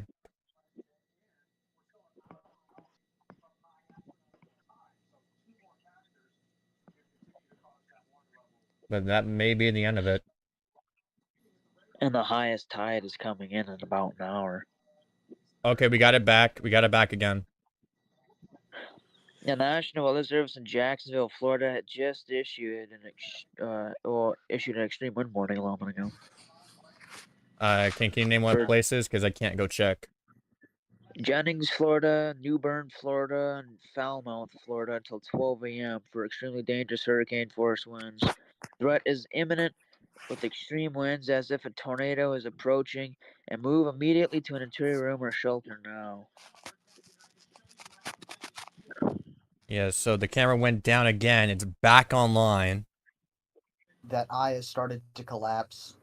Yep, because it's coming inland. Yep. And again, for any new viewers joining us, we're currently tracking Helene as it's about to make a catastrophic landfall. We are currently tuned into 2 cameras located in Perry, Florida, and we're staying on these cameras until they're gone for good.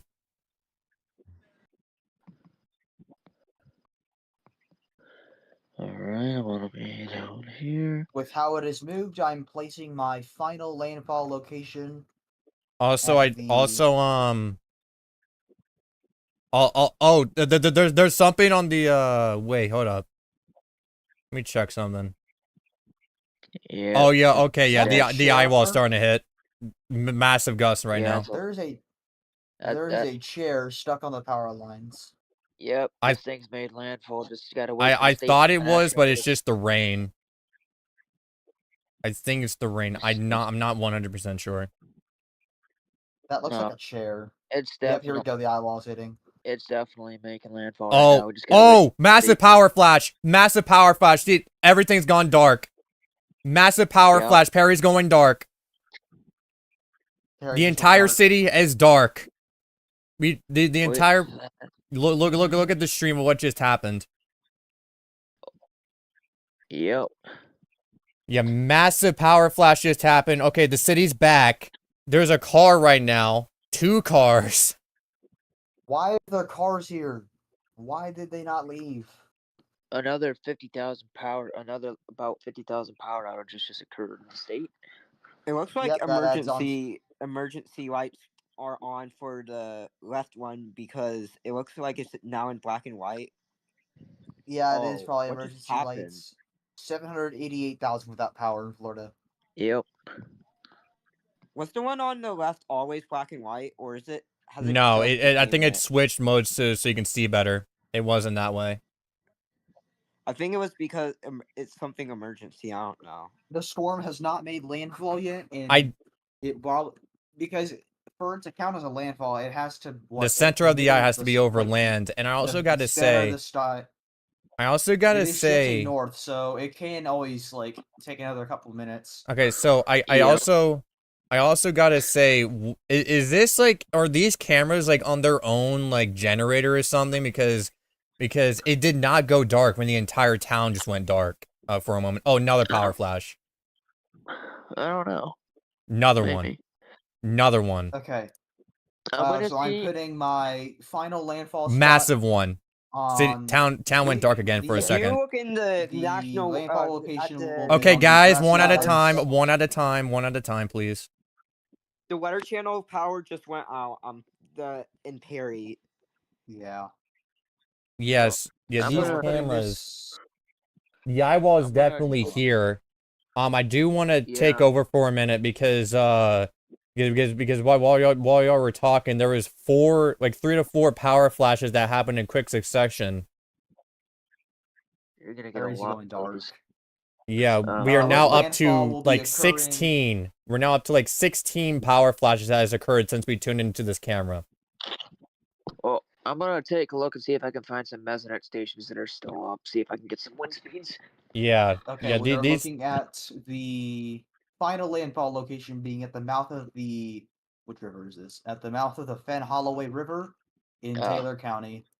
It is Yeah, rural. that's not a good rural. landfall spot because that's gonna push all that Rural. river water up. That'll create more storm surge. It's not even no. It's not even really just a river. It's more a delta, so it's even worse. Oh, it's starting to well, become more wide out. Starting to become more wide out here. yeah, they'd probably get those maximum winds coming in. Yeah, this is definitely the eye wall about definitely hitting. Mouth of the Fen Holloway Delta in rural Taylor County that we're looking at here for a Oh, something just popped confirmed up on landfall PM spot. plot. And that is approximately 15 kilometers southwest of Perry. I thought that was a landfall notification. That's just advisory 17 for tropical storm John, which I don't even care about. John, how is John still alive? Because Yeah, I thought it died like 2 days ago. Yeah. Okay. then it Okay. I do want to say, if you're in the Florida Panhandle, you must be hunkering down right now. From what we've seen, from what we've seen in Perry, this is an extremely life-threatening situation ongoing right now. Yes, it definitely is. This storm is not one to be messed with. A majority of the convection's now occurring in the west side of the storm. So No, that's because it the seems other like part is inland. so yeah, everything's shifting from east to west, it seems kind of. Yeah, that's typical with the land interaction. Let me check ADT. ADT still rolling with 150 miles per hour. The pressure 921 millibars.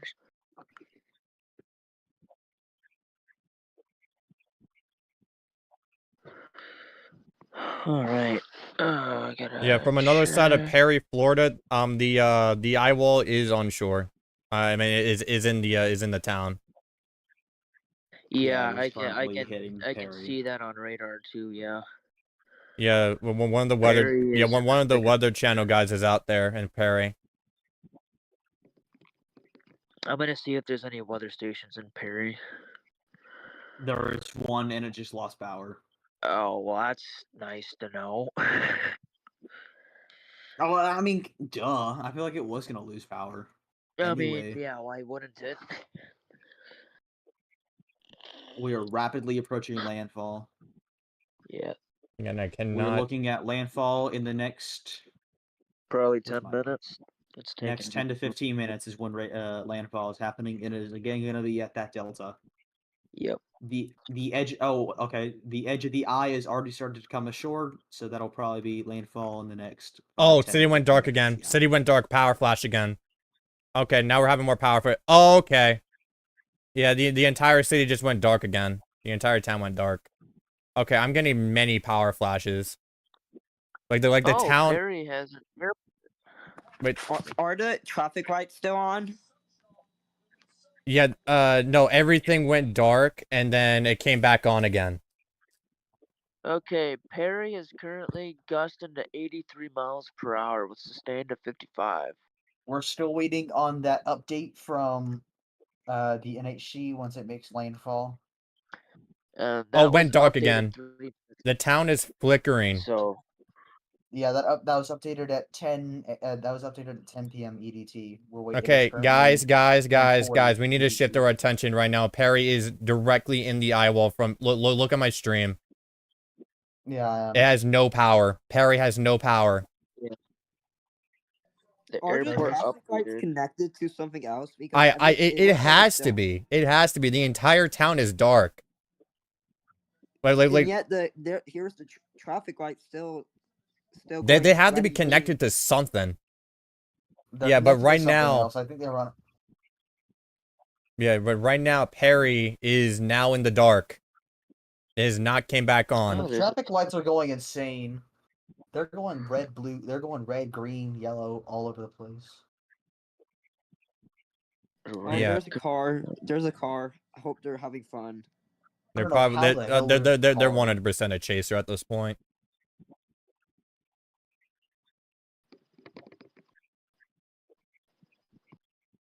Yeah, there is no update just yet from the NHC.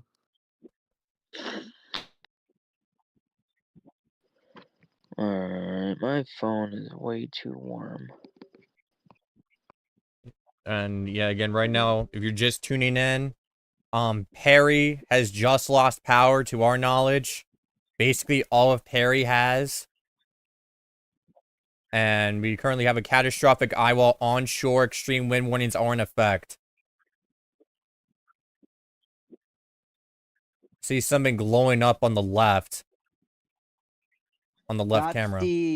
That's the you know how when you cross a sidewalk and it's No, gives on the you left that camera, there's something that's like really glowing on the left camera.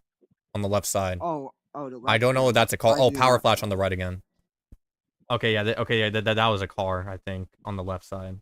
But we just had another power flash.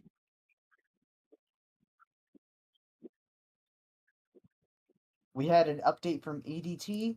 This is probably going to be their final update and probably ADT's peak. They're going with 129.6 knots. That was higher from last time. And they're going to go with 920.8, which is also a decrease. So it'll be 150 mile an hour and 921 millibars from them. Yeah. And the eye is rapidly cooling. Can we get a so this is radar definitely update real the peak. quick? Someone could post a radar. Radar. Yeah, I got radar right here. Yeah, Radar is currently. I got radar image in the chat so I can look on my phone. I will just do the eye. Is that okay? Yeah, just near Perry, so I can see like how far Perry's in the eye wall. That's currently the eye. So we'll be looking. This thing's kind of skipping the coast, so it may avoid a technical landfall for a while. Yeah, and we've been having like multiple power flashes. We're probably up to 20 now. Over 20.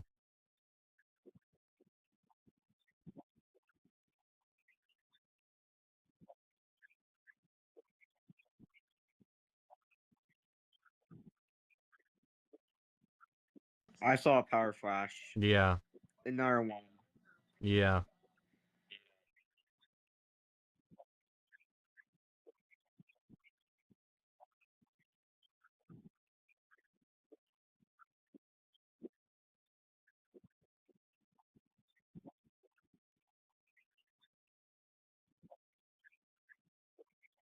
This is on the west side of the storm.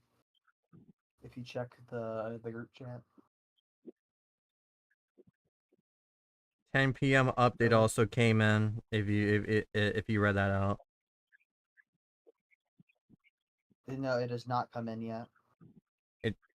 Oh wait, I think. That was Isaac. Isaac's come in. Yeah, I'm according to someone that. Oh no, that was at 9 p.m. My bad. Yeah, Isaac's came in. It is currently 65 miles an hour on Isaac with a pressure of 992, so it is close to being a hurricane. We're still waiting on that update from Helene.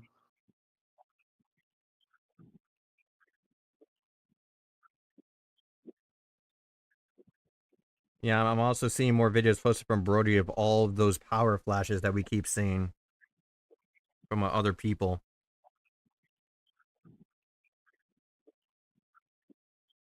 It is a very dangerous situation. I think I've counted up to 20 power flashes.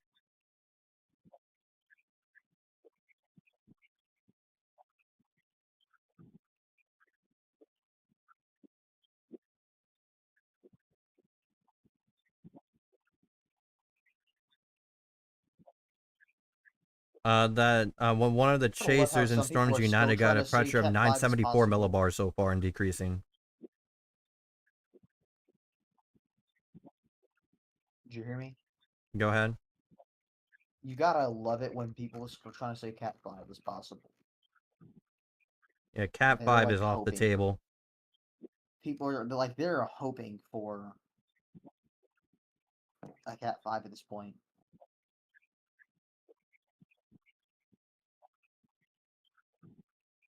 Yeah, right now we haven't seen nothing much has happened since the town went dark on these two cameras. And again, I'm fully convinced that these traffic lights are connected to something else that's running them, because they would be down at this point.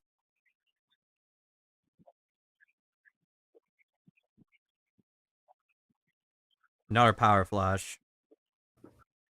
That's probably the 21st power flash.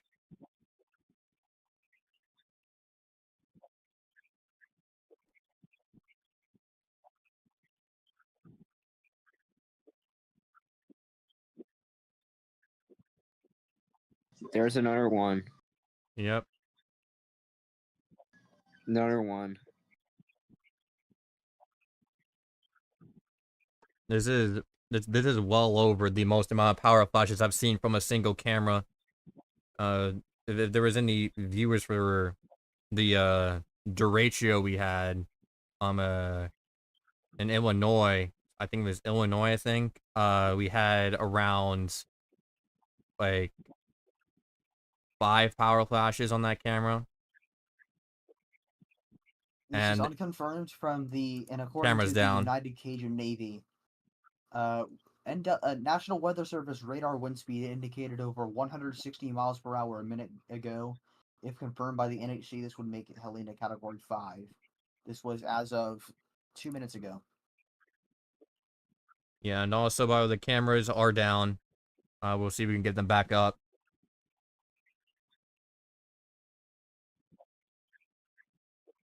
I love going to Twitter just to see what people argue. Some girl was overly confident in saying that pressure is involved in the category rating of a hurricane. Okay. And she even went out to insult people that were like saying that it's only wind speed. Okay, let's focus on the storm. This is kind of focused on the storm. Well, still like not helpful information. Twitter. Not helpful information. Okay, the cameras are back. I'm trying to get them both popped up again. Yeah, Helene is now skimming the coast. We probably won't have a landfall for a hot bit.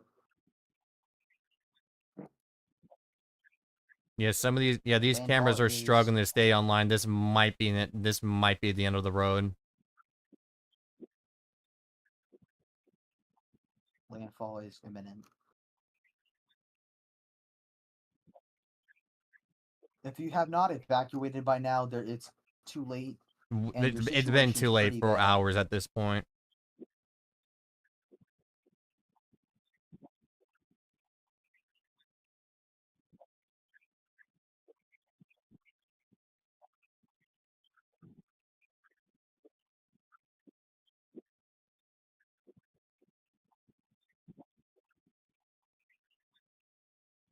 Okay, Here we go.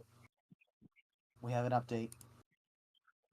Yeah, Perry is currently deep into that eye wall right now, and this is not NHC, but this is Hurricane Network from New York.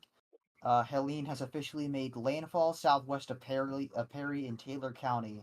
It is maximum sustained winds of 145 miles per hour and a central pressure of 940 millibars, as per forecaster Lattery. Yeah, we'll wait for the official call. But that is according to the Hurricane Network based out of New York, linked to NHC. And this is in junction with National Weather Service. Yeah, right now that so yeah, we have lost one of the cameras.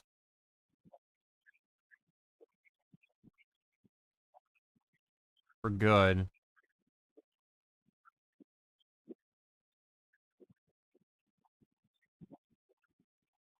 And yeah, that seems to be it. Sewage plant. The St. Petersburg sewage plant is offline. And people it is effective for everyone north of 30th Avenue North and I-275 east of that, Haynes Road. If you live in northeast St. Petersburg, do not drain water, do not take showers, do not do laundry, or do not flush toilets. The only thing that you are able to do right now is you can still drink water from your faucets. But And the I, outage is expected to last at least 48 hours. yeah, I would definitely Are you advise against it. seeing this from the city of St. Petersburg? I would not be drinking the water. This is for the city of St. Petersburg.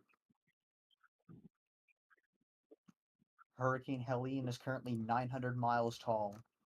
Just about. And that is total cloud cover.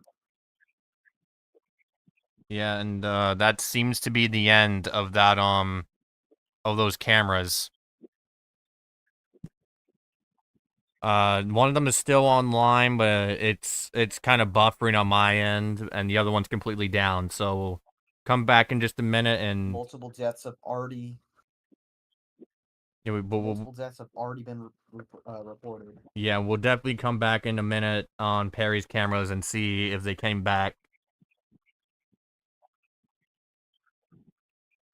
There's a tornado warning and 2 tornado warnings in Virginia.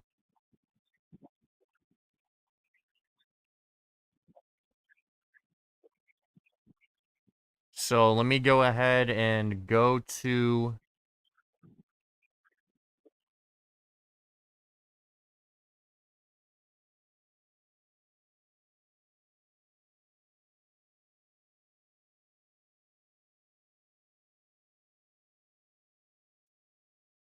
yeah, from multiple videos I've seen, there is mass power flashes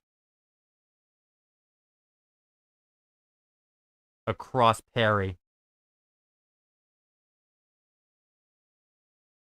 Did you see the video I just sent? Let me look.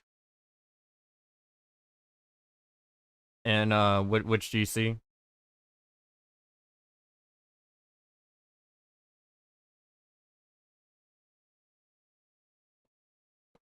Storm Bay Central. Yeah, hold up, let me. Oh yeah, yeah, I seen that.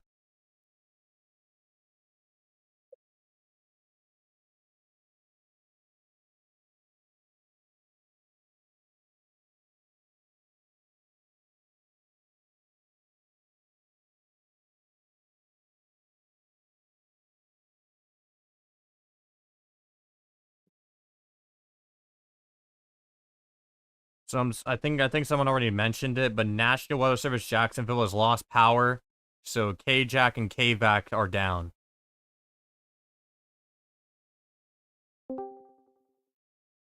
Welcome back, Savvy. Oh. Damn.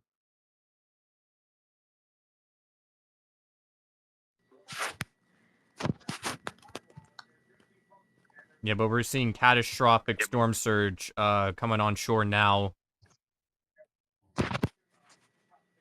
Also, Snowball, did you see that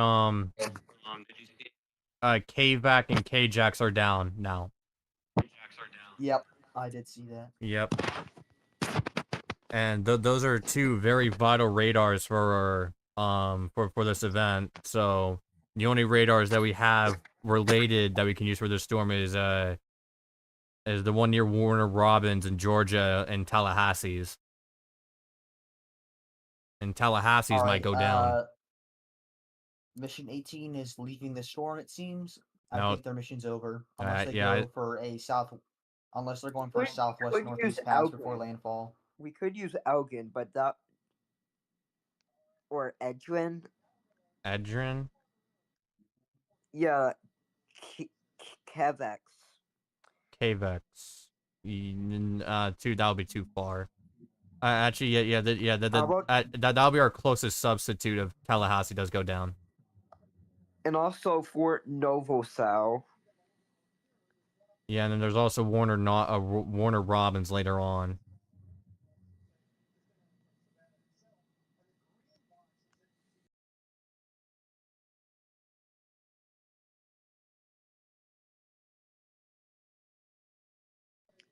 By the way, the areas that Helene is about to hit are already flooded, I believe. Yeah. Looks like the eye. Looks like DeKalb Beach has been over the eye now.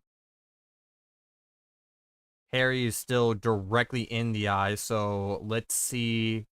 I highly doubt it, but I want to see if their cameras are back on to any capacity. We're checking out.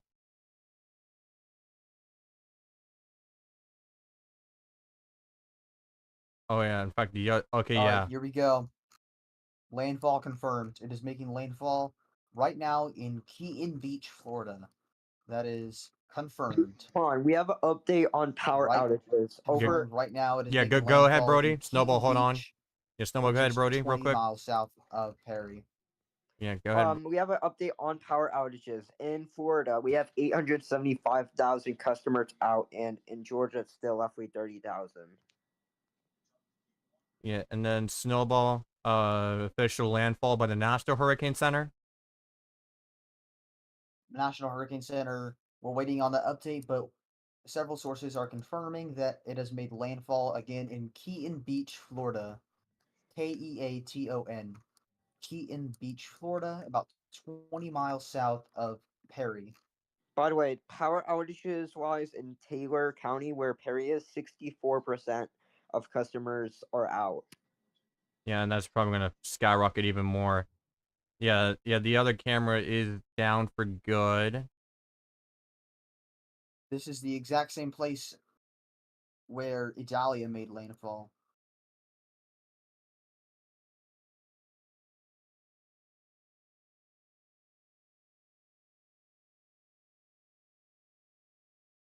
I do want to see if we can get a,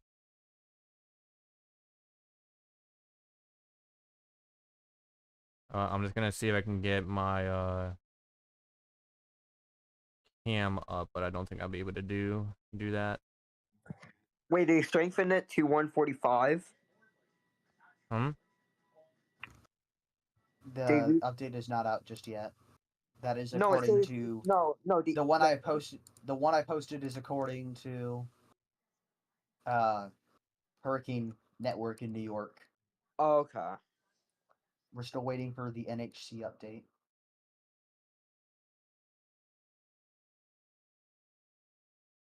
Oh, so here's a important note. This is a very historic storm because up until now, only 13 hurricanes have ever made landfall in the U.S. with the same or lower pressure.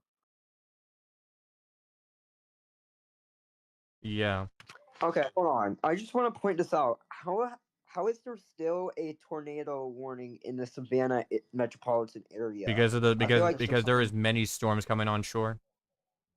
Oh, okay, because I feel like for like 2 hours now, it's had like a tornado Yeah, warning. it's just storms that are Yeah, coming onto okay, land, and confirmed. basically Mission all of them are 18 is tornadic. finished. It is Okay. heading home. So whatever information they have got from mission 17 and 18, they're going to be putting it into And this there's final one in advisory. Roanoke as well, Virginia. Yeah, Virginia. Let me. I'm actually gonna go up there real quick and check that out. I know we do have a camera in Roanoke if we want to go to that.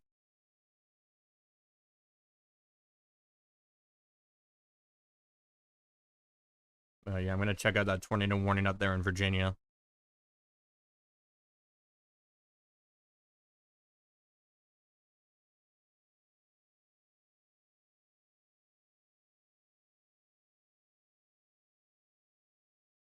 Okay, so yeah, the newest advisory came out. They have not called landfall. They have not called landfall. They have kept at 140 miles an hour. Pressure is 938 millibars.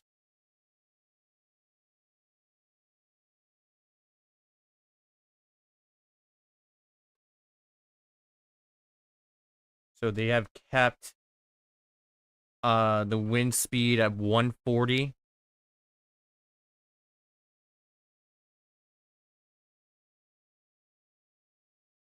Okay, 3 deaths have been confirmed so far. There are 2 in Charlotte, North Carolina, and 1 in Tampa, Florida.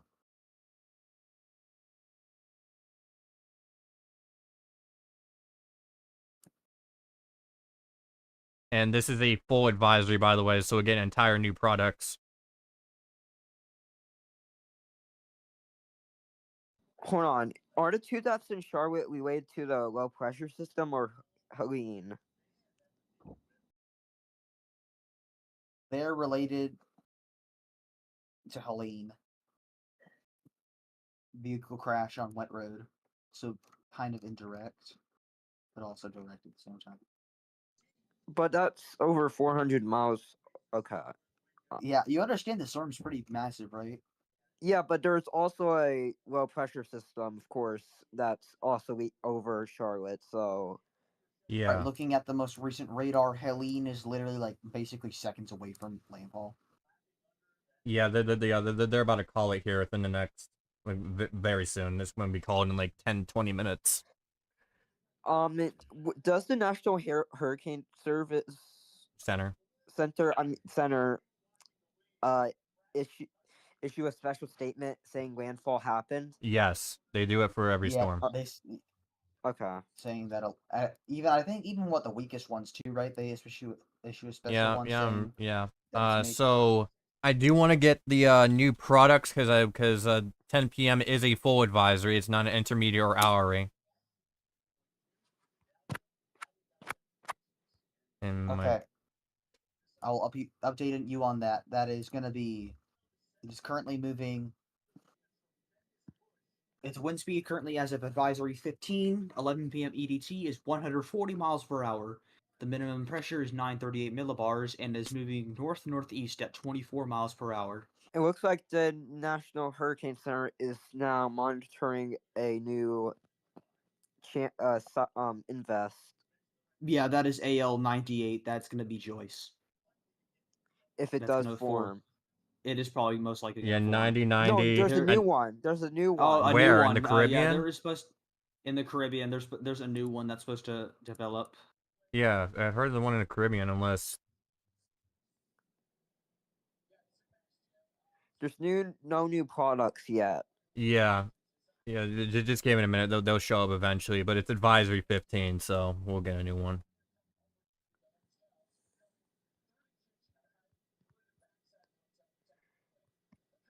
So I think next scan is going to be landfall at this point. Next scan will be landfall.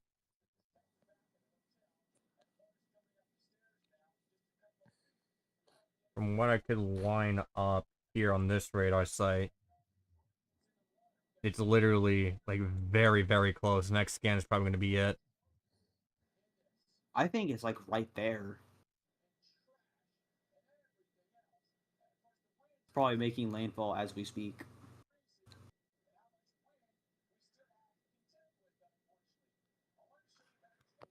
It looks like in Cedar Key, or Cedar Key, there's a huge amount of storm surge. I mean, obviously, but it looks pretty inland as well. You also got this line of tornado warnings near Allendale. And yes, that's the same Allendale that got hit by a monster tornado a few years ago.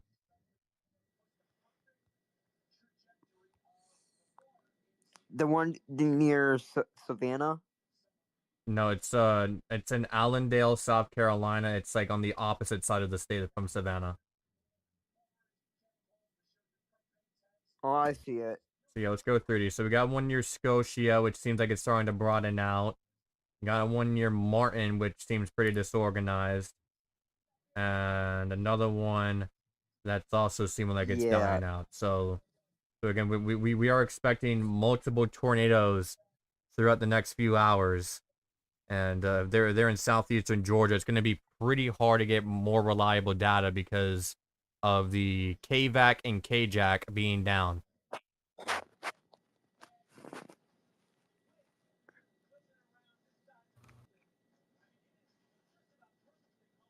But I am pretty sure okay, it might be off by a little, but yeah, next game will definitely be landfall. Harry is now starting to enter the eye of the storm. It looks like in the Weather Channel, Chris Warren, I believe is his name, in Perry, he's getting slammed right now in Perry. Yeah.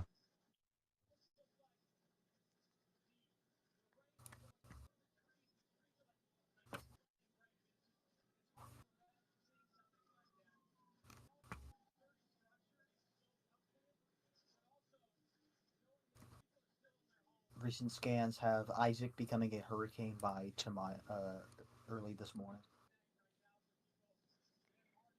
Yeah, there is one camera that's still active in Perry, but it's not really capturing much. Is it worth showing?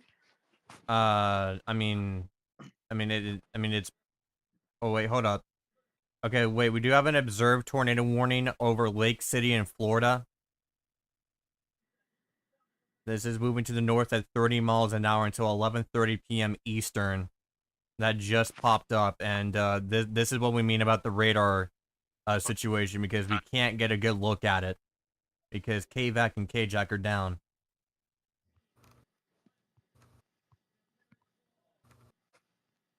So it's very hard to get reliable data. But if you're in Lake City and areas north, seek shelter now. Let's go to. Let's see if we can get some cameras out there, because it's right near the interstate. Oh yeah, and by the way, the camera in Perry just went down. The other one. Huh, what's happening outside? Yeah, I hear all those sirens. Wait, you actually hear those sirens? Yep. Yeah, I don't know what's happening, to be honest.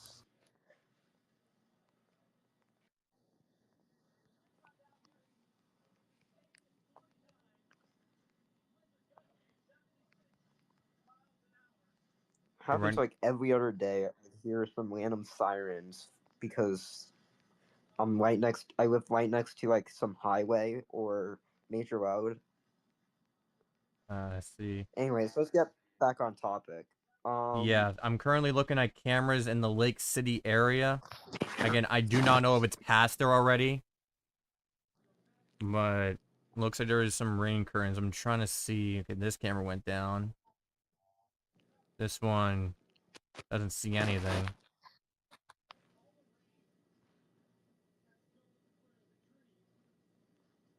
No, this one's back, but Someone just flew through Helene with their private jet. Yeah, I heard about that. They were like 50,000 feet above the air. They were just fine. They were just so fine. more or less above the storm, but still. Dang. Oh, power flash. Okay, we got a tornado. I just saw power flashes.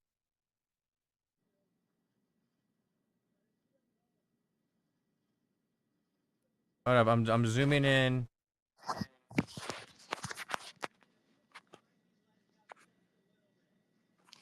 So we just had a power flash when I was switching cameras. That is from the tornado. We got another. I think we got something happening on the left. Camera is starting to rapidly shake.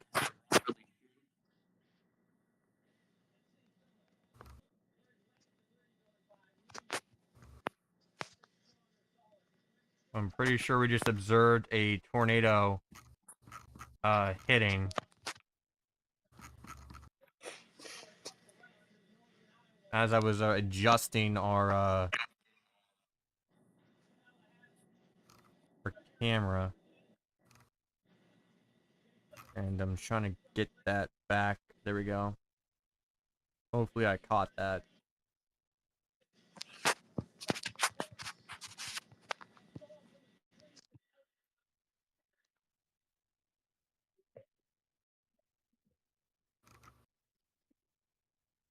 Yeah, we were definitely looking at a So we're waiting for that update from NHC.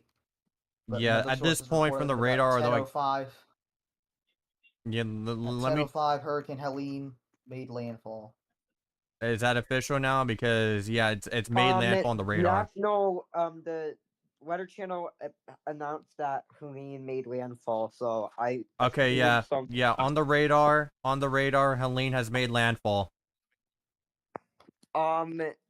We are just waiting for that update from the National Hurricane Center. Yep. What happened to the special weather statement? We moved the thing for it. You can't access it anymore.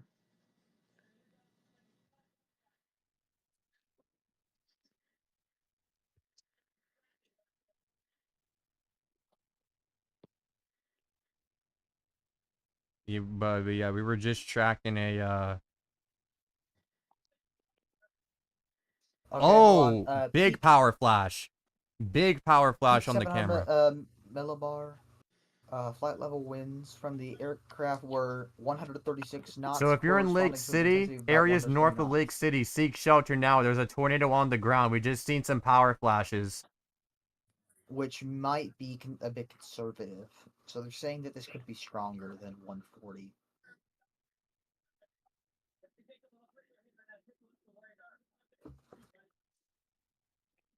We are not sure. We're still waiting for that update from the NHC. And we might be looking at the tornado. Another power flash. Yep, I just saw the tornado. We have a confirmed tornado on the ground causing damage in Lake City.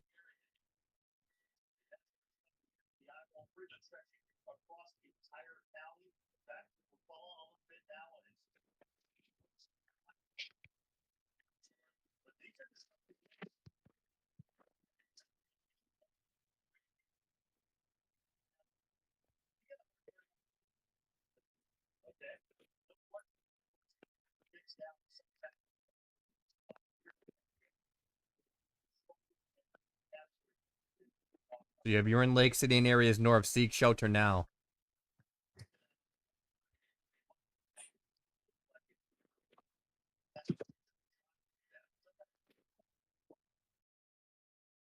Another one right there. Okay, yeah, we have more power flashes. Camera is starting to rapidly shake. Another one.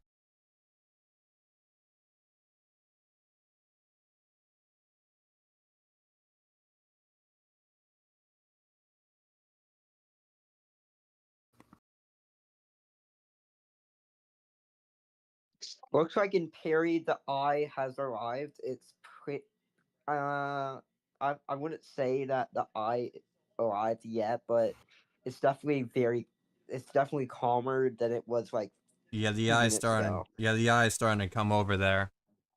But you have to say, if you're in the eye, do not go out because extremely life-threatening conditions will resume. And also, breaking news: new extreme wind warning in effect for Valdosta, Thomasville, Oh, Jesus Christ. and Quitman, Georgia, until 2:00 a.m. Eastern Daylight Time. So extreme wind warning for southern Georgia. High tide aligns at 11:30. So that's going to be happening right at when the storm's at its worst. Terrible timing.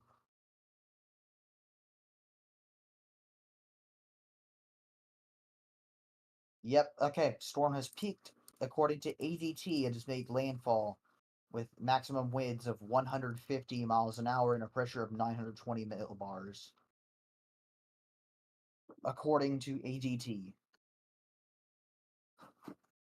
Standard temp of negative 16.5 degrees Celsius and Okay. cloud top temps of negative 70 degrees Celsius. In Perry, the wind hasn't calmed down, but the rain has. Yeah, I'm looking at the radar right now. It looks like they're just about to enter the eye. On the recent scan, it looks like they should be entering the eye right around now.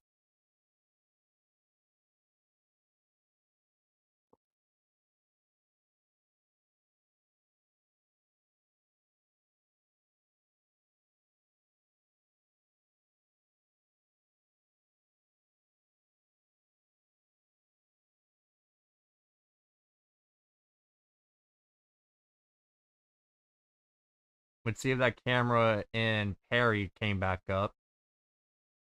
Wait, Still really? no update from the NHC yet. Okay, yeah, that camera in Perry just went back up. I'll get that pulled up. The eye is starting to collapse. We are basically in landfall. And I'll have that on the bottom right side of your screen.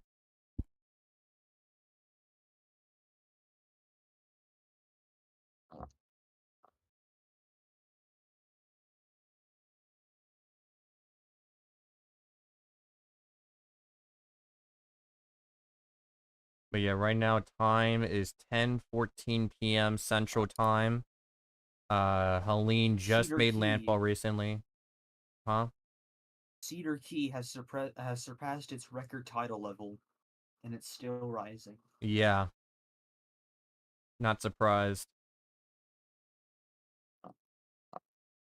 Brody, can you give us a power outage update? Okay, let me. Yeah, do pull up that. like I think it- poweroutage.us or something. 927,000 customers are out in Florida. 900 and 32,000. 33,000 in Georgia. 12,000 in North Carolina. so we're at 1 million people without power. Yep. Yeah, and This if will you keep going up. Well, obviously. In Taylor County, 73% of the power people are reporting is out. We're gonna get a update here in a minute, I think. yeah. No, we're not. Never mind. In Dixie County, it's 84%. Most of North Central Florida is under an evacuation warning. That is obviously it doesn't matter now since it's made landfall, but Yeah, and again they kept it at 140 up to landfall. We'll see if they a few after the season's over, we'll see if they upgrade it. Roughly we're 15% still waiting on that Tallahassee We're still has waiting on no that power. confirmation. They have not updated it yet, surprisingly.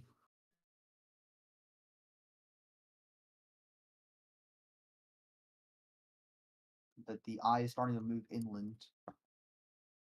Eye is over Perry. Really surprised they haven't made an update yet.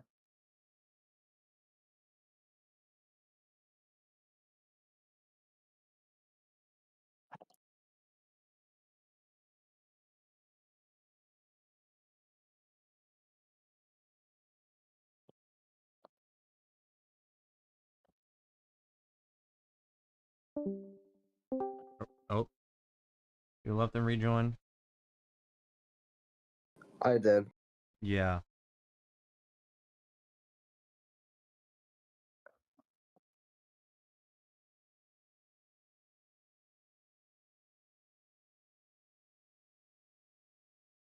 Yeah, and Madison is about to go through the eye wall. That's where that's where that guy in Storm United is. Greenville next, and then parts of Interstate 10, which we do have cameras for, so we'll get that.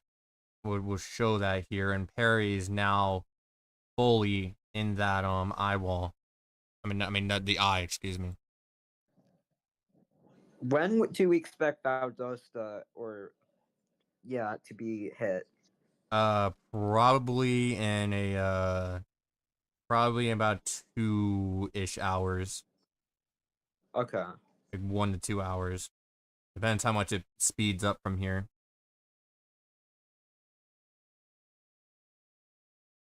Only a handful of cameras here are on. Next up. We'll probably get that update at 10:20 or 10:20. Yeah, it'll come in at some point for sure. How long have we been on the air? We've been on the air for 5 hours and 16 minutes. Damn.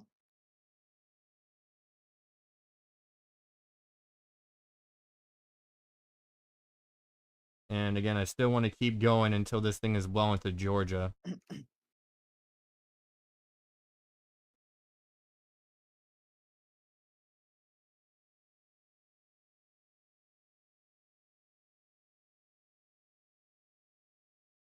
Yeah, looks like most of these cameras are going down for obvious reasons. This camera's been down for the last 2 minutes.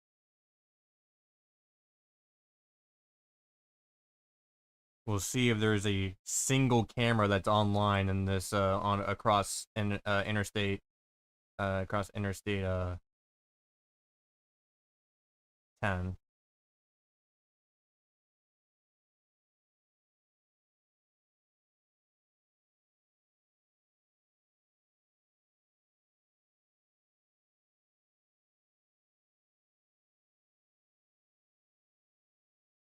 But that eye wall is now starting to push into Interstate 10. Perry is now fully in the eye.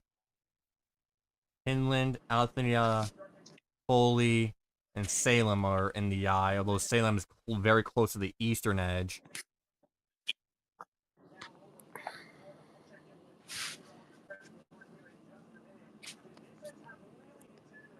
And I believe we should get an update on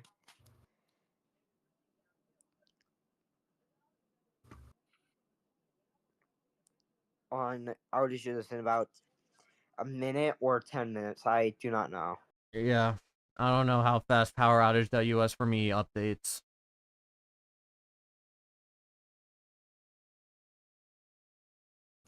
Power outage updates every 15 minutes.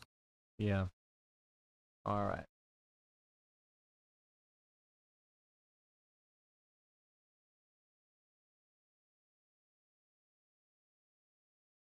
So yeah, right now, interstate. Okay, here we go. Oh. We have the final update, and this is likely its peak. So it is confirmed Helene has made landfall in Florida Big Bend, north of Keaton Beach. It has a maximum sustained winds of 140 miles per hour and a minimum pressure of 938 millibars. It is currently moving north-northeast at 24 miles per hour. So basically So the that same. is it. They're staying with 140.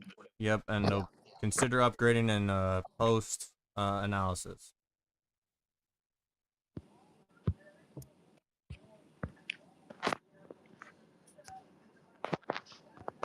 So that is your peak. So I do have the Brody, all right? Yeah, why? Oh, okay. I just heard like a bunch of noises, so I was just checking. Yeah. Oh my bad. I was meant to be muted. Yeah, it's fine. So, okay, so I do have the oh, okay, that is very intense. So if you check the stream, I do have a live out of Valdosta. If I can get that loaded, there we go. And I just saw a massive gust just happen here. And the eye will eventually hit here at some point. Very low quality. But it's the best we got here. In Valdosta, Weather Channel, it looks pretty. It looks not. It looks bad, but not as. I mean, not obviously looks bad, but not as bad as Perry right now. Yeah, Because that would be a completely different story once the eye hits. Will Valdosta be affected by hurricane force winds? It's very likely. I think they're in the hurricane warning after all. Oh yeah, Macon or Mace. I don't know how to say it, but that city is affected, and that's like in the dead center of Georgia. So like, that's how bad it's going to be. Oh, it's Macon. Yeah, right now it looks like Tallahassee is dodging the eye wall of this storm, which earlier this morning was projected to get the eye wall, so they dodged a bullet on that front, but they're not in the clear. Yeah, but that eye wall is starting to go into Madison. You can see all those purples on the right. Those are very strong winds of over 110 knots. 3,000 feet off the ground. Time of exact landfall was 11:08 p.m. Eastern Daylight Time. And yeah, even though it's made landfall, we still got a long way to go. 973,000 without power in Florida, 38,000 in Georgia, and 12,000 in North Carolina. Yeah, and what I think I can share what Brody just sent. I think so. But this is from Stanahatchee from Mac Olson. 8 to 10 feet of surge in Stanahatchee. Hold on, 98.8% of customers in Taylor County have no power now.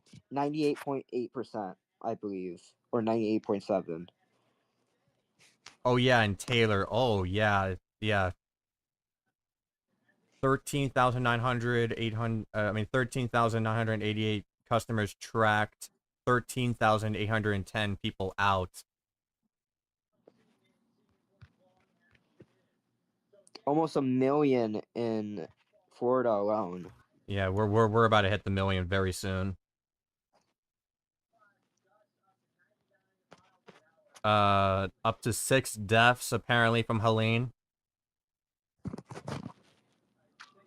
That is going to be rapidly rising. Yeah, unfortunately. 20% in Tallahassee, Leon County have no power now.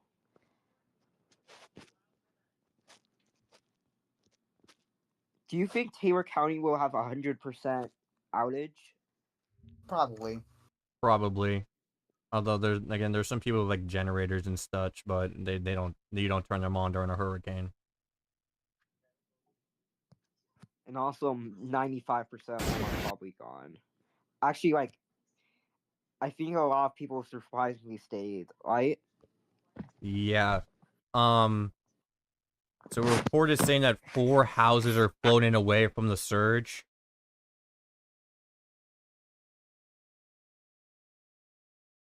And that would be in... I don't know. I don't know where that is, but it's somewhere along the coast.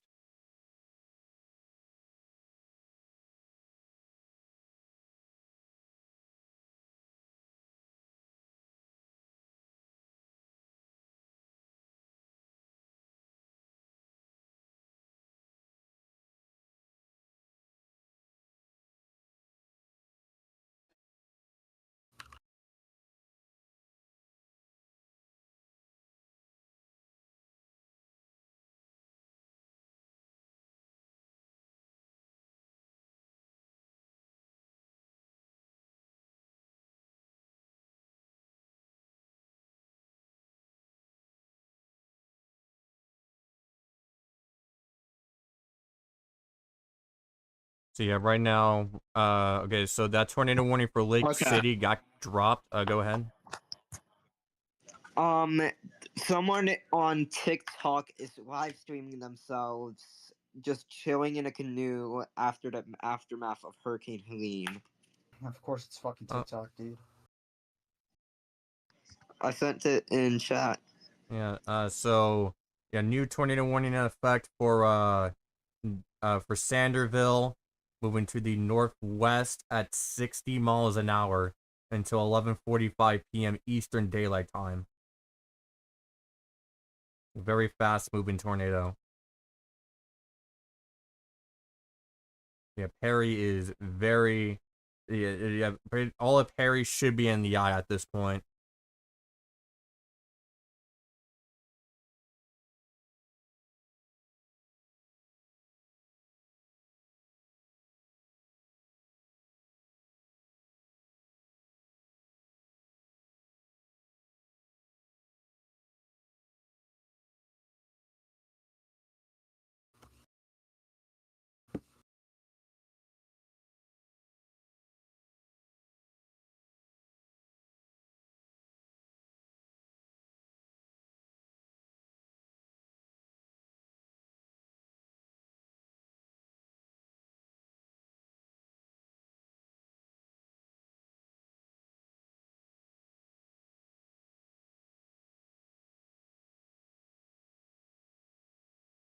We have a statement from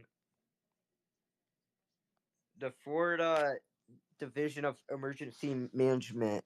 Hurricane Helene officially has made landfall in the Big Bend region as a Category 4 hurricane.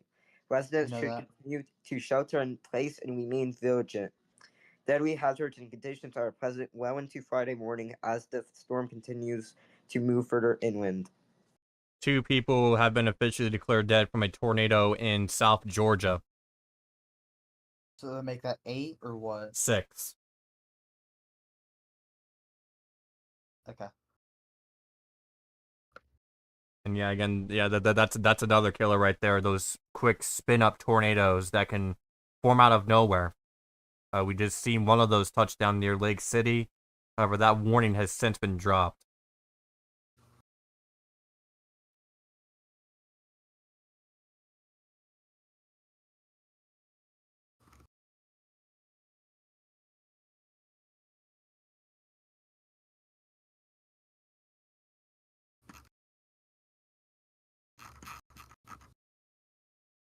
Let's see what else we have. This is going to cause an insane amount of damage.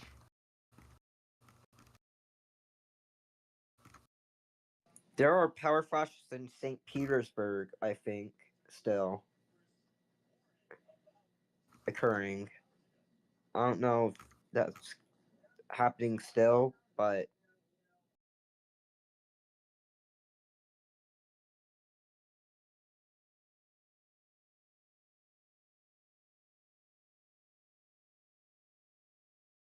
So yeah, weather fatalities. That account that's like actually pretty accurate has the total at 5. Unofficially, it's 6. One was killed in Tampa, Florida.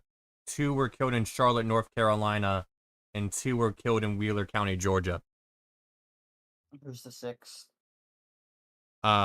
It's unofficial at this time. It's unknown. Okay.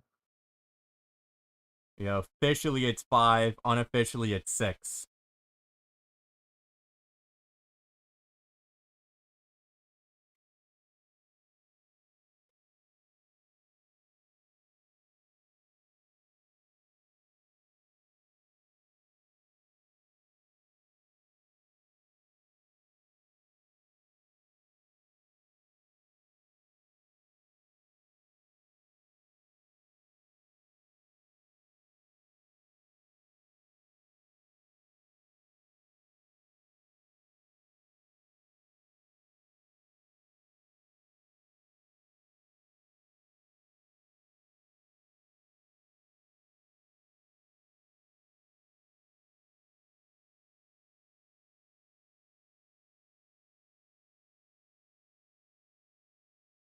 So, Brody, do you have any updates?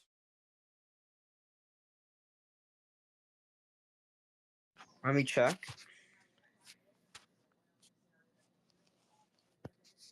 No, but I should expect one in like a minute or two.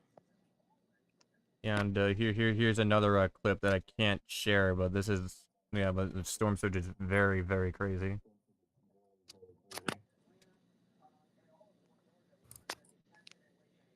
And I'll BRB real quick.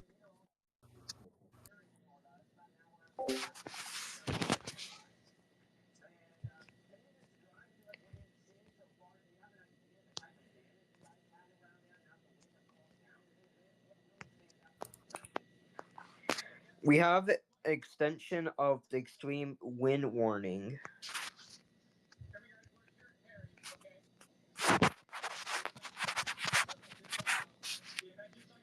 Into southern Georgia, I believe.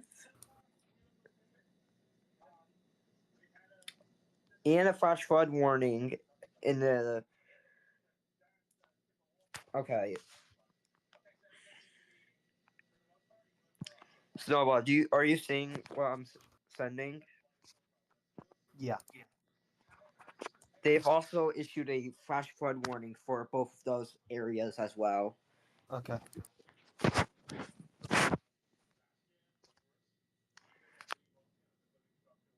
Okay.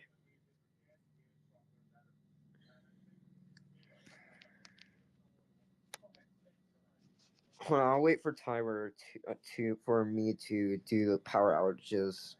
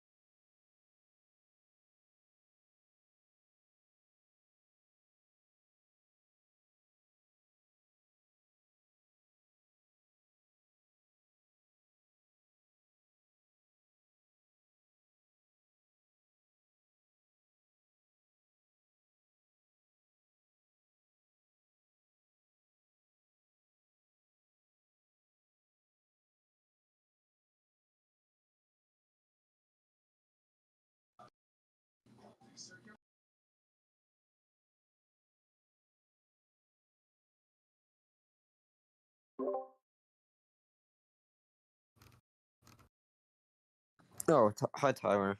All right. All right, let me give you an update on power outages. 1,036,000 customers are out in Florida, and it's saying that 103% of customers in Taylor County are out, even though you can't go above 100%. Oh, yep, I do see the million. There is also almost 50,000 in Georgia and 12,000 in North Carolina. Yeah. 7,000 in Virginia. Yeah, I'm going to check on Storms. Do you know that chaser that's in the Storms United? Is he in the eye wall yet? Pretty sure he is. Yeah, he is.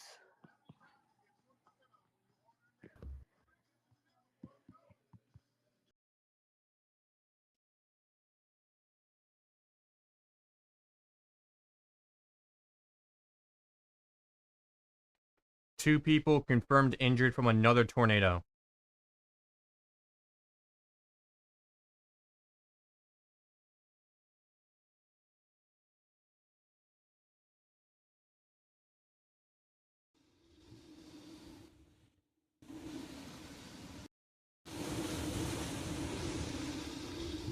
Here is some of that footage from that chaser. And here is who it's from. So yeah, the eye wall is definitely hitting right now.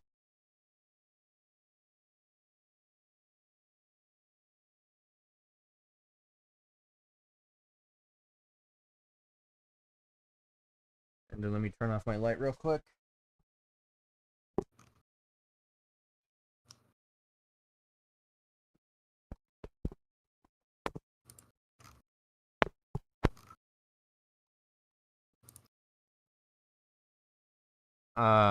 Where did Snowball go?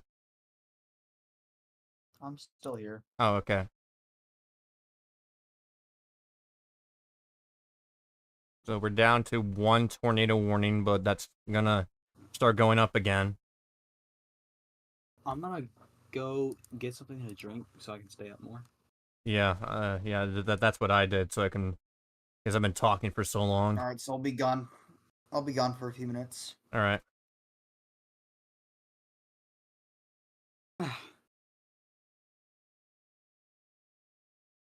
But yeah, now Ladybird and Shady Grove, I mean Lake Bird and Shady Grove is in the eye now. And again, if you're in the eye, do not go outside. Life-threatening conditions can rapidly return, and they will return. Perry is still dead center, I think. Yeah, from what I've seen.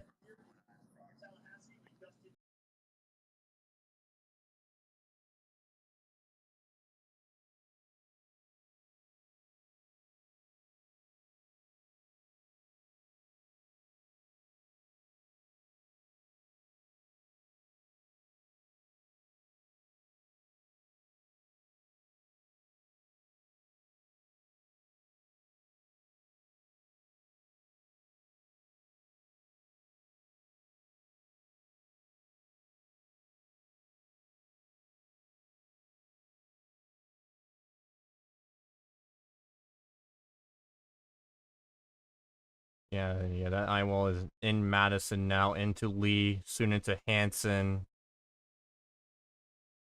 then into Jennings, and into Lake Park.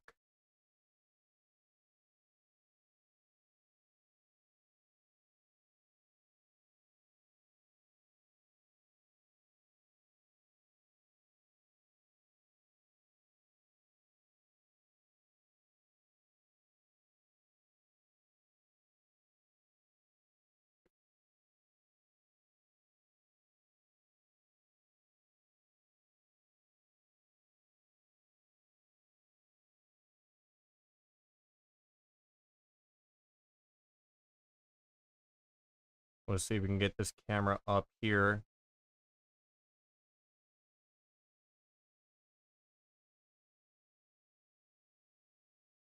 There we go.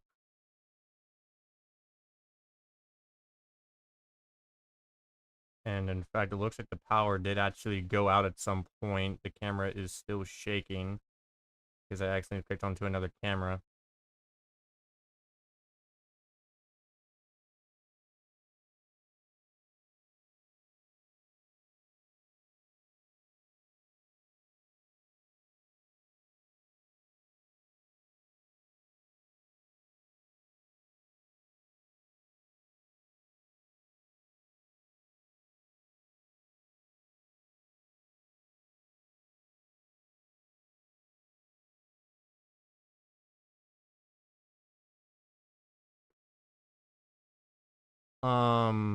Near Darling Park, a wind gust just came in of 83 miles an hour.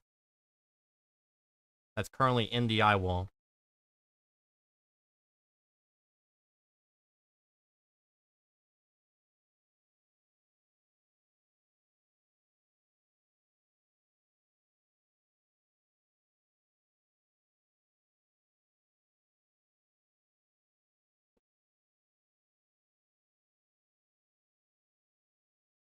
As you can see, the eye is starting to kind of cave in a bit.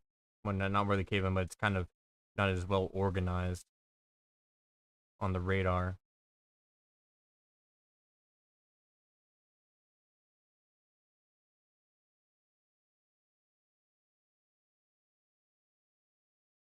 That looks pretty organized.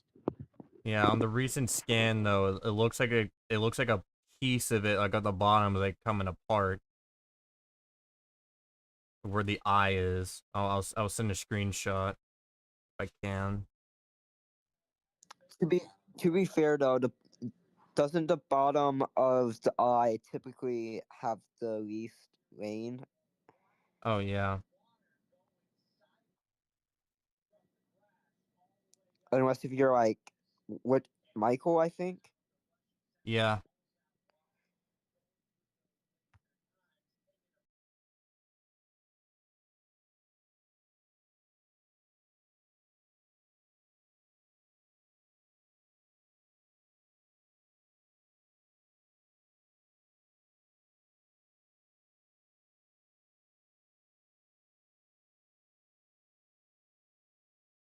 $80-mile-per-hour wind gust near Madison. That's where that chaser is.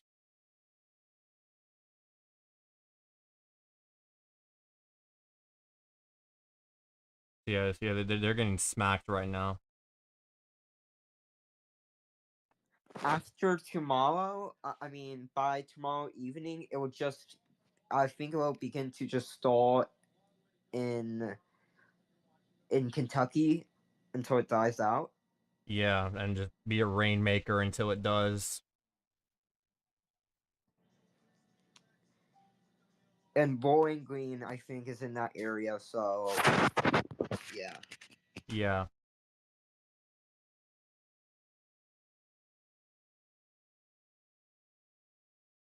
The last tornado warning has been dropped, so now we're down to 0 tornado warnings for right now.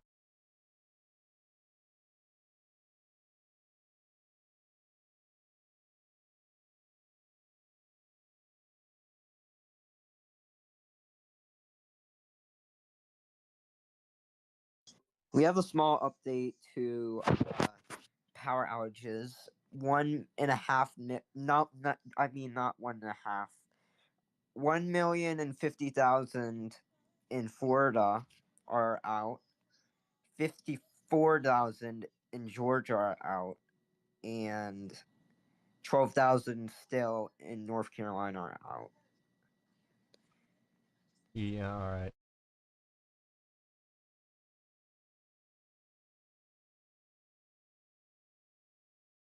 And also looking at it looks like the camera that I have right now looks to be the next spot to be hit by the eye wall, and then it'll be Valdosta.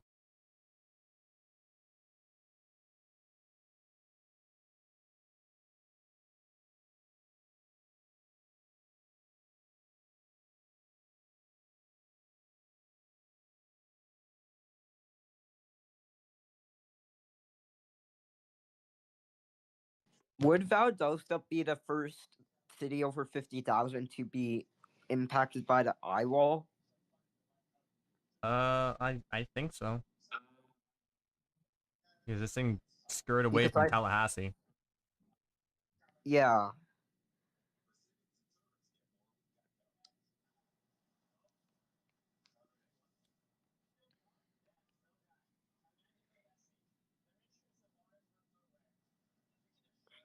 The fact that Macon has a chance of getting hurricane force winds is beyond me because it's in this dead center of Georgia.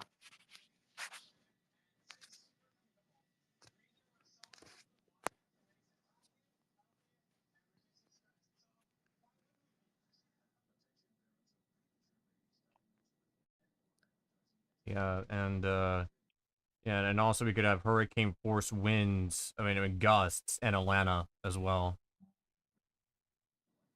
Yeah.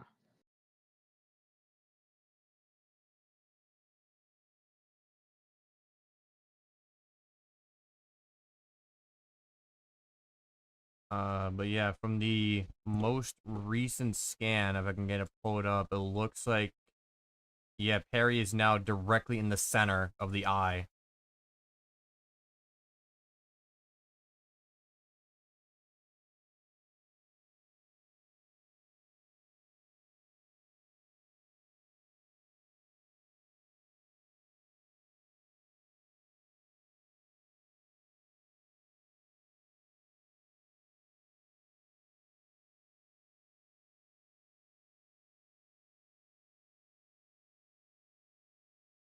You can actually see some of that eye wall lightning as well.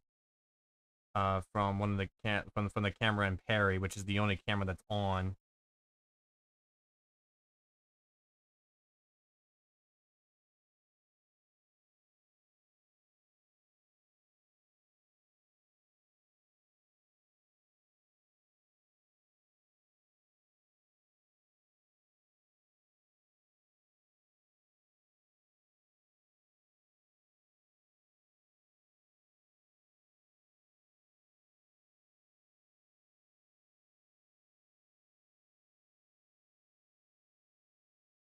Nothing there. Okay, I'm gonna go to Georgia's.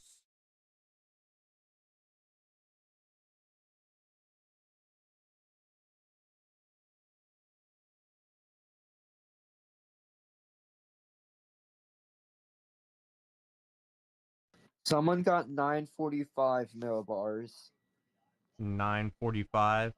Like measured. Yeah, on the ground. Oh yeah, yeah, I see that.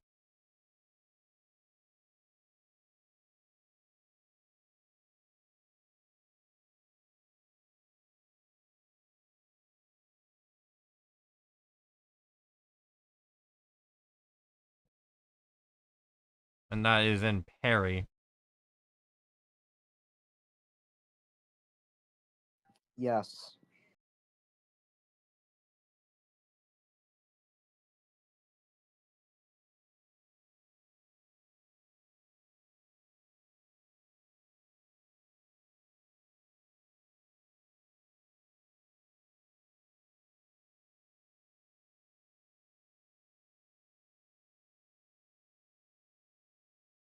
Yeah, a lot of these traffic lights in Valdosta is already swinging.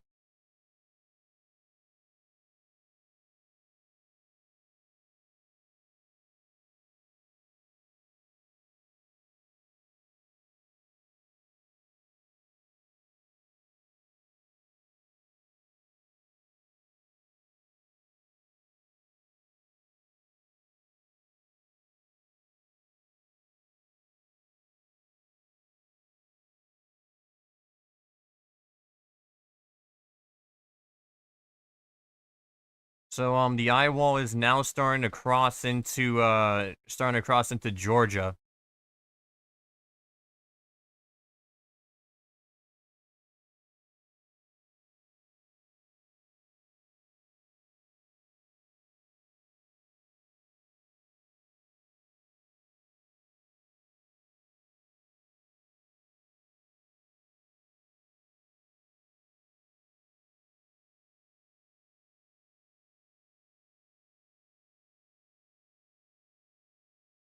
What is going to happen once Stelo and Helene collide with each other? What would happen?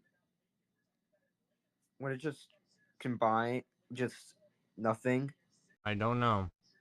I'm just trying to find cameras here real quick for equipment.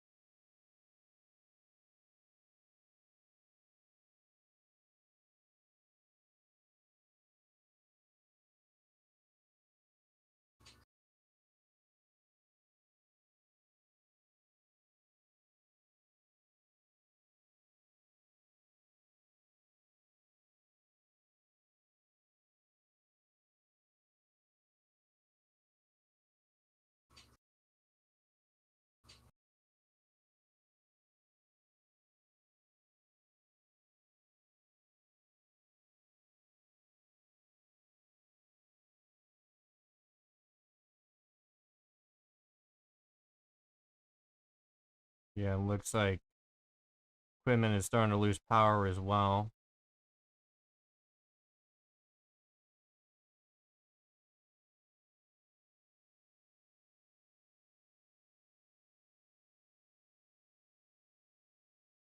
So again, if you're just joining us, we are currently, well, Helene made landfall recently, and now we are tracking Helene through the Florida Panhandle.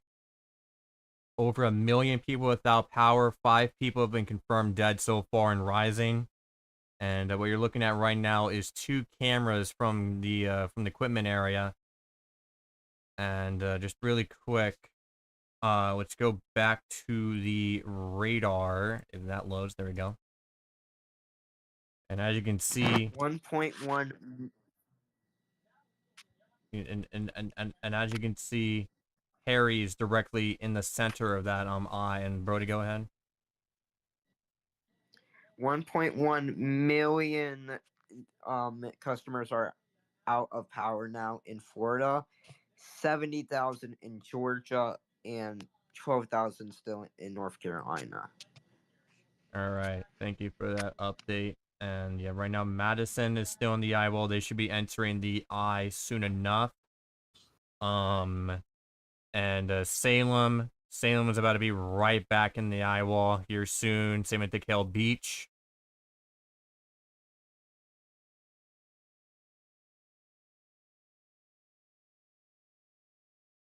And yeah, Madison County is reporting 100%, 106% customers out of power, which is roughly 700 more.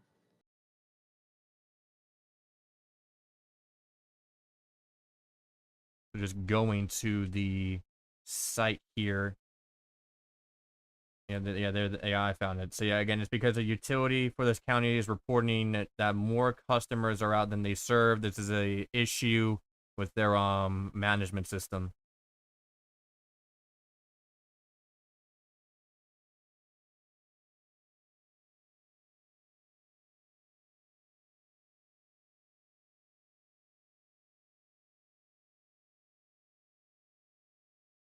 And going back to Georgia here, where we do have cameras that I'm trying to get up and going.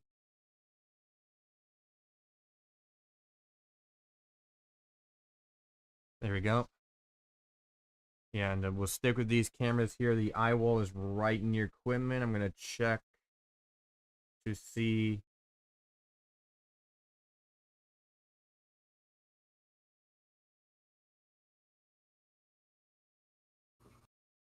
Looks like we got no information from that one chaser.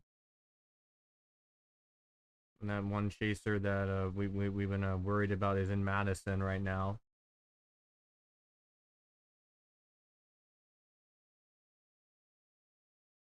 I do see some people on social media trying to get some help from the people in the coast, people that they know. However, in these kinds of conditions, first responders won't be able to respond. Go ahead. Is Snowball here right now? He said he was gonna get a drink and do something, and he'll be back. Okay. Hold on. I think I saw a shed that just flew off. Where? This is like 30 minutes ago off of US 98. Let me see.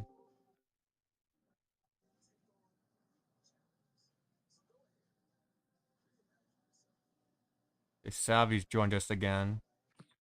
Hello, Wait, Savvy. y'all still live? Yep. Are y'all live still? Yes. Huh? Are y'all live still? Yes. Wow. How long have y'all been live for? We've been 2 live. years. Oh, we've been live for nearly 6 hours. Dang, I got back on time then. What was the reaction when you went and made landfall? Say Everyone again. was talking about it. Oh yeah. Let's talk about our reaction when we made landfall. Oh yeah. So, and also, by the way, Savi, in Perry, we had 2 cameras there, and we captured like over 20 power flashes there. Wow. And we captured a tornado in Lake City. What? Tornado in Lake City? Oh Yeah, my yeah, Lake gosh. City, Florida. Yeah, right now the eyewall is traveling its way up into Georgia, where we do have cameras That's a Cat in. 4. Yeah, Valdosta, Lake Park, and Quitman are next on the block. To be hit by I'm this surprised this eyewall. is gonna go into Georgia as a 4. This is insane. This has never happened before. So now at this stage, I'm going to go back to the Georgia Department of Transportation, where we have multiple cameras, and track this throughout. Yeah. Yeah, and in Quitman, you can see those traffic lights swinging there. Let's go to this camera, see if this one's on. Let me make sure that this is showing. Okay, yep. Yeah, and yeah, it looks like this is it's Wait, a are little they bit gonna calmer make a there. positional update? They don't Yeah, and like just now. yeah, what Probably. did they come out with one? No, Yeah, I not don't know. yet. Because I Not know yet. they stopped them after landfall for some I storms. thought they do it after a few hours after landfall. I think they do, but we'll see. Like they do it for like a few more hours until. Wait, this got another hour. This could go into Georgia as a Cat 4. Probably about to This come could down go to in a 3 soon. Yeah. Come on, man. Imagine if this makes it into Georgia 4 goes down to a 3, man. This could. Whew. So let's go ahead. Oh, did not mean to show that. Stream not available. Stream not available. There we go. Yeah. And one of What these do you are. mean not to show? I I gotta go for a night though. okay. Good night. I just accidentally Good clicked night. on the box that said stream not available, and it took me somewhere where it was an error. Oh. Yeah, it was just errors. Okay, we have an update. Go ahead. It is still 140 miles per hour. Did they raise the pressure, or is it still the same? It's still it's the same. It's the exact same. Movement? Any changes to movement?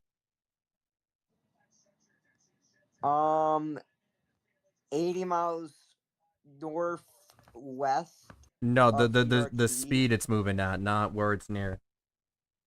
Okay. Speed, it's moving at 24 miles per hour. So yeah, still the same.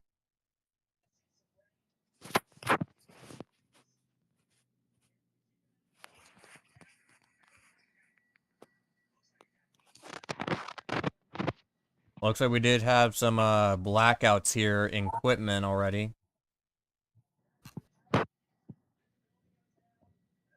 Cedar Key is up to 8.7 feet.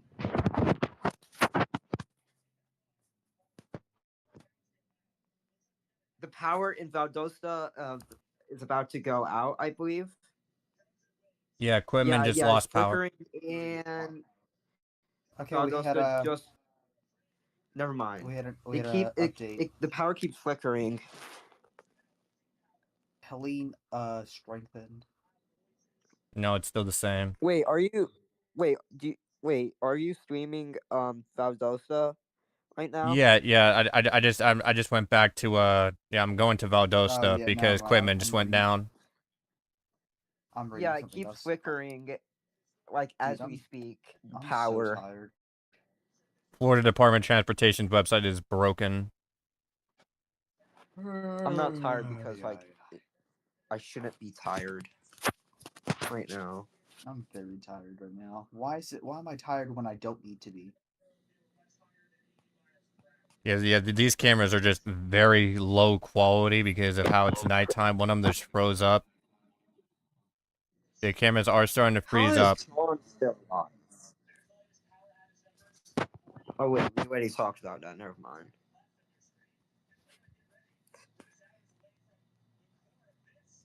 So yeah, these are some of the views from Valdosta from the Georgia Department of Transportation.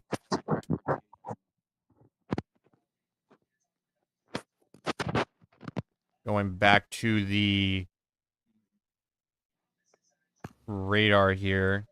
Yeah, the eye wall is now over parts of Interstate 75. Now starting to go into Jennings, Lake Park. Places like Madison is entering the eye. Lee is in the eye. Harry is about to probably go back into the eye wall. Yeah, right now the storm on radar looks like it's still organized, but on the southern side it's starting to collapse. Which is what hurricanes do in this situation.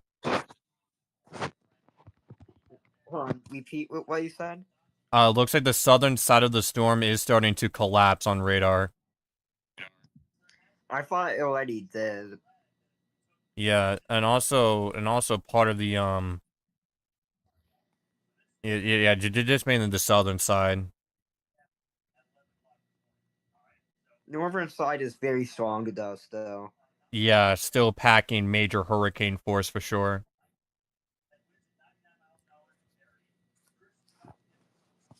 Same could be said about the south though, right? Because Yeah. Radar still only shows rain. Yeah.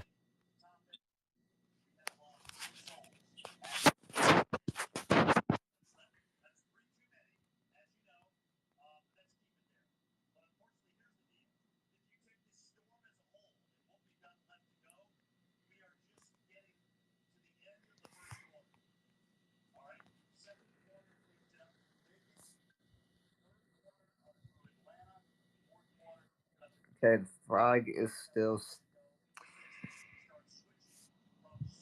Yeah, and for our Eastern viewers, it is now September 27th.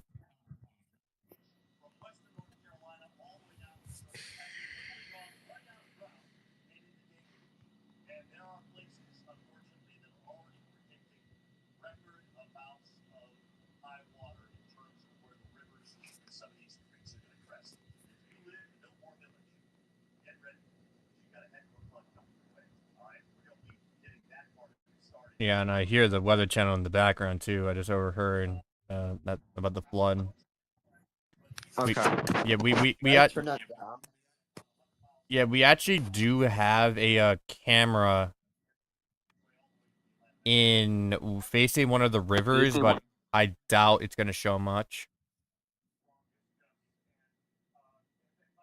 Yeah, it's not showing much. We should expect the governor to respond quickly, right? Yeah.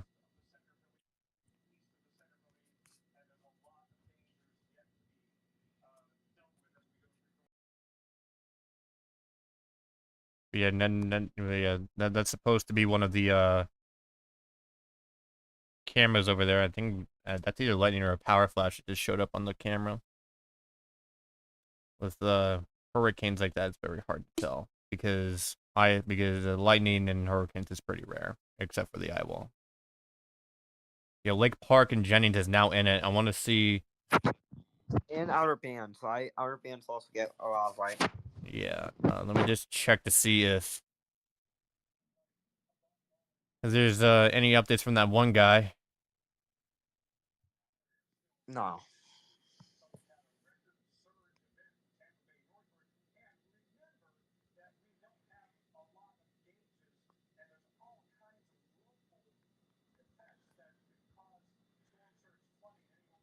So, from one of the so someone just sent a tweet out saying that so basically there's a hurricane hunting drone launched by NOAA. Scientists from inside the measured 10-second flight level winds of 158 miles an hour at 946 millibars near ground level. That seems a bit too low. Oh, it's in the eye wall. Never mind. Yeah, in the eye wall.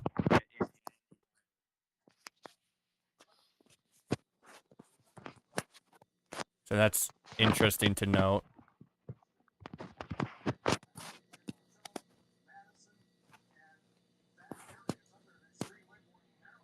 Yeah, that's something that will be found out post analysis, and now we do have a tornado warning again for Jacksonboro. That's been in a tornado warning before. This general area has been in a lot of tornado warnings. This is until 12:30 a.m. Eastern Daylight Time for a possible tornado moving northwest at 55 miles an hour.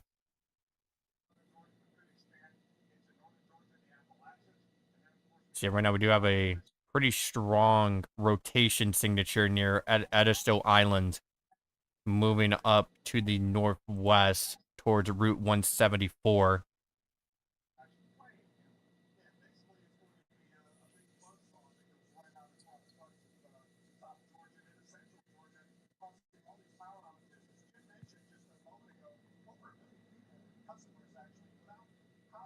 So I do want to go ahead and see if we can get anything out there, but it's very, very rural, so I highly doubt we will.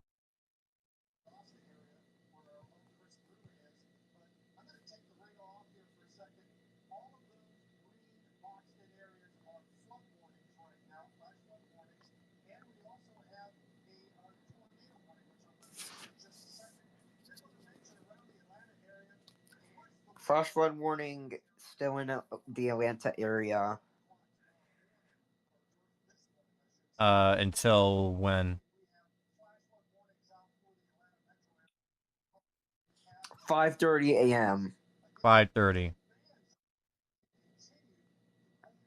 Which is 3 hours or something Around there. crazy. Oh wait, no, 5 hours. My bad. Yeah, but as expected, we're not getting any cameras from that area because of how rural that is. What do you mean? What areas? The one where that tornado warning is near Edisto Island in South Carolina.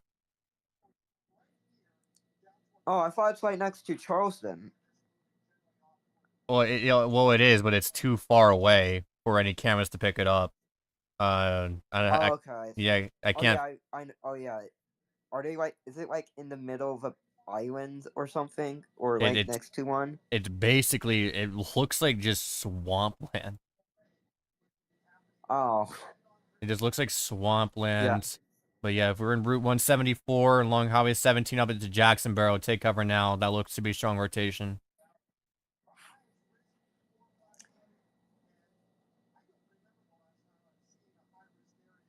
Yeah, Lake Park and Jennings is now in the eye wall. Valdosta is also starting to I enter am the eye wall. about to have another update in just a moment Yeah, on and power. yeah, no, BRB again.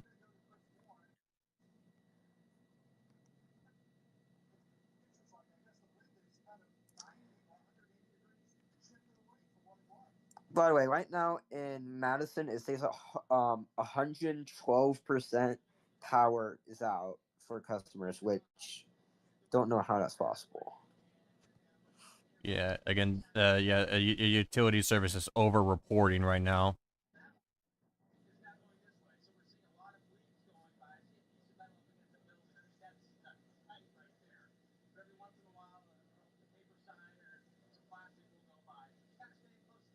Okay, new update: 1,131,100 customers are out in Florida, including and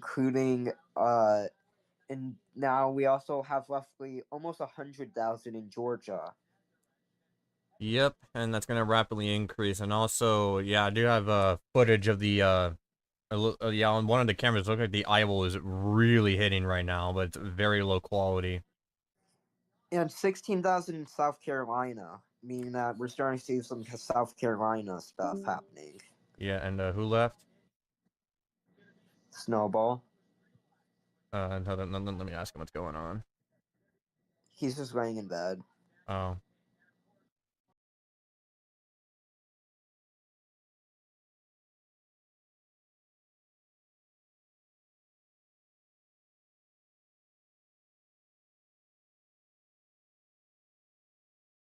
Looks to be very chaotic on the traffic camera east of the Valdosta airport. Hold on, I'm gonna get a snack real quick. All right.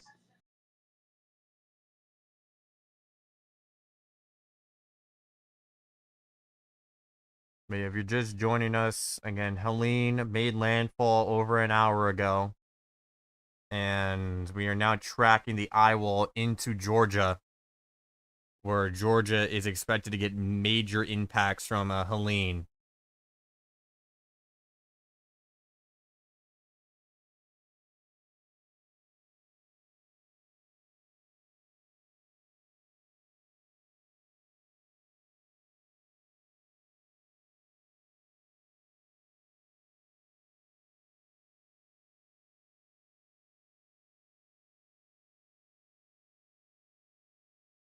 And then we're going to see...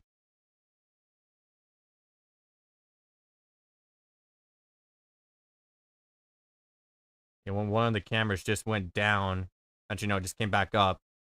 You're currently tracking the eye wall starting to hit Valdosta.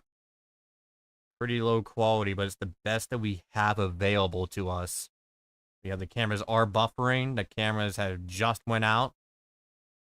So...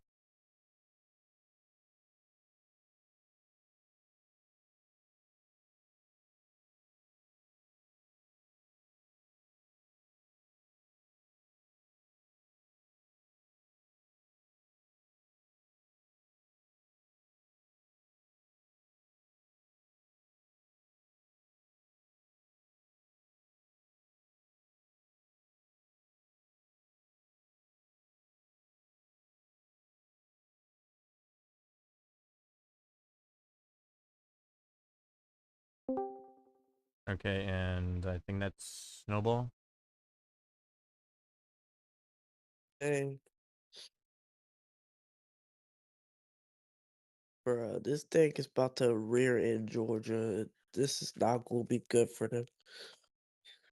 Yeah, and yeah, looking at the camera, yeah, it looks very, very chaotic from the eye wall. Even though pretty low quality, we can still see the traffic like shaking and the camera freezing at times. This is I- still very much a 4.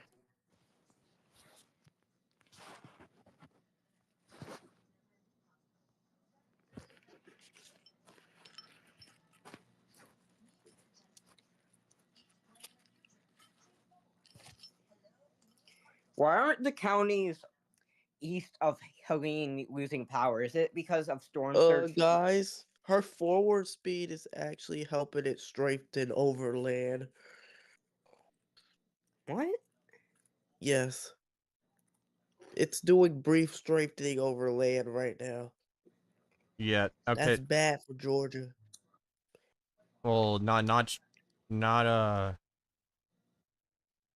Also, we do have reports of a lot of damage and Perry. A lot of catastrophic damage in Perry. That's just been reported to us.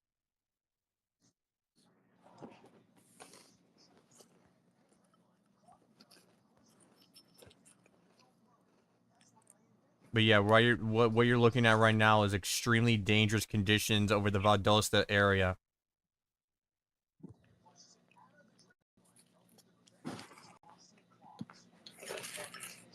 One is reported missing now in southeast Georgia. Say again? One is reported missing in southeast Georgia. Southeast Georgia.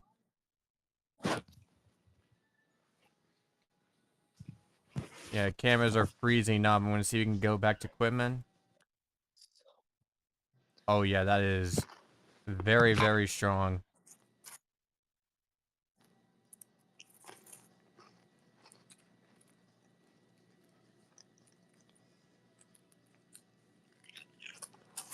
Yeah, looks like. Oh, okay. But yeah, it's tightening its vortex now. It's gonna weaken soon. It's the forward speed doing that.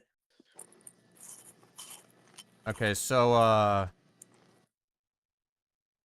yeah, looks like a large majority of the cameras in Valdosta are now down, which is not surprising. By the way, Helene is comparable to the size of Helene is comparable to like half of like 75%, 80% of Texas. Wow.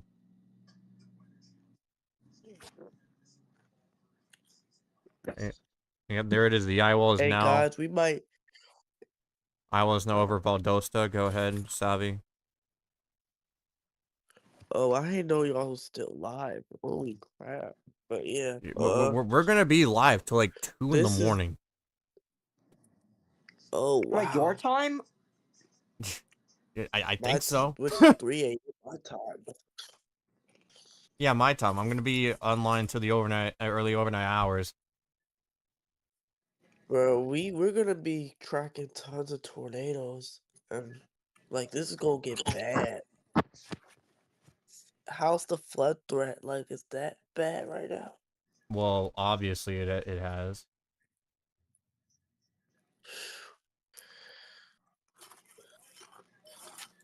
Oh God, what a long day it's been, long night. We're only basically beginning the night because of what we still have to do in Georgia. Yep. So right I'm not ready now, for it. so Tallahassee is still in the inner core, but they got spared from the main eye wall of the system. It's Madison's now fully in the eye. Greenville is in the eye. Lee is in the eye. Perry should be entering back into the eye wall if it hasn't already. Mayo is should be back in the eye wall. And now basically the entire center of the system is well over shore now. And Deco Beach is likely getting another round of storm surge. Especially in places like Sinahatchee. And I feel like that storm surge is only going to get worse instead of Hatchie from the now new wind direction. Yeah, Valdosta is now in the eye wall. Wind speeds of still category 4 intensity. As this storm is going to be one to remember.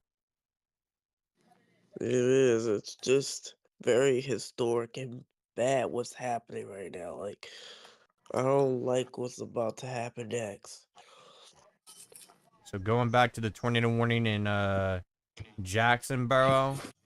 Yeah, the velocity still shows rotation now northwest of Route 174. This will be rolling on up towards Highway 17 into Jacksonboro. So if you're in Jacksonboro, seek shelter now. Strong rotation has been indicated by Doppler radar. And we already had 2 people killed from a tornado, and in one of the tornadoes we have had today.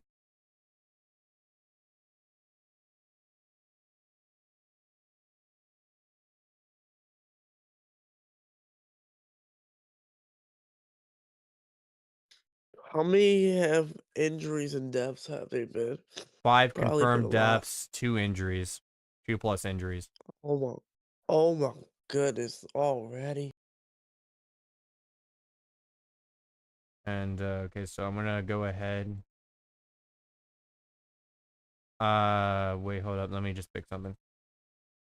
So in terms of damage reports, apparently catastrophic damage reports being reported in Perry, Florida. Major damage, with houses being flooded away by the storm surge along the Panhandle coastline.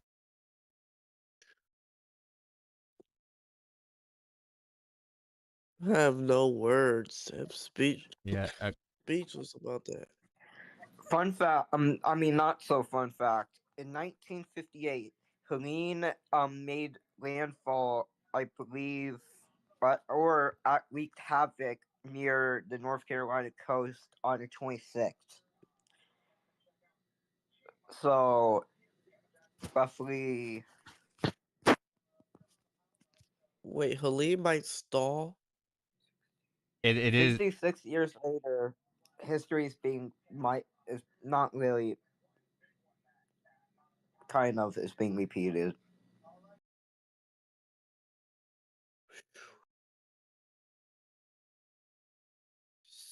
So it should start to slow down soon on the forward speed. It's gonna slow down and across Friday as it gets towards Tennessee and Kentucky. Yeah. 100,000 now in Georgia are out. Oh my goodness. Sorry, I And wish by I could speak more, yeah, but I'm just so tired. So yeah, please forgive me. yeah. Sabi, What? just go to bed. I can't. It's just too bad. I gotta Well, stay up. I want to get Snowball I'm gonna back make it in. strong. I'll be alright. Yeah, I'll be alright. you're not I don't think you're fit for streaming right now. Because we're going into the overnight hours, and I would rather you get rest while you track this. So Yeah, I just won't talk as much. I'm gonna track this though, cause it's bad. I need to be tracking. Can't you take like a power nap, like just a quick power nap? Just yeah, set an alarm and set like 10 of them.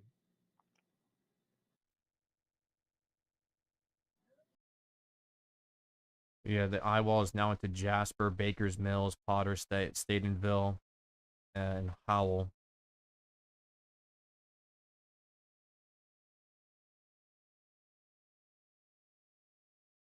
And yeah, the eye wall is now fully into Georgia.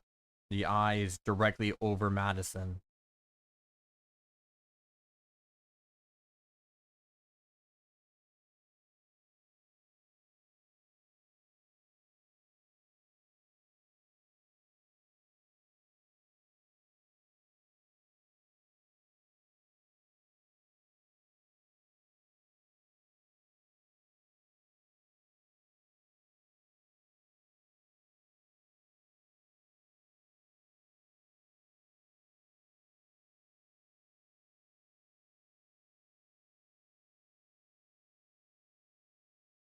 Yes. We've seen it.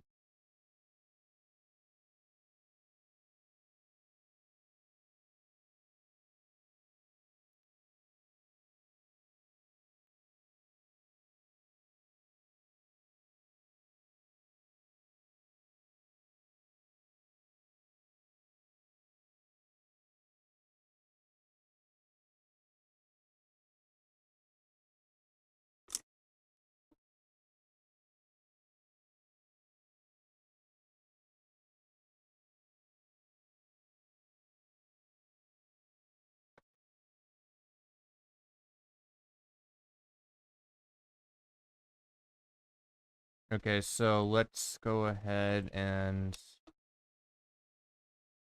yeah, wait, hold up. Yeah, so Valdosta again is in the eye wall. All the cameras there are down, so we have no live views there. And and I'm probably going to take like a 10-minute break, and I'll be back. So Brody, if you want to take over for now, then you can. Wait, how long?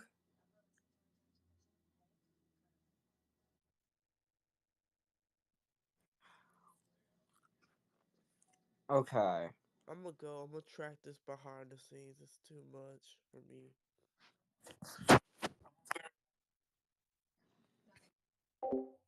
I was about to take a break as well.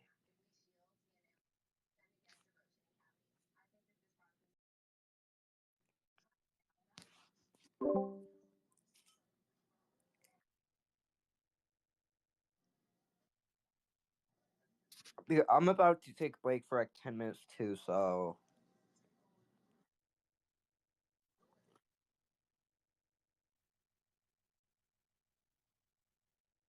Okay.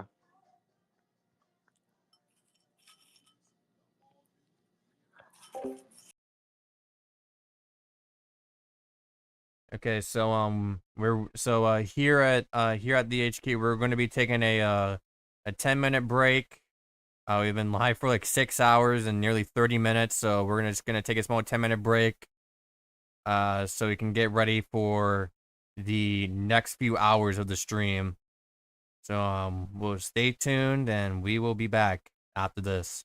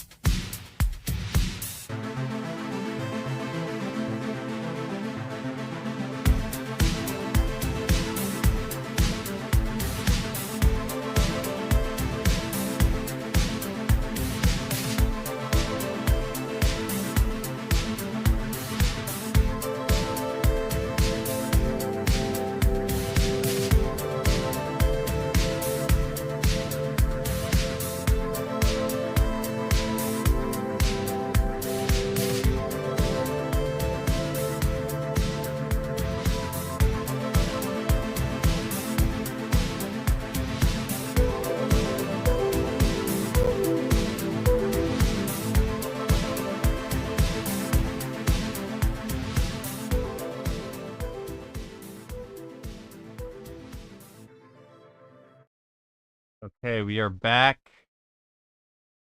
Let's go ahead and okay. Hold up, let me. All right, there we go. So while we were away, the flash flood warning count has increased to 28.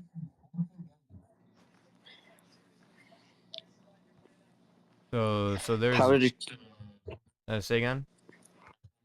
power outage update will be in like 2 or 3 minutes. All right. It looks like the eye of the storm is now crossing into Georgia. Valdosta is now in the main part of the eye wall, and it looks like it's the eye wall on radar. It seems like it's starting to collapse a little bit, but it's still holding up fine. But not as intense as it looked at landfall.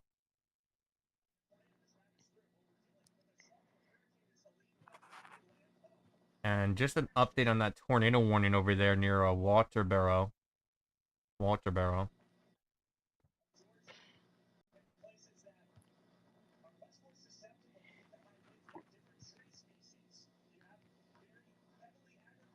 Wait for the radar to load.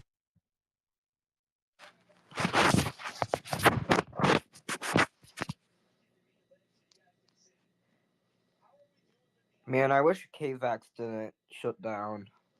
Yeah, yeah, that was bad to lose. Okay, so yeah, that rotation is still strong as it's now going up towards Cottageville and Waterboro. So seek shelter now if you're in those areas. That new warning will be in effect until 1:00 a.m. Eastern. With northwest at 50 miles an hour.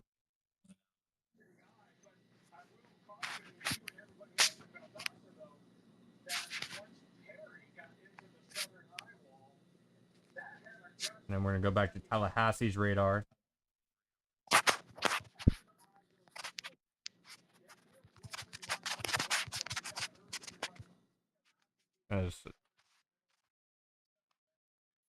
Okay, so let's go ahead and let me see if there's anything else that happened while we were away.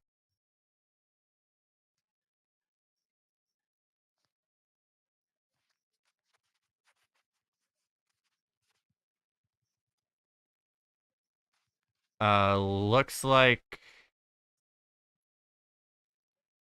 looks like from the IR imagery, the eye is starting to collapse on IR imagery. So yeah, the storm is definitely weakening. That's good. However, it's still definitely I highly doubt it's a 4 anymore. I think it's still a 3, like a medium and category 3 hurricane right now. Yeah. Yeah, I think those category 4 conditions have been long gone now. And I won't be shocked if they downgrade it to a 3 next update, which should be in about 17 minutes if they're still doing hourly updates, which I think they should be. Let me check their website real quick to see if they still are.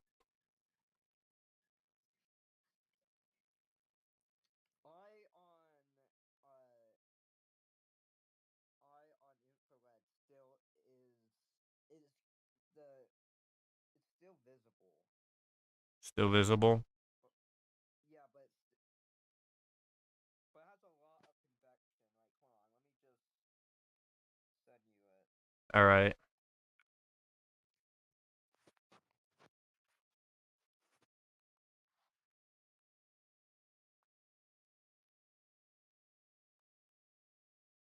There's a huge amount of convection being blown up right now.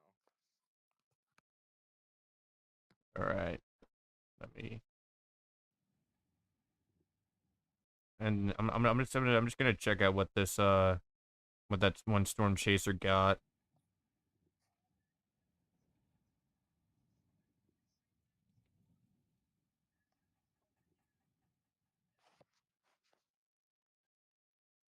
And also a collapsed cell tower in the middle of Doval in downtown Madison, Florida.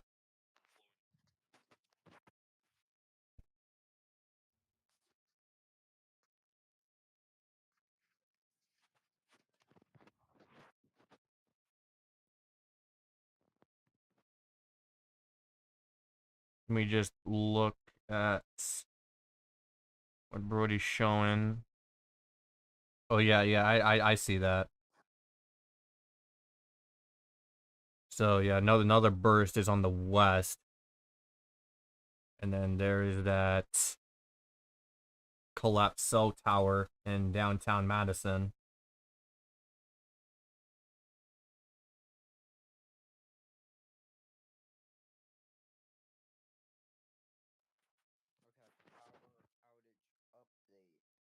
One, 1 million and a 1.25 million people have no power in Florida. 150,000 in Georgia, and 16,000 in South Carolina. So that equals roughly almost a million, million and a 1.5 million Yeah. without power. Yeah, Florida Panhandle is just completely out. You can clearly see where the hurricane's cutting through. Like a buzzsaw on the power grid. Yeah, and it's surprising to see like Duval 20% out, because Duval County is actually we can't actually tell if something's going on in Duval County. Yeah, but we should be getting our next update in 14 minutes. We'll probably see the intensity go down, probably likely down to a Category 3 hurricane. Did KJAX and KVAX shut down at the same time? I don't know, but the National Weather Service Jacksonville said that both of them were down. Okay. And yeah, right now, National Weather Service New Orleans is taking the helm for them.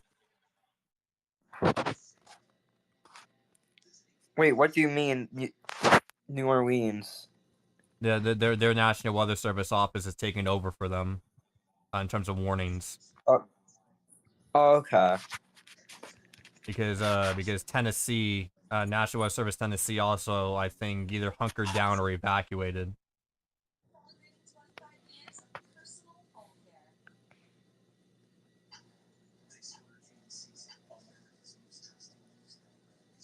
Actually, I do see them issuing warnings, so maybe they're back. But in their tweet, they said National Weather Service New Orleans was taking over for Jacksonville.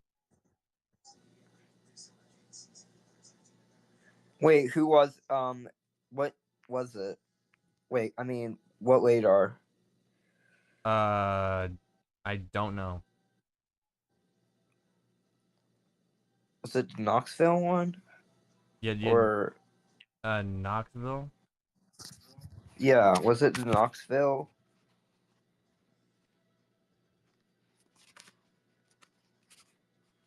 Wait, hold up.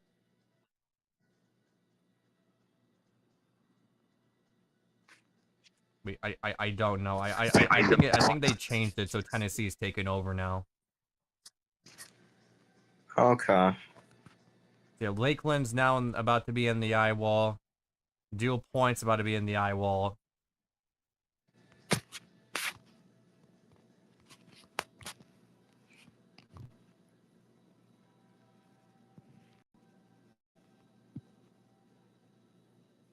Is that the Weather Channel storm alert in the background? What's happening below Jennings and Jasper? Below Jennings and Jasper? Yeah, there's this. It looks weird on radar. Yeah, it looks like there's like a burst in the eye wall happening. Yeah. Yeah, oh, their cameras were like down before the eye wall even hit, so I guess it's just a massive burst of wind that's happening right now over there. In Valdosta? And Jennings and Jasper. Okay.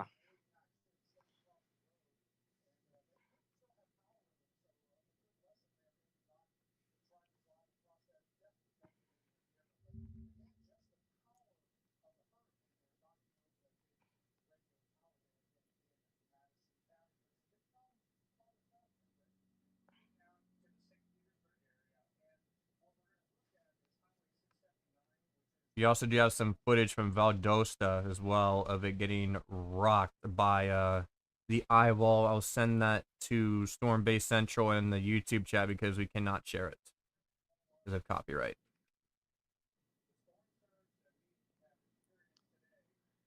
What if I ask him personally? I mean you could, but I just don't bother asking.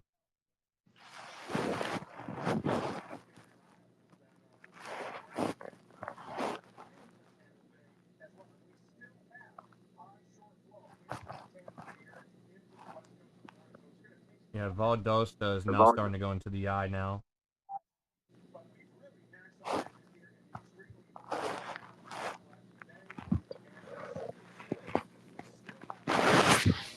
I'm probably gonna head off. All right, see ya, Brody. Thanks for See hopping ya. on. Thank you. I mean, you're welcome. All right, see ya. Okay, so now it's just me at the helm here. We're gonna take this out for probably another hour or two because I am starting to feel pretty exhausted, a lot more exhausted than I thought I would be around this point. But yeah, right now Valdosta is starting to get into the eye. Lakeland, Dill Point about to be in the eye. Well, Statenville, Jennings, Jasper is currently in the eye. I mean the eye wall. Lake Park is in the eye right now. However, that eye, as you can see on radar, is starting to collapse. So at some point, that eye will fully collapse, and the storm will start weakening significantly.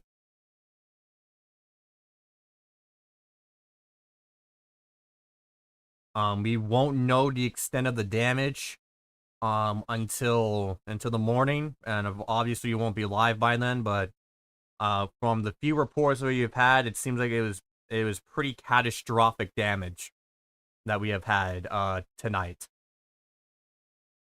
So far, last time I checked, 5 people have been killed from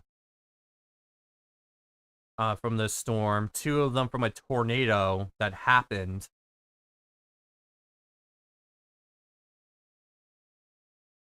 And yeah, right now time is 11:53 p.m. We're about to roll over into the next day as we're about to approach hour number 7 of the stream.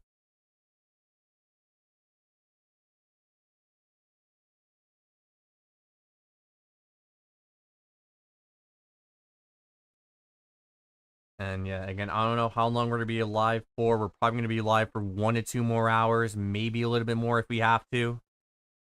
Yeah, right now the next update will be from the National Hurricane Center. And I checked live cameras. All of them are down.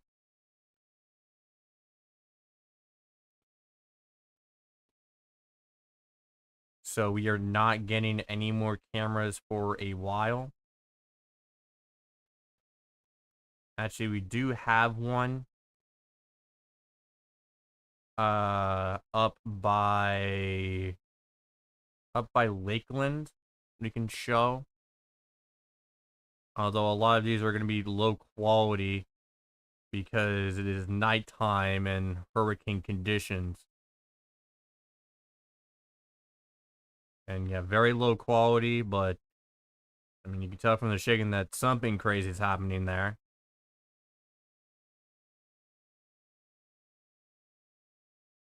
And that will be the eye wall that's starting to come in. So going back to that tornado warned storm in South Carolina. I want to go ahead and check in on it. See where it's at right now, because it's starting to get to a point where we do have cameras that we can check out. Excuse me. Have you heard that? Yeah, let's wait for the, let's wait here. So yeah, it looks like the rotation is starting to fizzle out. It's starting to become very, very broad, so I don't know if they're going to extend this. We'll find out here soon, but this is coming up into Candies. And that's how you say that name. I'm probably horribly butchering that name. And then it's going to go into Interstate 75.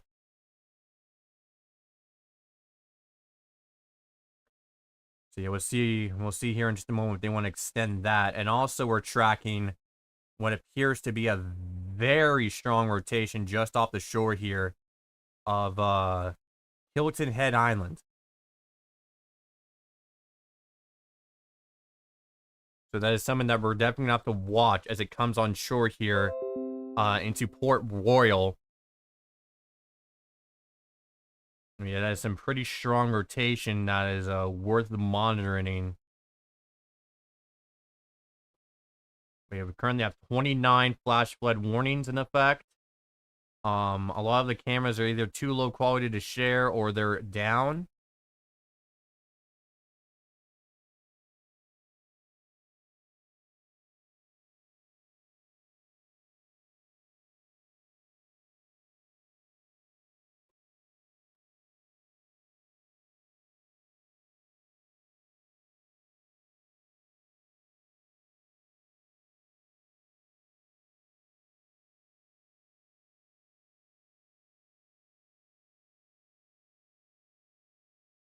And yeah, I think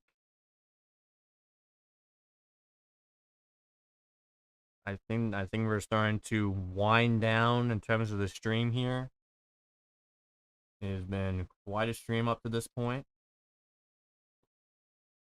We started streaming at 5 p.m. and then we took it all the way up to landfall. We saw what happened in Perry, Florida. And now this storm is all the way up into Georgia. And we're just waiting on the next update. I think they're going to do another hourly one.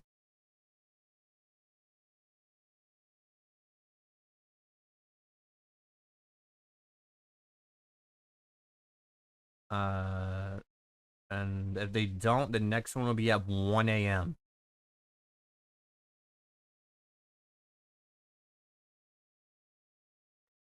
In terms of tornado reports, we're up to 5 tornado reports now.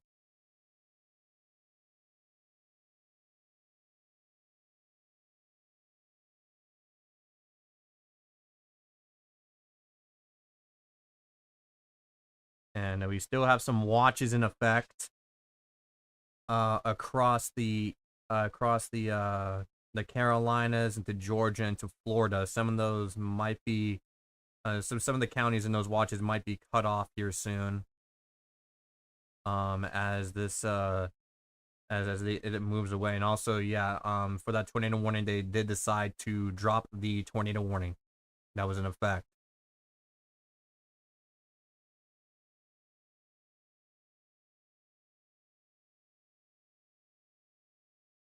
So what is next? So let's go ahead and show you what's next for the system.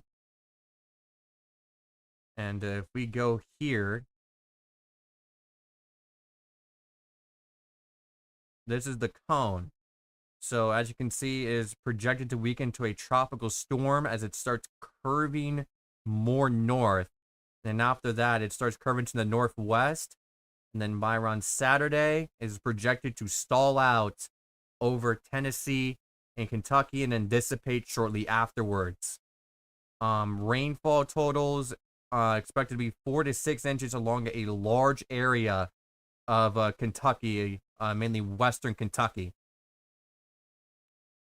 But if we go to the risk here, we do have a high risk for flash flooding still in effect through today into Friday, and into Saturday.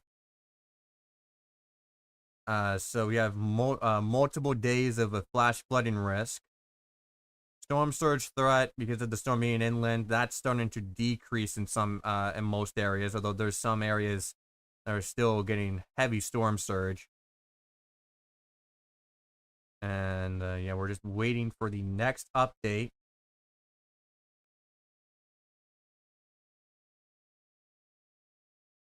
And if they do decide to do another one, then we'll give you that information as soon as possible. And then also in the tropics, we're tracking Tropical Storm John, which has been doing multiple loops around Mexico. Basically just been curling around Mexico, being a giant rainmaker. And we also have Isaac, which is projected to just be a fish storm. And is very expected to intensify into a hurricane. However, that will remain away from land.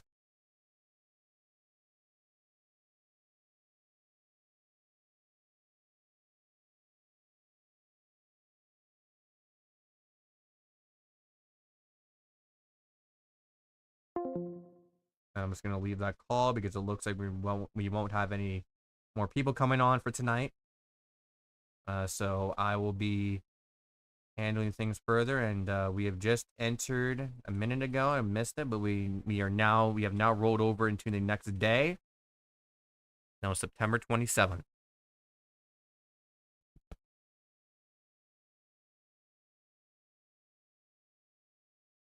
So yeah, again, it's been a very long day, and then actually, before we could keep going, there is a Tor R issued, and this is the storm that I was highlighting earlier, actually.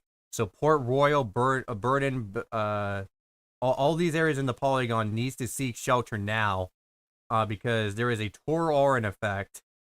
Weather spotter confirmed tornado moving north at 60 miles an hour until 1:45 a.m.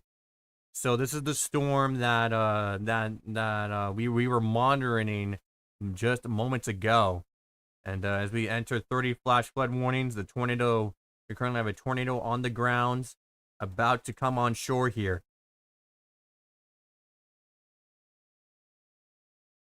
And we just got the next positional update.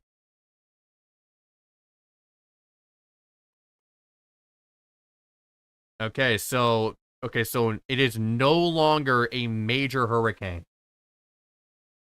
So we'll give you so hold up. So yeah, it is no longer a major hurricane. They have gone all the way down to 110 miles an hour. And the pressure is now 950 millibars, so that is rapidly risen up. And is now moving north-northeast at 26 miles an hour, so it's gone even faster. So now the storm is no longer a major hurricane.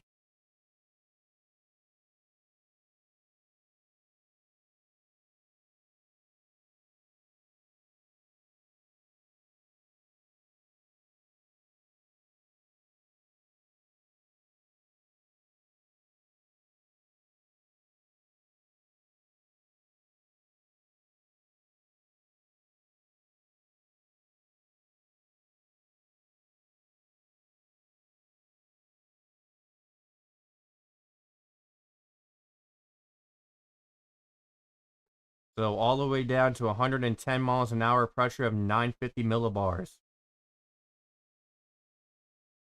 So yeah, again, that weakens, according to forecast, that weakened a lot faster than what was being forecasted. So we'll see if it remains at hurricane intensity up to what was being originally forecasted. So again, we're expecting this to be a tropical storm with near hurricane force gusts over the Atlanta metro area.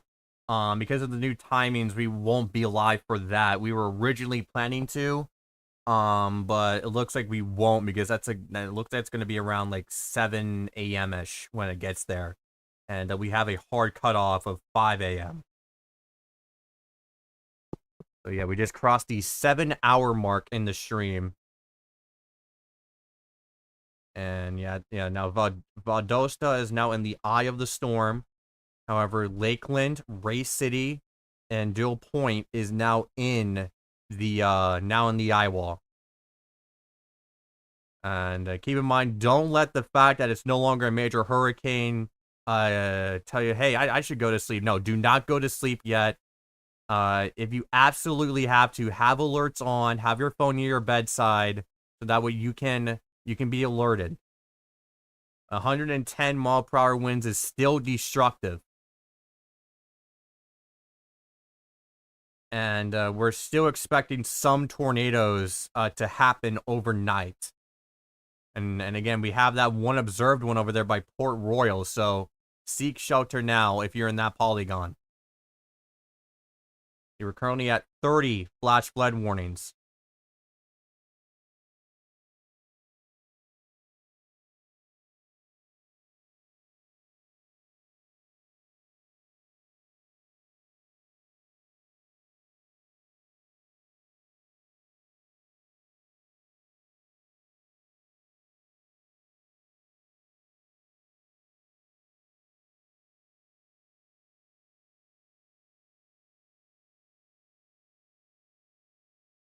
And yeah, that seems to be everything up to date. Let's see if we can get some new information.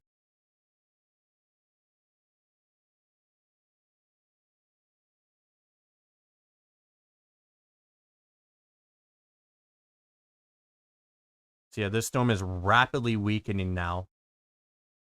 However, it is still a destructive 110 miles an hour.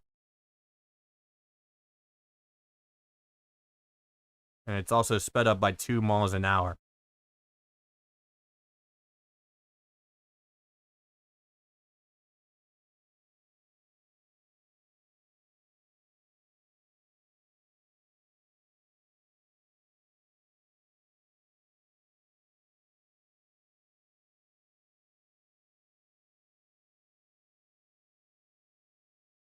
And yeah, again, we've been live for quite a while. And again, we're starting to kind of wind down a bit. So we're trying to just reorganize everything here.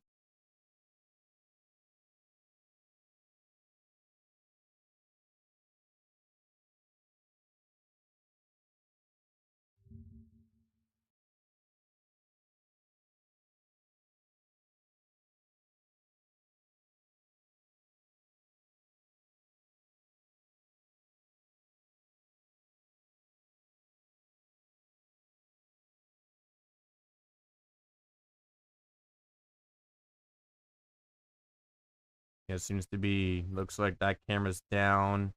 I've just been looking for any new cameras that we could go here. So it looks like there's not much to show yet.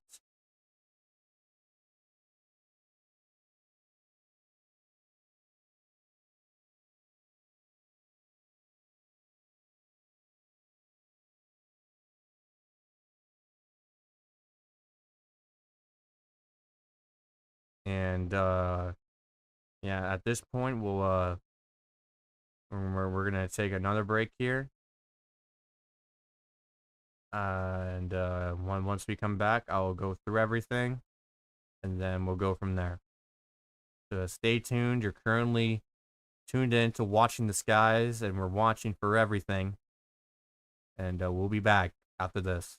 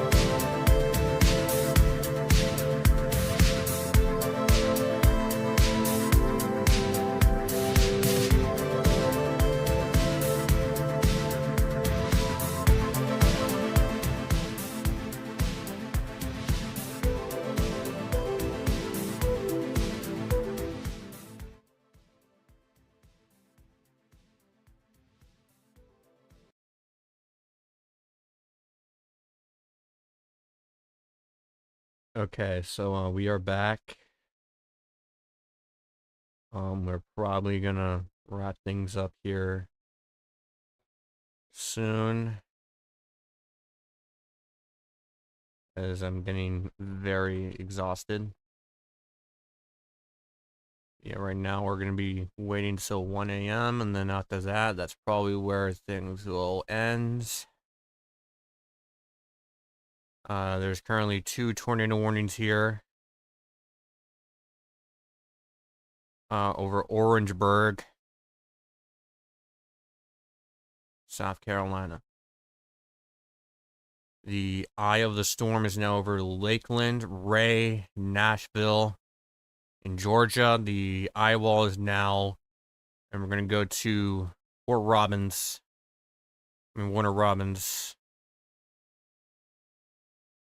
And then one of the tornado warnings also got dropped, by the way.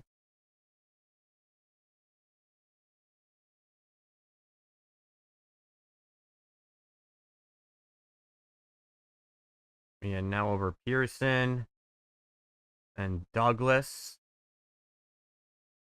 That's where the eye wall is at. The storm is starting to weaken pretty significantly now.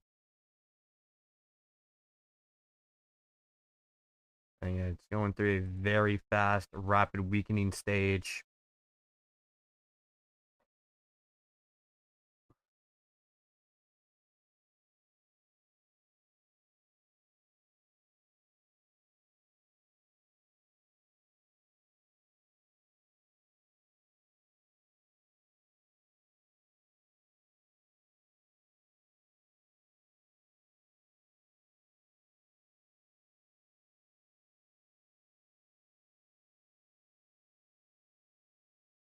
Here is some damage photos from the storm.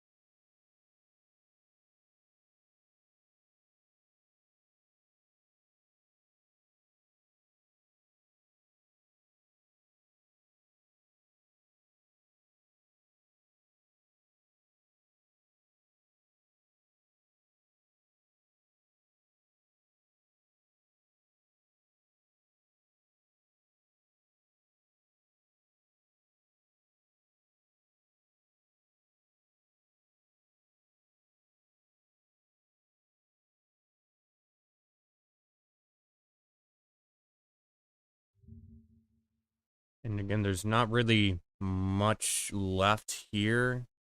And again, I'm very tired. We've been live for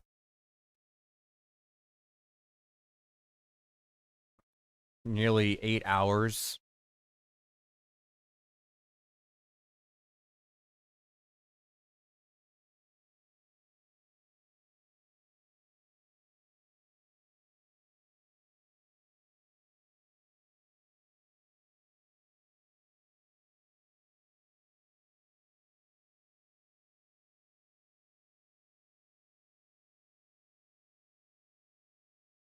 Yeah, in about 14 minutes. Let me see if they're still doing hour updates. Oh, well, we're about to have an intermediate advisory actually soon, so regardless, we're getting an advisory.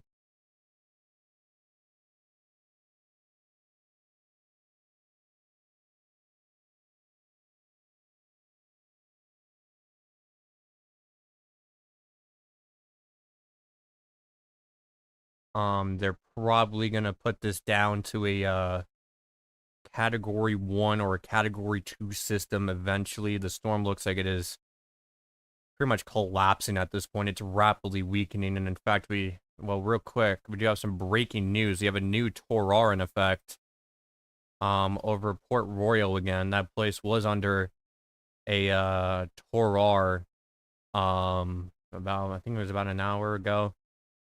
Almost an hour. So the same places are now back under a Torar until 2:15 a.m. Eastern Daylight Time for a tornado moving northwest at 75 miles an hour. And there is that storm right there. It's now starting to come on shore and will approach dangerously close to Shell Point. So if you're in Shell Point and areas around, seek shelter now.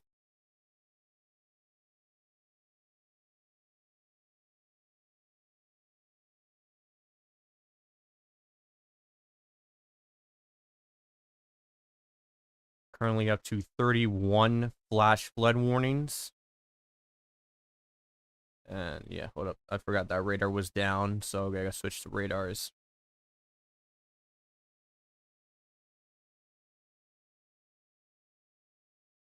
I'm gonna see when Jacksonville rose up.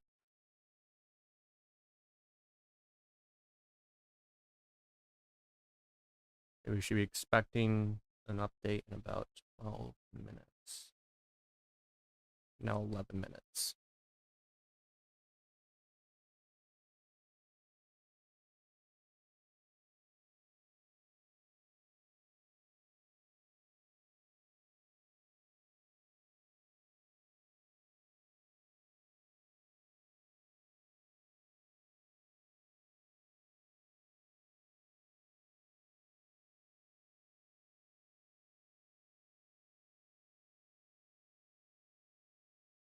And yeah, right now the eyeball of the storm is now over Douglas, now over Pearson.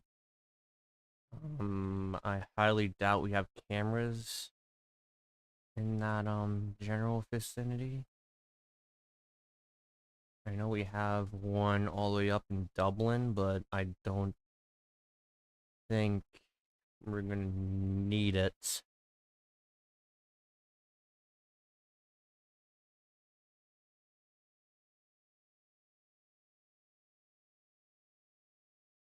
Maybe they have some cameras on the Georgia Department of Transportation. I think they do. Okay, yeah, they do have one. However, it's pretty low quality. I'll show it briefly anyway.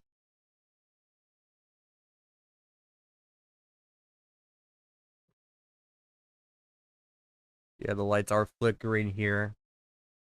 Again, it's very low quality. It's normal for stuff like this, but you can see some traffic lights blinking, rain curtains if you look close enough. But pretty hard to tell anything else apart from that. Power outage wise,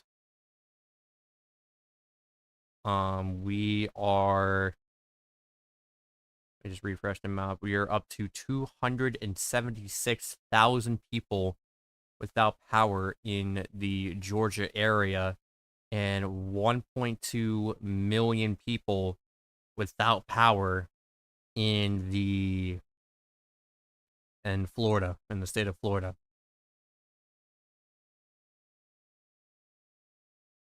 So right now, Taylor, Madison, Hamilton, Saline, and yeah, those counties are completely out according to poweroutage.us. It's currently over the customer's tracks because of a database error from the utilities. Clinch County is nearly completely without power. Echolas County is pretty much without power. Lowndes County is basically without power. Brooks is basically without power. Cook County is basically without power. And all the way to Atkinson, 4,000 out of 4,700 people are without power. And yeah, again, this has been a buzzsaw in terms of the power grid. And if you go further north, South Carolina has 25,000 people out, and North Carolina has 13,000 people out at this time.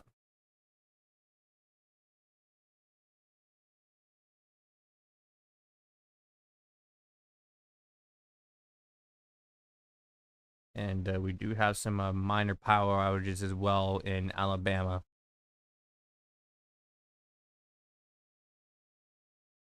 And won't be shocked if we have some in Virginia, because we did have some we did have a few tornadoes up there as well. So going back to the radar feed, we're approaching 1 o'clock in the morning, and we'll be getting our next advisory, where I think they're probably going to drop this down to, they're probably going to drop it down to a category 1. Currently it's a 2.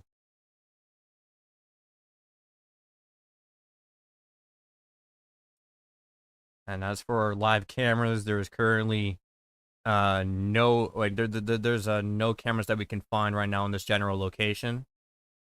However, we did have a lot of live views and when it was in Florida, around Perry, Florida mainly, and since we started, it was since we started when it was over near Tampa.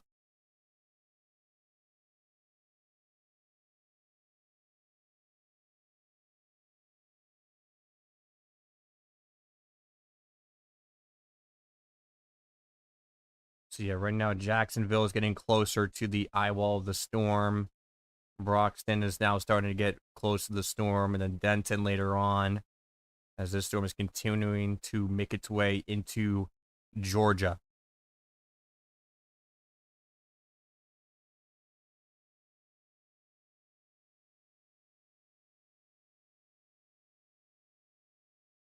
So updates from this point forward will be few and far between.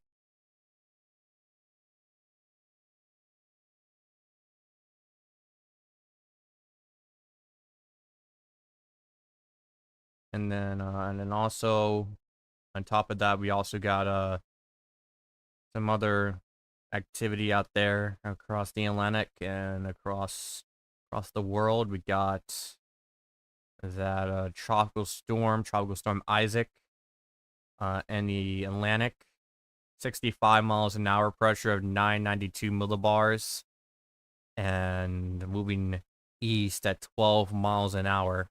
That is projected to become a hurricane and will remain at sea for the duration of that storm. And then the next thing that we'll keep an eye on, there'll likely be, the next thing we'll keep an eye on is Invest 98L, of a 90% chance of formations in the next 48 hours and a 90% chance of formations in the next 7 days. And yeah, right now it's moving west to west-northwestward at 10 to 15 miles an hour. The system is then forecast to slow down, then turn north and northwestward by this weekend. However, right behind Helene, we're tracking another signal of an area of low pressure that could form over the Western Caribbean Sea by the middle of next week. Environmental conditions are expected to be conducive for slow development thereafter, while the system moves generally northwestward, potentially entering the Gulf of Mexico by the end of next week. So this is the next thing we got to keep our eyes on. So for us people in the Gulf of Mexico, we're not done yet. We got another disturbance that we have to keep a close eye on.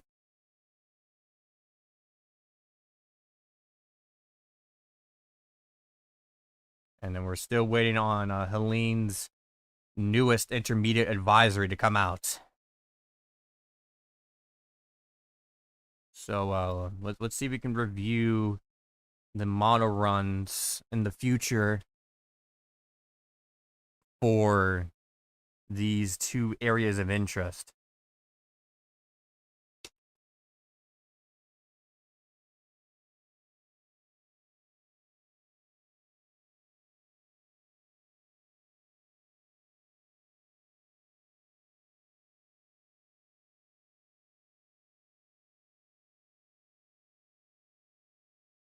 So let's go to the North Atlantic.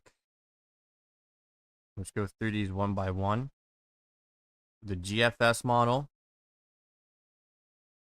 for this system right here expects it to form into a tropical storm and then slows down and then curves off to sea, and also forecasts another wave to come off. And there is that area of interest that we're looking at,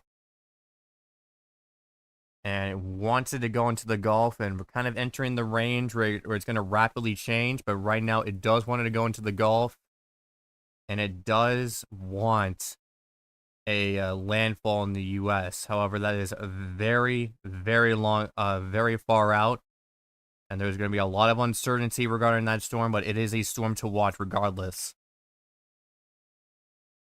And that GFS room wants it to hit HQ. Again, these are also 18Z models, so they're notorious for not being very accurate. However, we will go through these regardless, just to show you. And then the EMCWF model, once that storm will form, wants it to remain kind of on the weak end side of things. Not really me. It's not letting me go back on the model.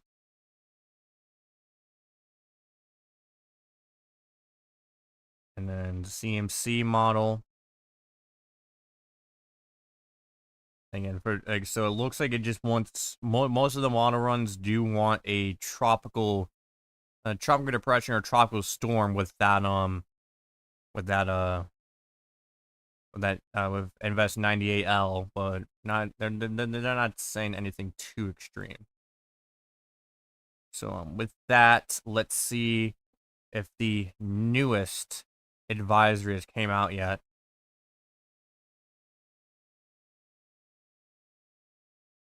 Looks like it has. And okay, so this is the newest advisory from the National Hurricane Center from the 1:00 a.m. Update. And now it has went down below 100 miles an hour. It is now 90 miles an hour with a pressure of 955 millibars. And it's still moving northeast at 26 miles an hour.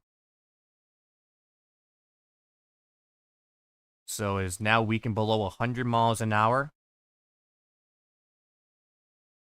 And yeah, there it is. Hurricane force winds is over Georgia right now. Forecasted to be over Atlanta by 7.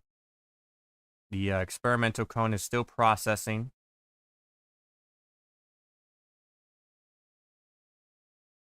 And we won't be live by then, but the next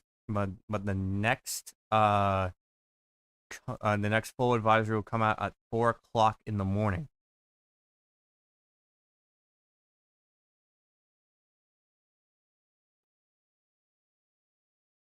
Going back to the radar, there is no more tornado warnings. And, looks like conditions will continue to improve over time. Looks like Florida is basically nearly done. Let's just check here. We have the Florida Panhandle is in the end stages of the hurricane as the storm continues to collapse. And now it's just Georgia receiving these impacts. And it will last overnight. And we're expecting Atlanta to get some tropical storm force, maybe a hurricane force gust at times in Atlanta. However, this storm has weakened a lot faster than I think what was predicted. 32 flash flood warnings, and yeah, and we're probably going to see that storm start curving to the northwest eventually.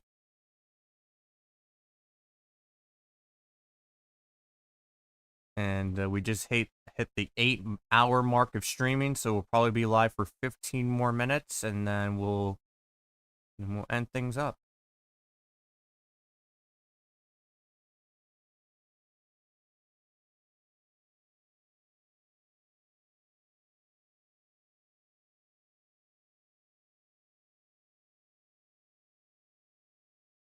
So, just to review everything that has happened. We started at 5 p.m. Central Time when the storm was still intensifying, and intensified to 140 miles an hour, and then made landfall at that intensity.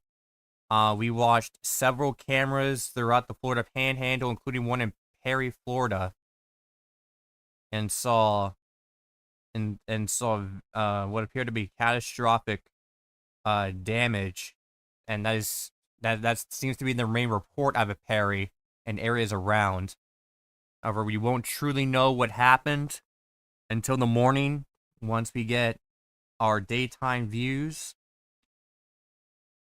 And I also want to announce real quick while we have the time that we should be starting our weekly forecasting show probably on the 2nd of October, on the 5th of October. That's something that we wanted to do since I think June, May or June. But we just haven't gone. We weren't able to get around to it.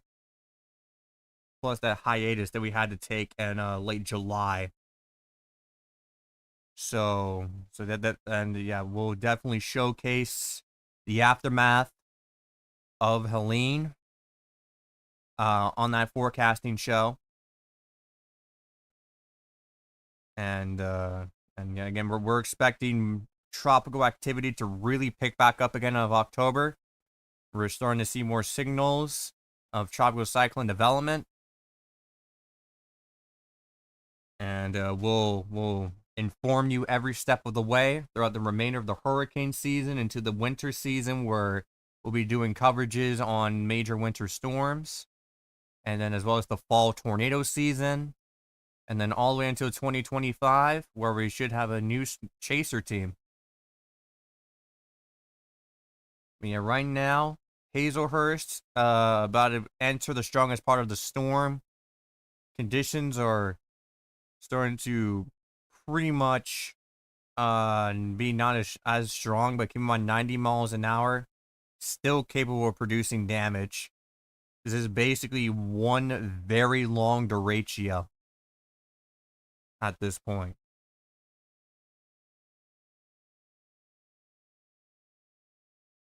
Yeah, the center is directly over Guadalupe. I know I horribly butchered that, but I'm exhausted, as you could probably hear from my voice. But yeah, I'm very exhausted, but I'm gonna stay on for just a little bit longer.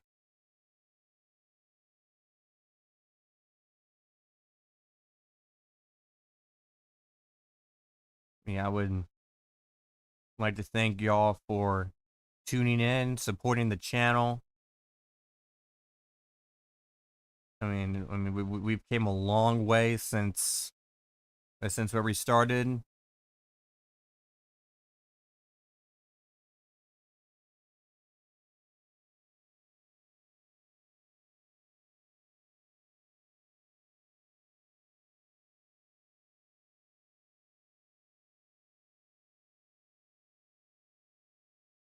Yeah, now the strongest, the inner core of the system's now about to go over Lumber City. Yeah, Valdosta, you're pretty much almost done with the system. You still got a little bit of rain and wind left, and then you should be done. It's very important to not go outside, because of all the hazards that can be out, all the downed trees, all the down power lines.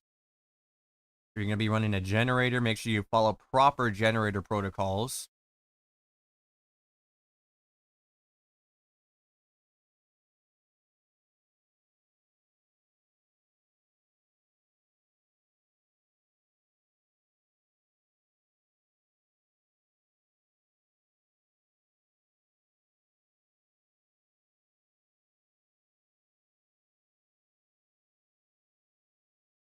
Currently up to 32 flash flood warnings. I mean, we got a lot of flash flood warnings across Carolinas, Georgia, Florida, and Tennessee.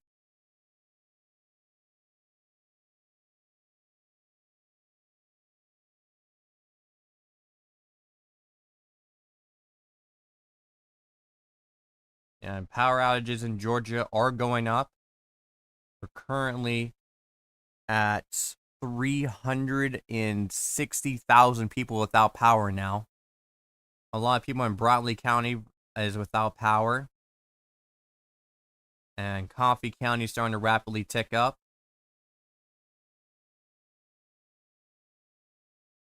So again, we're at over 1.6 million people without power. And yeah, again, if you're using a generator, make sure you follow proper generator protocols. There is currently no tornado warnings at this time. However, there might be still a few overnight. So especially if you're in the Carolinas, make sure you have your alerts on. Especially, and again, everyone in Georgia, the Carolinas, just make sure you have your alerts on if you have to go to sleep.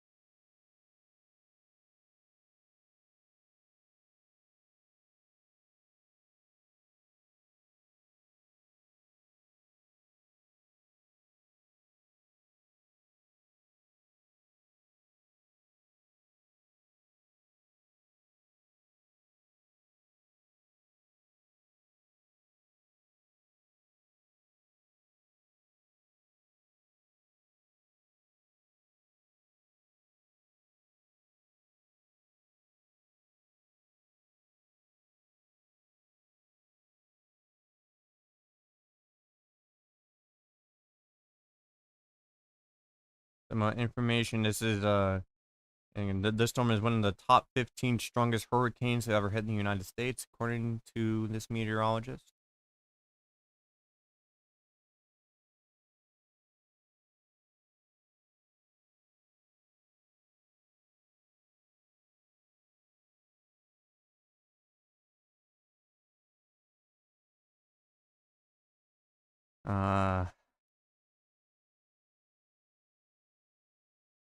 I'm going to see if we can get any new information, but new information at this point forward will be pretty sparse.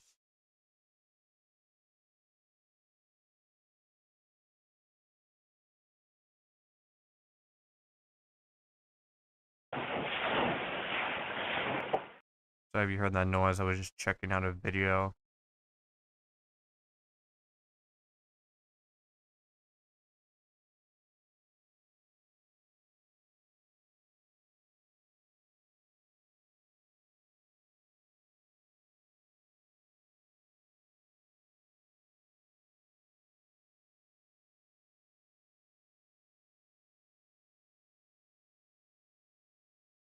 Uh, 911 calls. 911 and emergency crews remain extremely busy as they try to respond to hundreds of structure fires and water rescue calls.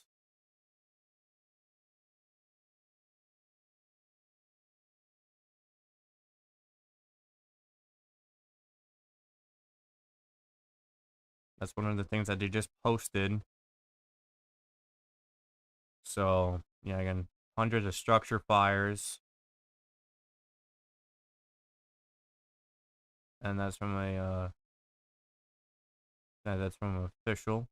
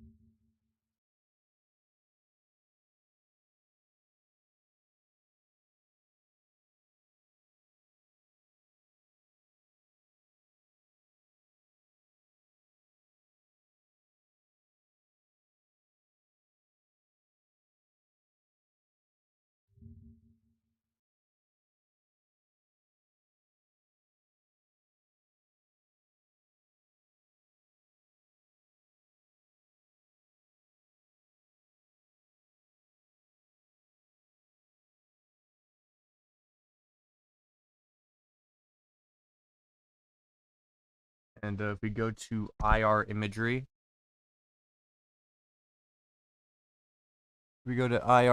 this system continuing to collapse. The eye has completely closed, or about to completely close here in just a minute.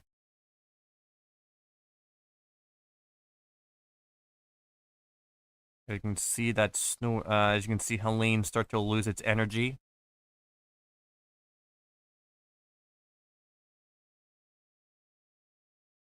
And then we're gonna go to Zoom Earth to review the satellite data on that.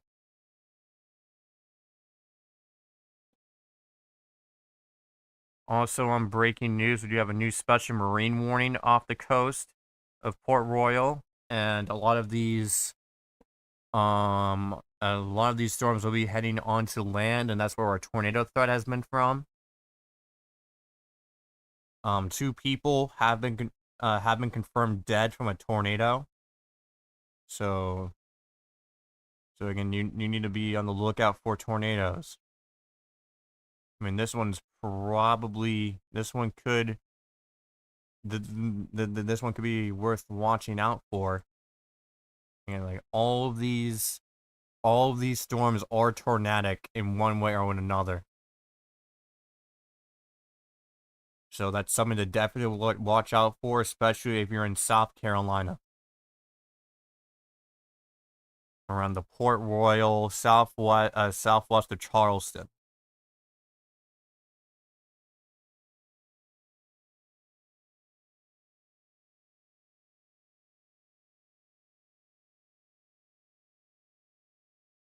And again, we're continuing to see Hurricane Helene start to collapse.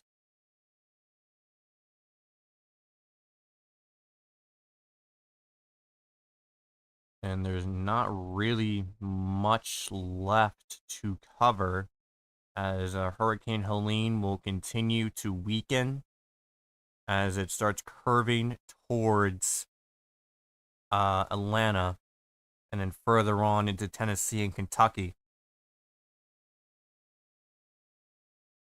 And now you can start to see that center start to open up more, as this is starting to become closer and closer to weakening back down to a tropical storm.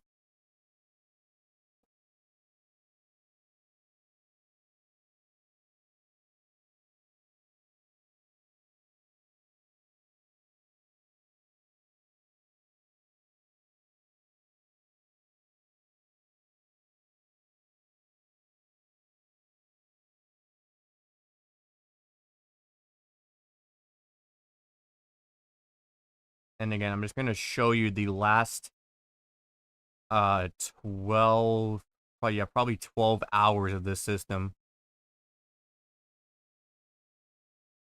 on Zoom Earth. And yeah, I'm actually going to show you. Actually, I'll show you without the labels if you just want to look at the storm for yourself. You can see 3 different storms on the right. On the far right is Isaac. In the center, near Florida, that's obviously Helene. And on the southwest, near Mexico, is John.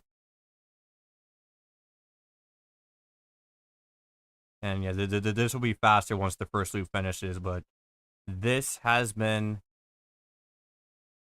this has been a historic day and a historic night. And again, we'll truly see the extent of the damage by sunrise. And obviously we won't be live for that, as we're probably gonna start wrapping things up probably within pretty soon.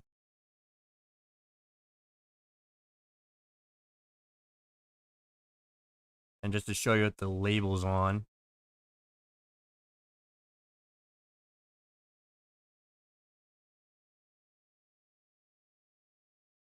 And there it is, making landfall.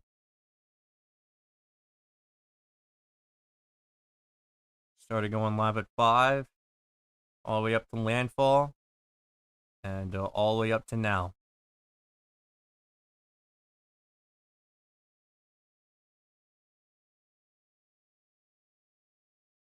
And you can see that storm collapsing at the end. Isaac growing on the right. And John continuing to dump a historic amount of rainfall over Mexico.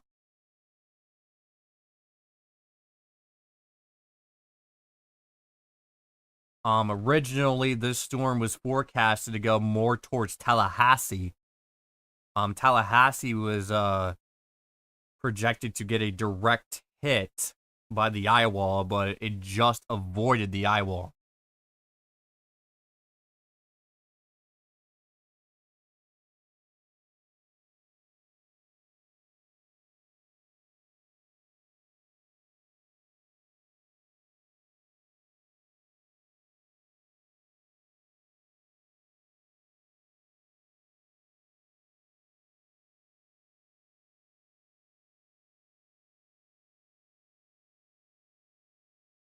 And yeah, I guess that's where we're probably gonna wrap things up. And then didn't notice that it was still on the radar.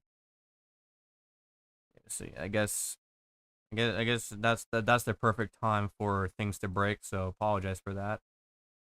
Yeah, I'll show this a few more times, and then that's when we're probably gonna end the stream. From this point forward, this hurricane will weaken further, probably into a tropical storm next update. Power outages will still be widespread. Flash flooding, tornadoes, and still the chance of damaging winds will be the main impact for Georgia. It is not as strong as we thought it was going to be heading into Georgia, where we thought it was still going to be a hurricane, like a pretty strong hurricane into central Georgia, but now it's about to become a tropical storm. So that's good news for Georgia. Eventually we do expect this to curve more towards Atlanta by 7. So it's gonna be very breezy and very windy. And here's the exact forecast. It's expected to be 65 miles an hour by the time it gets to Atlanta by 7, and then stall out right over Kentucky, and then loop towards Bowling Green. But I think this is where we will wrap things up. And thank you for watching. This has been Watching the Skies, watching for everything. Stay safe out there.